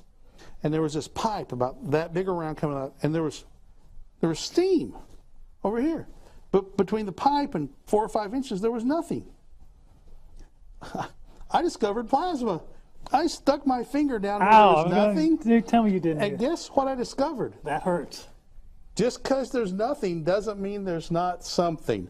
And there was something hotter than steam, and it was a wee bit warm. I stuck my finger in it and went, oh, that really hurt. And walked back to my sucking on my finger. Never told my dad until years later that's what I did. But I discovered that. That was a personal discovery. Yes. And it was important. Yes. I learned my lesson that just because you can't see it doesn't mean there's not something there. That's right. Yes, and which is an important lesson for life. And that's one of the amazing things we think about, things Galileo discovered with his telescope. There was a real question at the time, Kent, is what I see with my eye all that there is? Yes, and we know the answer In today. other words, if we look with a telescope, are we just going to see the same stuff but closer, or are we going to see more? Yeah. And you remember that famous line from the movie 2001, oh my God, it's full of stars. Mm-hmm. The Milky Way looks like this smeary band of light across the sky, It's but full you of put a stars. small telescope on it and it's full of stars. You realize this is myriad points of light, distant stars, different world systems, far, far away. And we need more aperture, gives us more resolution, the ability to see things that are smaller, dimmer, and farther away. Telescopes outside the atmosphere that Oh, see my in gosh. infrared.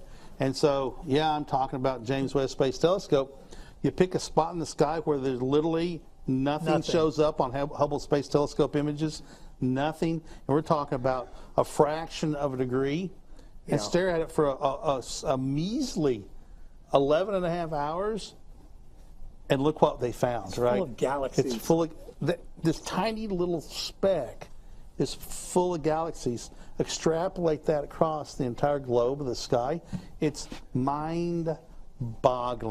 And Prediction. After we've used Webb for a couple of years, you're going to see people upping the number of galaxies in the universe. They're going to say, there's more than we thought there was. I think there's going to be, you can't count them, there's so many. I mean, it's just, there's just so many out there. Yeah. It's going to be hard to count. Now, another thing that I think, and people have sort of, they're talking about these beautiful pictures. Spectra is boring, right? Spectra is boring to look at. It's just a bunch of lines. You have to bring a lot of knowledge to it to make it exciting. Right.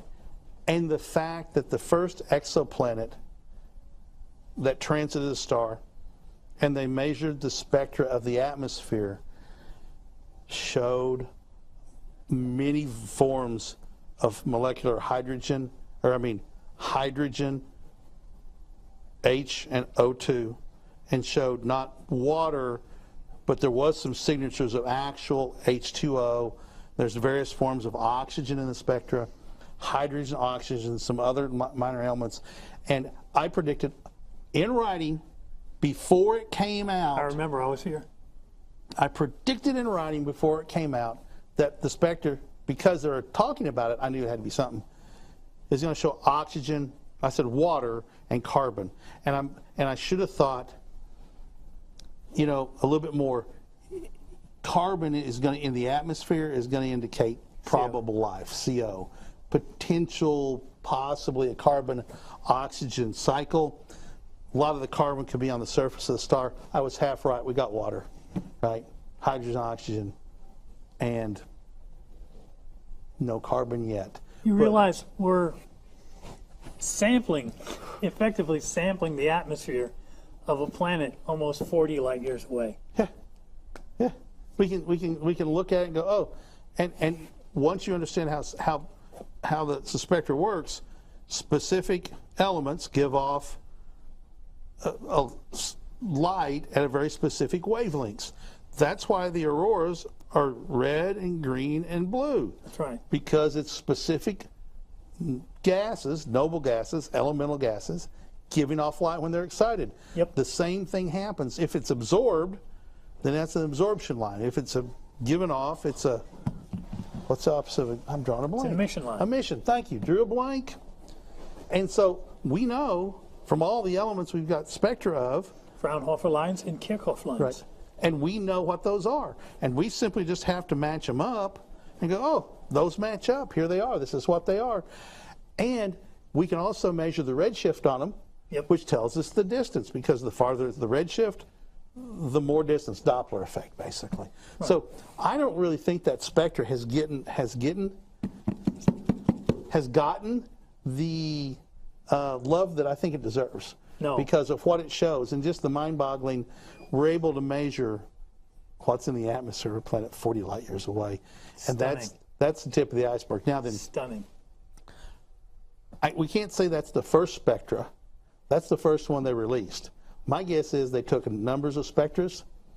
And they're going to be taking more. Yeah, and they picked the one that goes, oh, this is the one we're going to tell the public about, right? Probably. But so they picked the best, and this is doing science.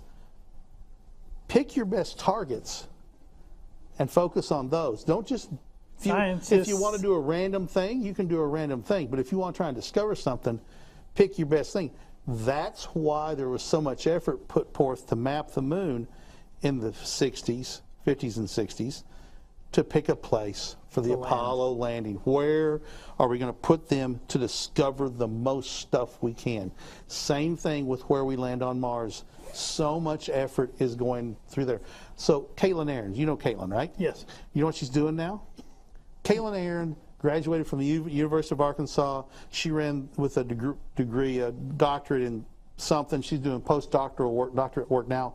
She works for Goddard Space Flight Center, right. And she's doing modeling and research on the permanently shadowed lunar craters to help decide which crater we should go to. That's cool. You know, a girl graduated from the University of Arkansas, ran the Pluto lab. Boom. Yeah, boom. You know, it's just about being curious. You know, it's about, you know, and learning. And don't be afraid to fail, because science is about failure, you know, and learning from your failures. It is. And if it didn't kill you, you learn from it. You did. So, all right, so let's talk a little bit about this telescope.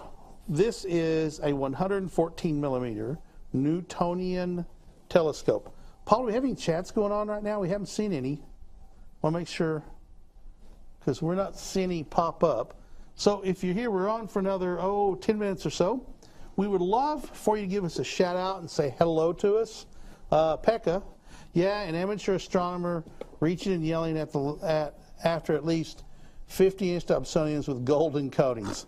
Well, you know, a 50-inch Dob, I actually have, it wasn't a Dob, it was a Newtonian, but look through an eyepiece, through the Struve telescope on McDonald Observatory, has a 6-foot mirror. Yes, indeed, folks. The widest view we could get with the eyepieces that they brought was, Daniel, a third of a degree. Oh, yeah. I mean, it was fantastic. We actually saw the 12th planet that Michael Brown discovered and then said it's not a planet. We saw it. It was magnitude 19. Limiting magnitude that night was magnitude 19.3. It was like a lighter shade of dark, but we all saw it. There you go. And it was a fantastic night using that telescope. We stayed all night. We're the first people to ever stay all night, the professional astronomers that ran the telescope said. We were done. It wasn't, sun was kind of, not up yet, but getting dark. And they said, well, they'd looked at their entire list of things that we had looked for. And I said, let's look at M42. And they were like, why do we want to look at M42? And I said, what else are we going to look at? So they slewed to M42. And you couldn't see, I mean, the trapezium was astoundingly too big. The trapezium is a little star pattern in the very center of the Orion Nebula. And we were seeing yellows and blues and greens and little tendrils with little planetesimals you could see. It was truly astounding. The first guy that slewed to it, he said a comment I probably shouldn't say, but it was holy something or other. And nobody believed it. And of all the people, and I still talked to a couple of the guys from the St. Louis Astronomy Club that were there, and that's the thing they talk about, is what that looked like in that telescope. Was truly mind-boggling that you could actively see yellows and greens and reds and these little pillars of creation in an eyepiece of a really big telescope. A really big telescope. That up and thank you for it. So this is a small telescope on an equatorial mount. We're not going to go into details about how to polar alignment other than tell you this axis right here has to be pointed at either the north celestial pole or the south celestial pole. Daniel, what does that do for us when we point that axis at? When you do that, that means that the telescope can rotate exactly the way stars rotate around the celestial pole. And so with one knob, you can track things like planets as they move.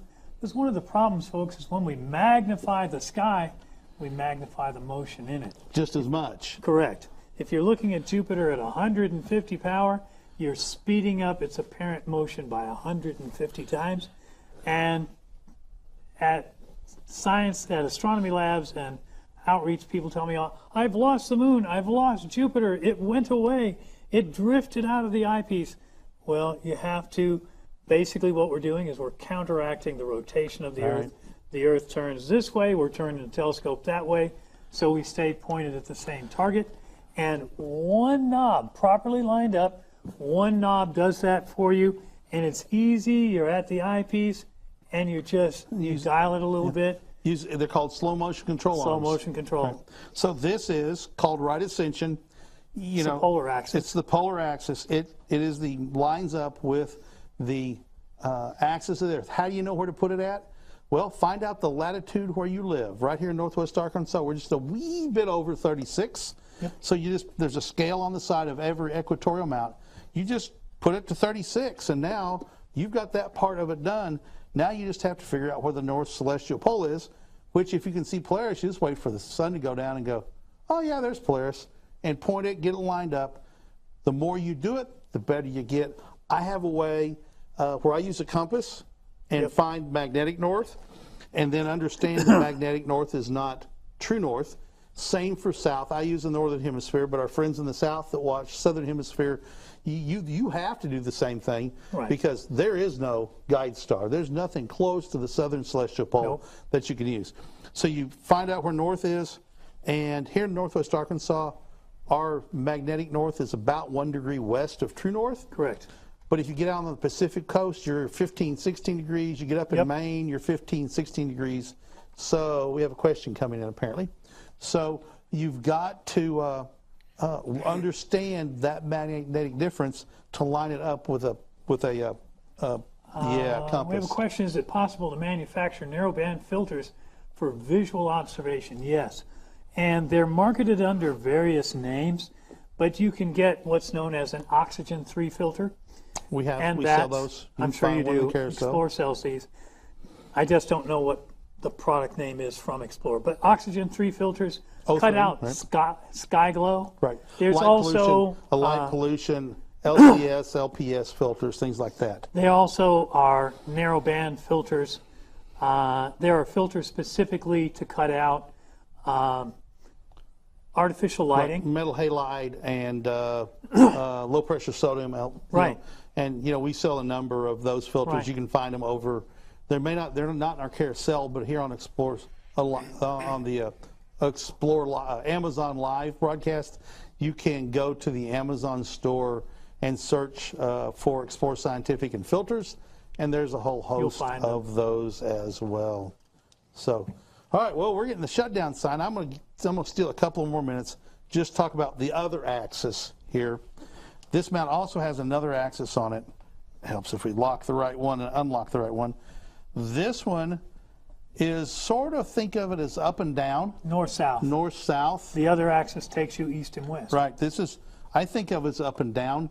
These two work in concert with each other to point at an object. So if I want to point at something in the southwestern sky, right there, I'm pointing in the southwestern sky.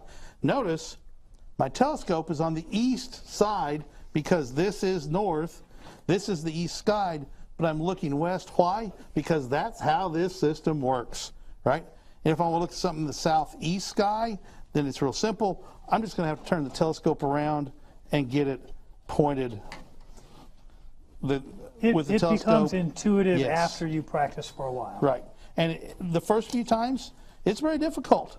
It is a challenge if you don't understand and have at least a basic idea of the principle of how this is going to work, right? But once you get it, it's real simple, and it's hugely effective. All right, we have a question. I thought they were for astrophotography. Not necessarily, Some of them no. are. Some of them are so narrow that you have to have such dark skies to see anything. You can't hold them up and see anything. No. But they are letting light through, but you have to have dark enough skies to where you're going to see something. If you have any light pollution around that's causing your pupil to get bigger or to get smaller, you're not going to see them. So, Daniel, we've got to go. It's 3 o'clock. Thank you for watching us. We'll be back tomorrow with Fun Day Tuesday. For lack of a better title, they haven't come up with it, so I'm going to go with that. Annie and Lucy talk about some of the great educational products that we have. There you go. And then Wednesday is First Light Chronicles. We talk about first light things, telescopes, all sorts of stuff. And the 100th Global Star Party is coming up. Yes, Tuesday night, the 100th Global Star Party is coming up. We have to be careful what we say because Amazon robots don't like us doing that. But we have the 100th Global Star Party coming up on Tuesday. And then Thursday is On the Wing. I'll be talking about our fine feathered friends. And Friday then is Focus on Astrophotography. I will not be with you next week on anywhere close to a regular basis. So, Daniel, you may be in here pitch hitting with Tyler or somebody. Nobody's called me for that assignment yet. I will be going to the Nebraska Star Party where I will be doing some, if we have enough signal, I'll be going live from there a little bit. And I might try and come up at night a few times with Scott, just talk about it. Okay, or do you mean that I can see all the blue gases around M45 with O3 visually? Probably not. Probably not. Those tendrils of gas you're talking about are very, very faint. And a camera, you open the aperture and it collects light like a bucket out in the rain. Yeah. Your eye sees photons as they come in, and basically it's an instantaneous detector. It doesn't collect anything. So what it does is they will increase contrasts at the eyepiece. Correct. Is how I have experienced. Correct. Peck of the reality is, I don't use the filters. I'll use a neutral density on the moon every once in a while, but I just, it's one more piece of kit that I have to mess with. I use filters pretty extensively. Yeah, do you? Yeah, I have colored filters. I have a set of colored filters that I use primarily for planetary observing. Right, which is what those are meant for. I have a neutral density for the moon, and I have a deep sky filter. I will tell you, I use colored filters for planetary work more often than I use deep sky. Right, right. I'll agree with that. Yeah. So we got to go. It's 3 o'clock. Thanks for joining us, everybody. Bye, everybody. We appreciate you sharing your time with us. It's a blessing to us to have you watch. That's right. On behalf of everybody here at Explore Scientific, including Paul Newton, the disembodied voice over in the control room, and Noah Menard, the Amazon guy. Hey, Noah, give us a wave, would you? He waved like this tonight. Just like that. That's how it looked when you saw him. And my sidekick here, Dr. Barth. Always a good time to get him on the show. Absolutely. Much more educational. It's a lot nicer to have somebody to talk to. I appreciate it, sir, very much. You betcha. So we're out of here. What you got, Paul? I'm like chopped liver, I guess. No, you push the buttons. You make it happen. You said you'd like to have somebody to talk to. See. On stage. I mean, on stage to talk to. It's Just harder saying. to talk to somebody who's sitting comfortably in a chair. Let me enjoy this. It's so rare anybody's jealous of me for anything. Sipping a soda over there. If he wants to eat lunch, he can eat I ain't lunch or got no snack or soda. whatever. I got lemonade. Okay, shake it up. Now it's soda. It's not soda. There's no carbon in there. Bye, everybody. Bye now.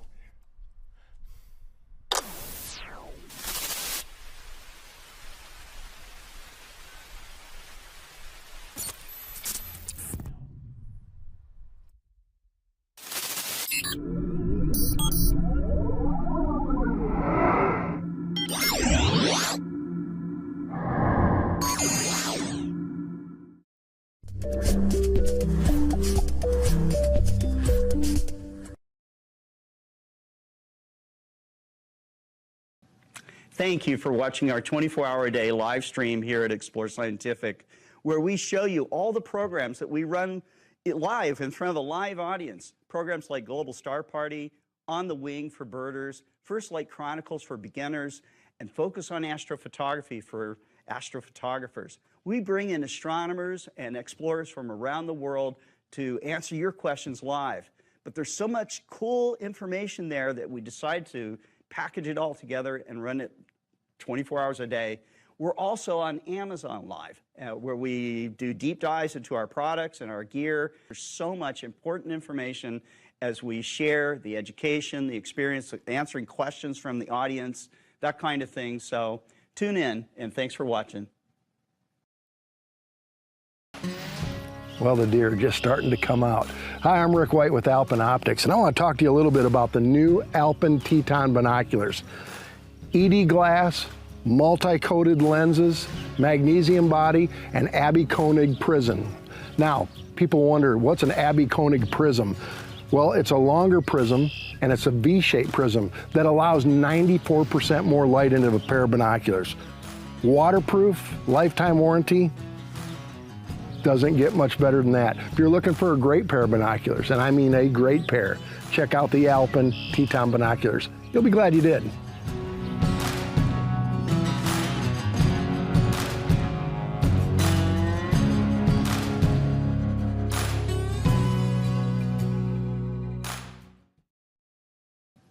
Thank you for watching our 24-hour-a-day live stream here at Explore Scientific, where we show you all the programs that we run live in front of a live audience. Programs like Global Star Party, On the Wing for birders, First Light Chronicles for beginners, and Focus on Astrophotography for astrophotographers. We bring in astronomers and explorers from around the world to answer your questions live. But there's so much cool information there that we decided to package it all together and run it 24 hours a day. We're also on Amazon Live, where we do deep dives into our products and our gear. There's so much important information as we share the education, the experience, answering questions from the audience, that kind of thing. So tune in, and thanks for watching. National Geographic's CF600 PM telescope lets you explore the intricate contours of lunar terrain or the brilliant clusters of Pleiades. Use the red dot finder to accurately line up this entry-level scope with the Alt-Azimuth mount and tripod to begin your journey into the world of amateur astronomy. The 90-degree diagonal mirror assembly makes viewing comfortable, and the built-in storage trays keep your two included eyepieces safe and secure. The easy-to-use telescope lets you see clearly with an aperture of 50mm with a 600mm focal length, and the unique carbon fiber styling of the CF600 PM gives this scope a modern, rugged edge. Use the included online astronomy software and star map with the National Geographic CF600 PM telescope to begin your journey to exploration of the stars.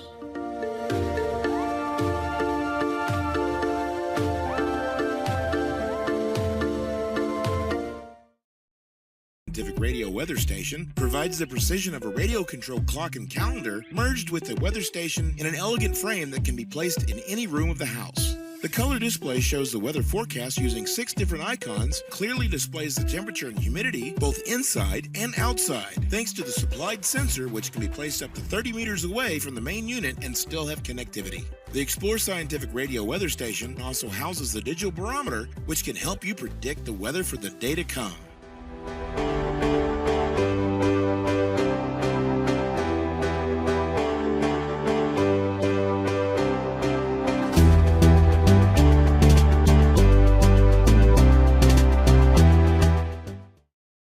Mart's here from Explore Scientific.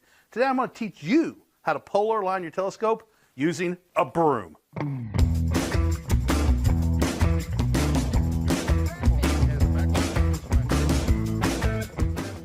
Why do you need to polar align? Well, with a telescope that has an equatorial mount, you have to get that equatorial axis lined up with the rotation of the Earth.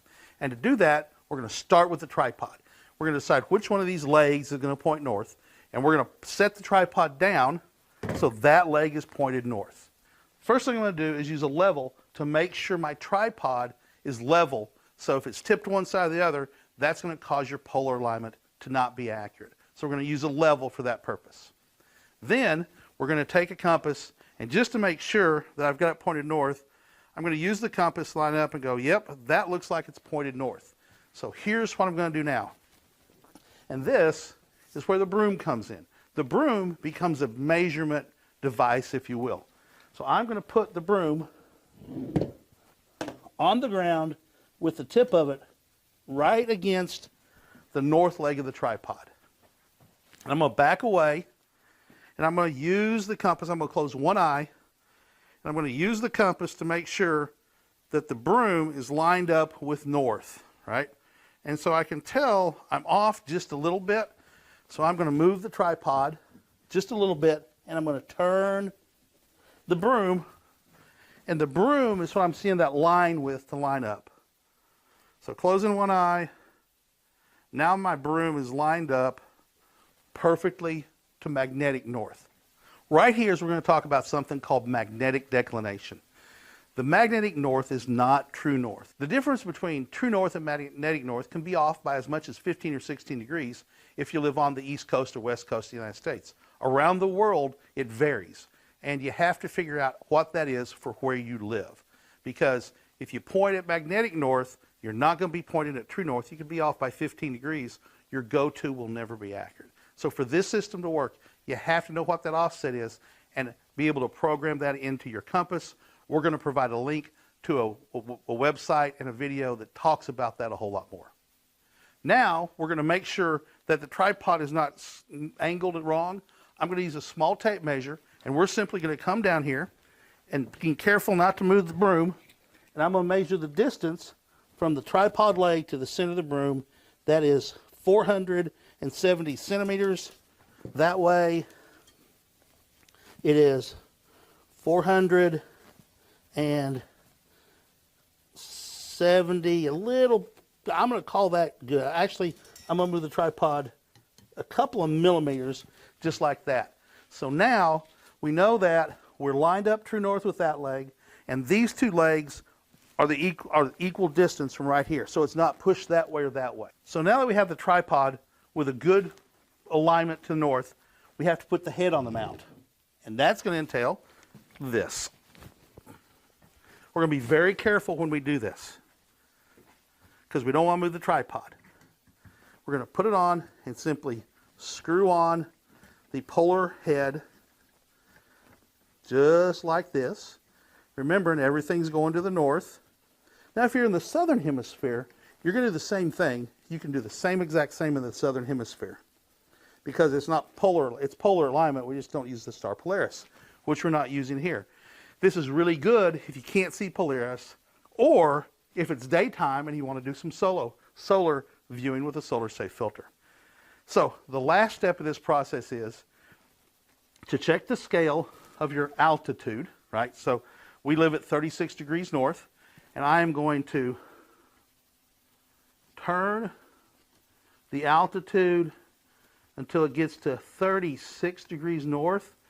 I'm going to stop, and that's it. With this system, using a broom, a compass, and a tape measure, you can achieve a good, decent starting polar alignment. Personally, I've used this, and I've got an amazingly close polar alignment. There's ways that you can use to refine your polar alignment, specifically drift alignment, but it all starts with a good polar alignment. You can do this in the daytime. You can do this in the nighttime if you can't see Polaris. It works all the time. It's a good way to get started learning the process of polar alignment. Isn't that great? I hope you've enjoyed this video. For Explore Scientific, I'm Kent Martz. Get out there and start doing astronomy. And keep looking up.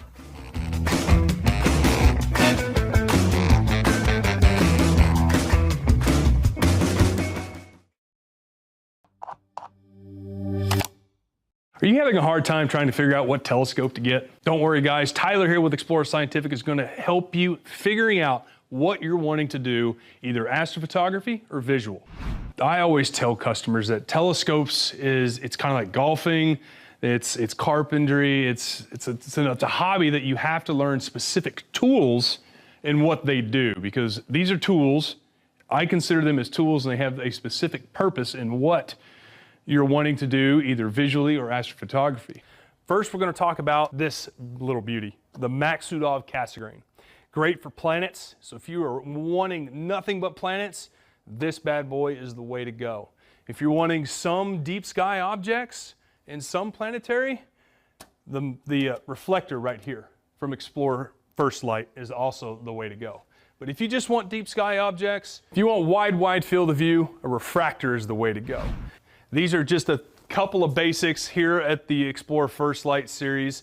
The Maksudov Cassegrain, the Newtonian, and the Refractor. All of these scopes come with a red dot finder, a smartphone adapter to get you started in astrophotography, as well as an eyepiece, and whichever mount that you want to choose with the combination of telescope you want. If you need help out there on Amazon, don't be afraid to reach out through the live chat. We'll make sure that we get back with you as soon as we can here at Explore Scientific.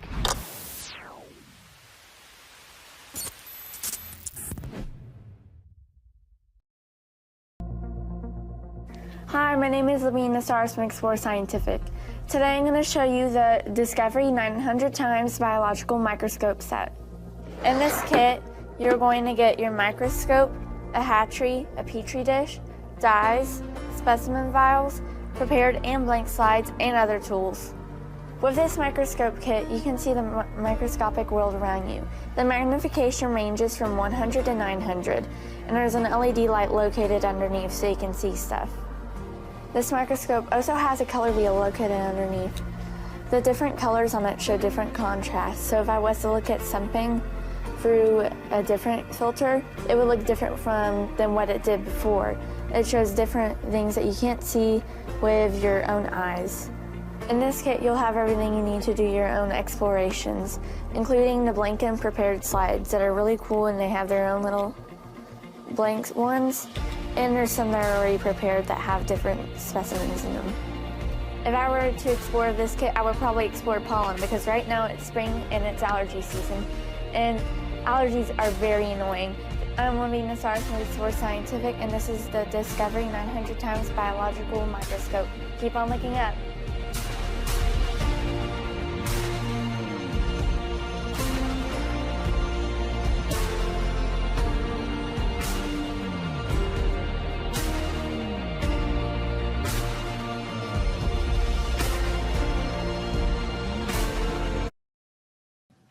Thank you for watching our 24-hour-a-day live stream here at Explore Scientific, where we show you all the programs that we run live in front of a live audience. Programs like Global Star Party, On the Wing for birders, First Light Chronicles for beginners, and Focus on Astrophotography for astrophotographers. We bring in astronomers and explorers from around the world to answer your questions live.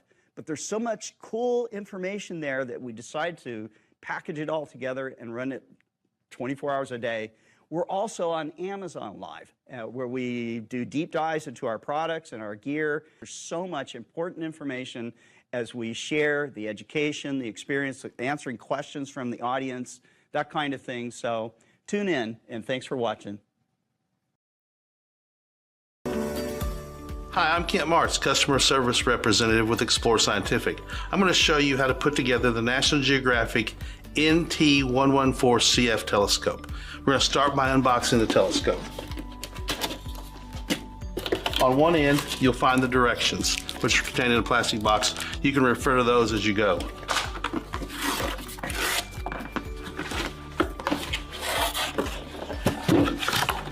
Be careful with this part because you don't want the two boxes inside to fall apart.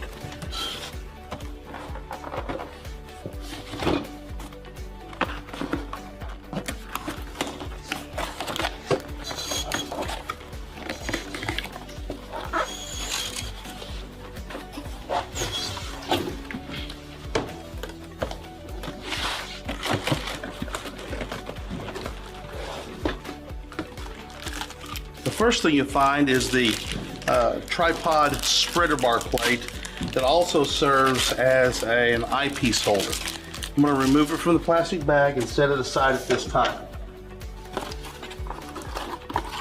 Inside the larger box is the optical tube. At this point, I'm going to open the smaller box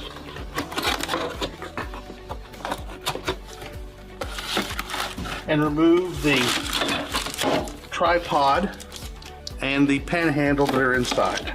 Be sure to not throw away this part because this is what moves the telescope. I'm going to take the accessories tray, spreader bar piece, and if you notice, the base has a sort of like that.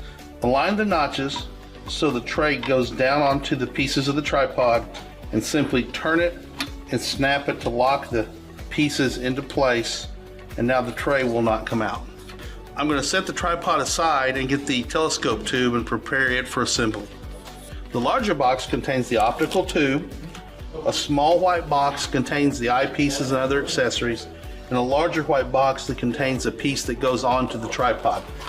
At this time, I'm going to remove the smaller white box that contains the eyepieces and other accessories.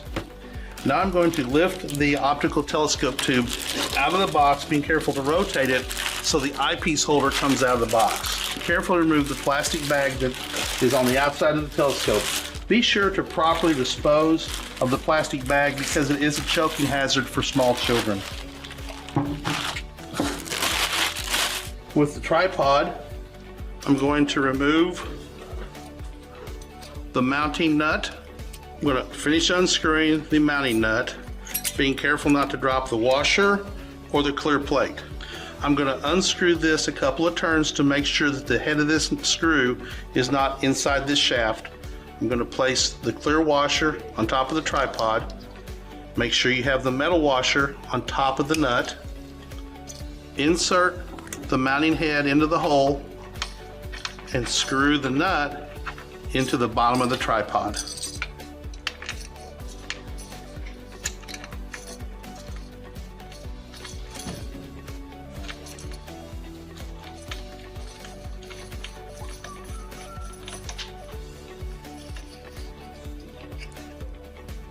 Tighten it, but don't get it so tight it can't move. I'm now going to unpackage the pan handle, removing it from the plastic. Again, discarding the plastic safely. I'm going to screw the pan handle into the mount hole. And now I can use the handle to turn the tripod.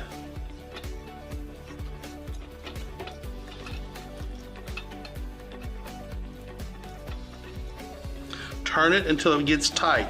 The tighter you turn it, provides the tension to keep it from moving. So I'm going to tighten it up now so it's good and tight.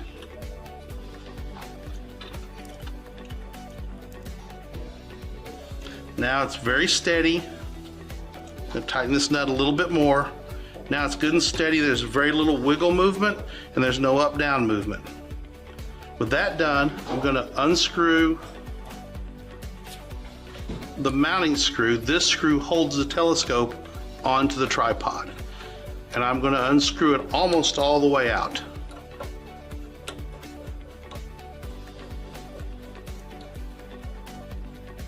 There, so now it's no longer sticking out. To attach the telescope, carefully lift it from the table and place the triangular shaped dovetail into the saddle plate and tighten this screw until the telescope is firmly attached. Once it's attached, it will not slide back and forth, and now it's in a solid position on the tripod. Open the small white accessories box and remove the red dot finder. Remove it from the plastic and carefully insert it onto these 2 feet. It simply slides into place. It comes with a battery pre-installed. On the back side, there's a red on-off switch that turns it on and off. Now we'll remove the lens cap. The design is a 2-piece affair. A smaller lens cap comes off, revealing this circle with 3 screws in a triangle and a small screw in the middle. Do not turn these screws. To get the lens cap off, use your fingers and pry off the larger lens cap like that. After it's been on off a few times, it comes off much easier. This part of the telescope is the focuser. It comes with this white cap installed to keep dust out of the telescope. Turn these 2 silver screws to remove the white cap. Get the small white accessories box and remove the 2 eyepieces from inside. They're inside 2 white plastic protective cases. We want the PL26 eyepiece. The smaller one is the 9.7 eyepiece.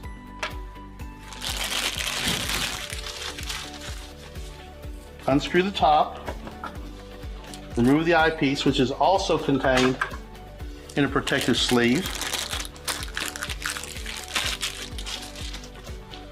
Put the PL26 into this part of the telescope, which is called the draw tube, and tighten down the 2 silver set screws so the eyepiece will not come out. You turn these knobs to bring the object you're looking at in focus. So you look through it and turn the knob until what you're looking at comes into focus. Now we have a fully assembled National Geographic NT114 CF telescope. For more information, follow the link in the comments below to a video that contains significantly more information on how to operate and use this telescope.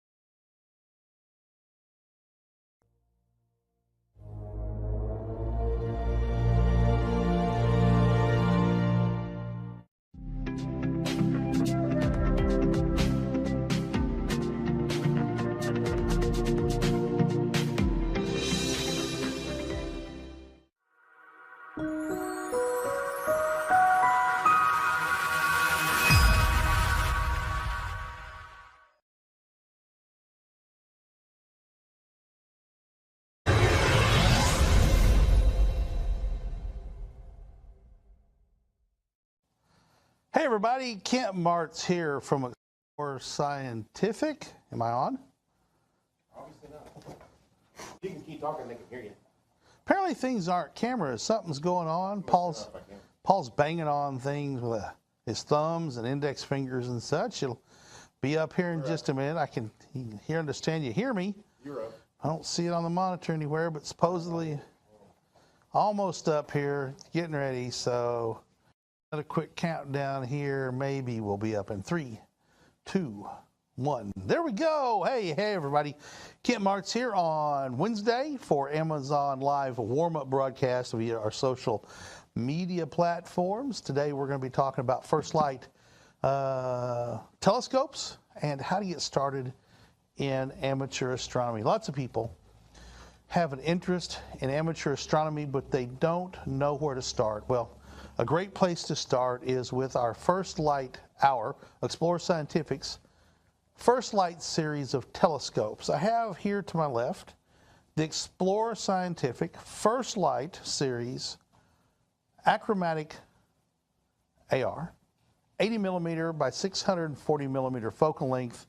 What that means is there's 80 millimeter diameter objective glass up here that has two pieces of glass that start focusing the image, and then a focal length of 640 millimeters to where that image comes to focus at the eyepiece. The eyepiece is right here. This telescope comes with everything you need to get started.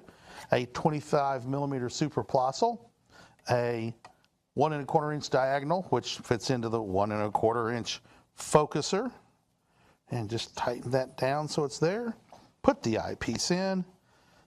Attach the telescope to this little tripod it comes with. This was a Twilight Nano. It's very simple.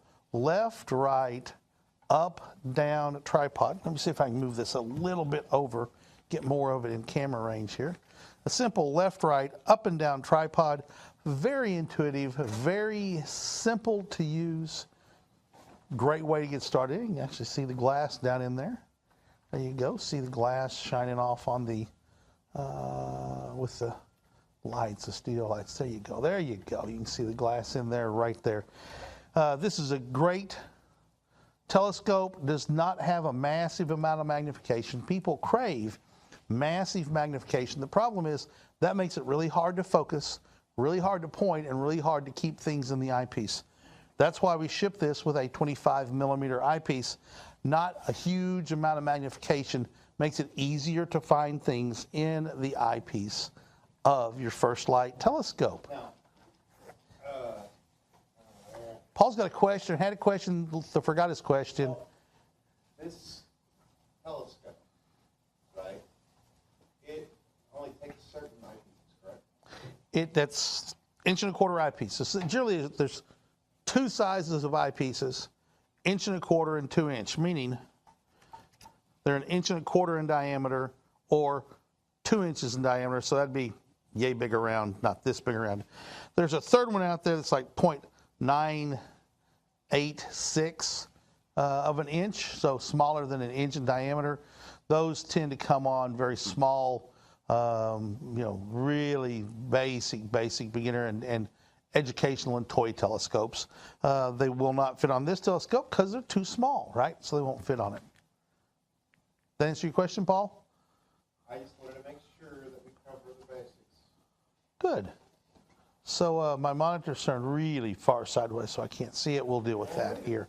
I don't want to step off camera. So this tripod raises up higher than this, but we have it set this way so it looks good. Good positioning on the studio. Hey, Paul. Nah. Oh my gosh. You guys complain about something.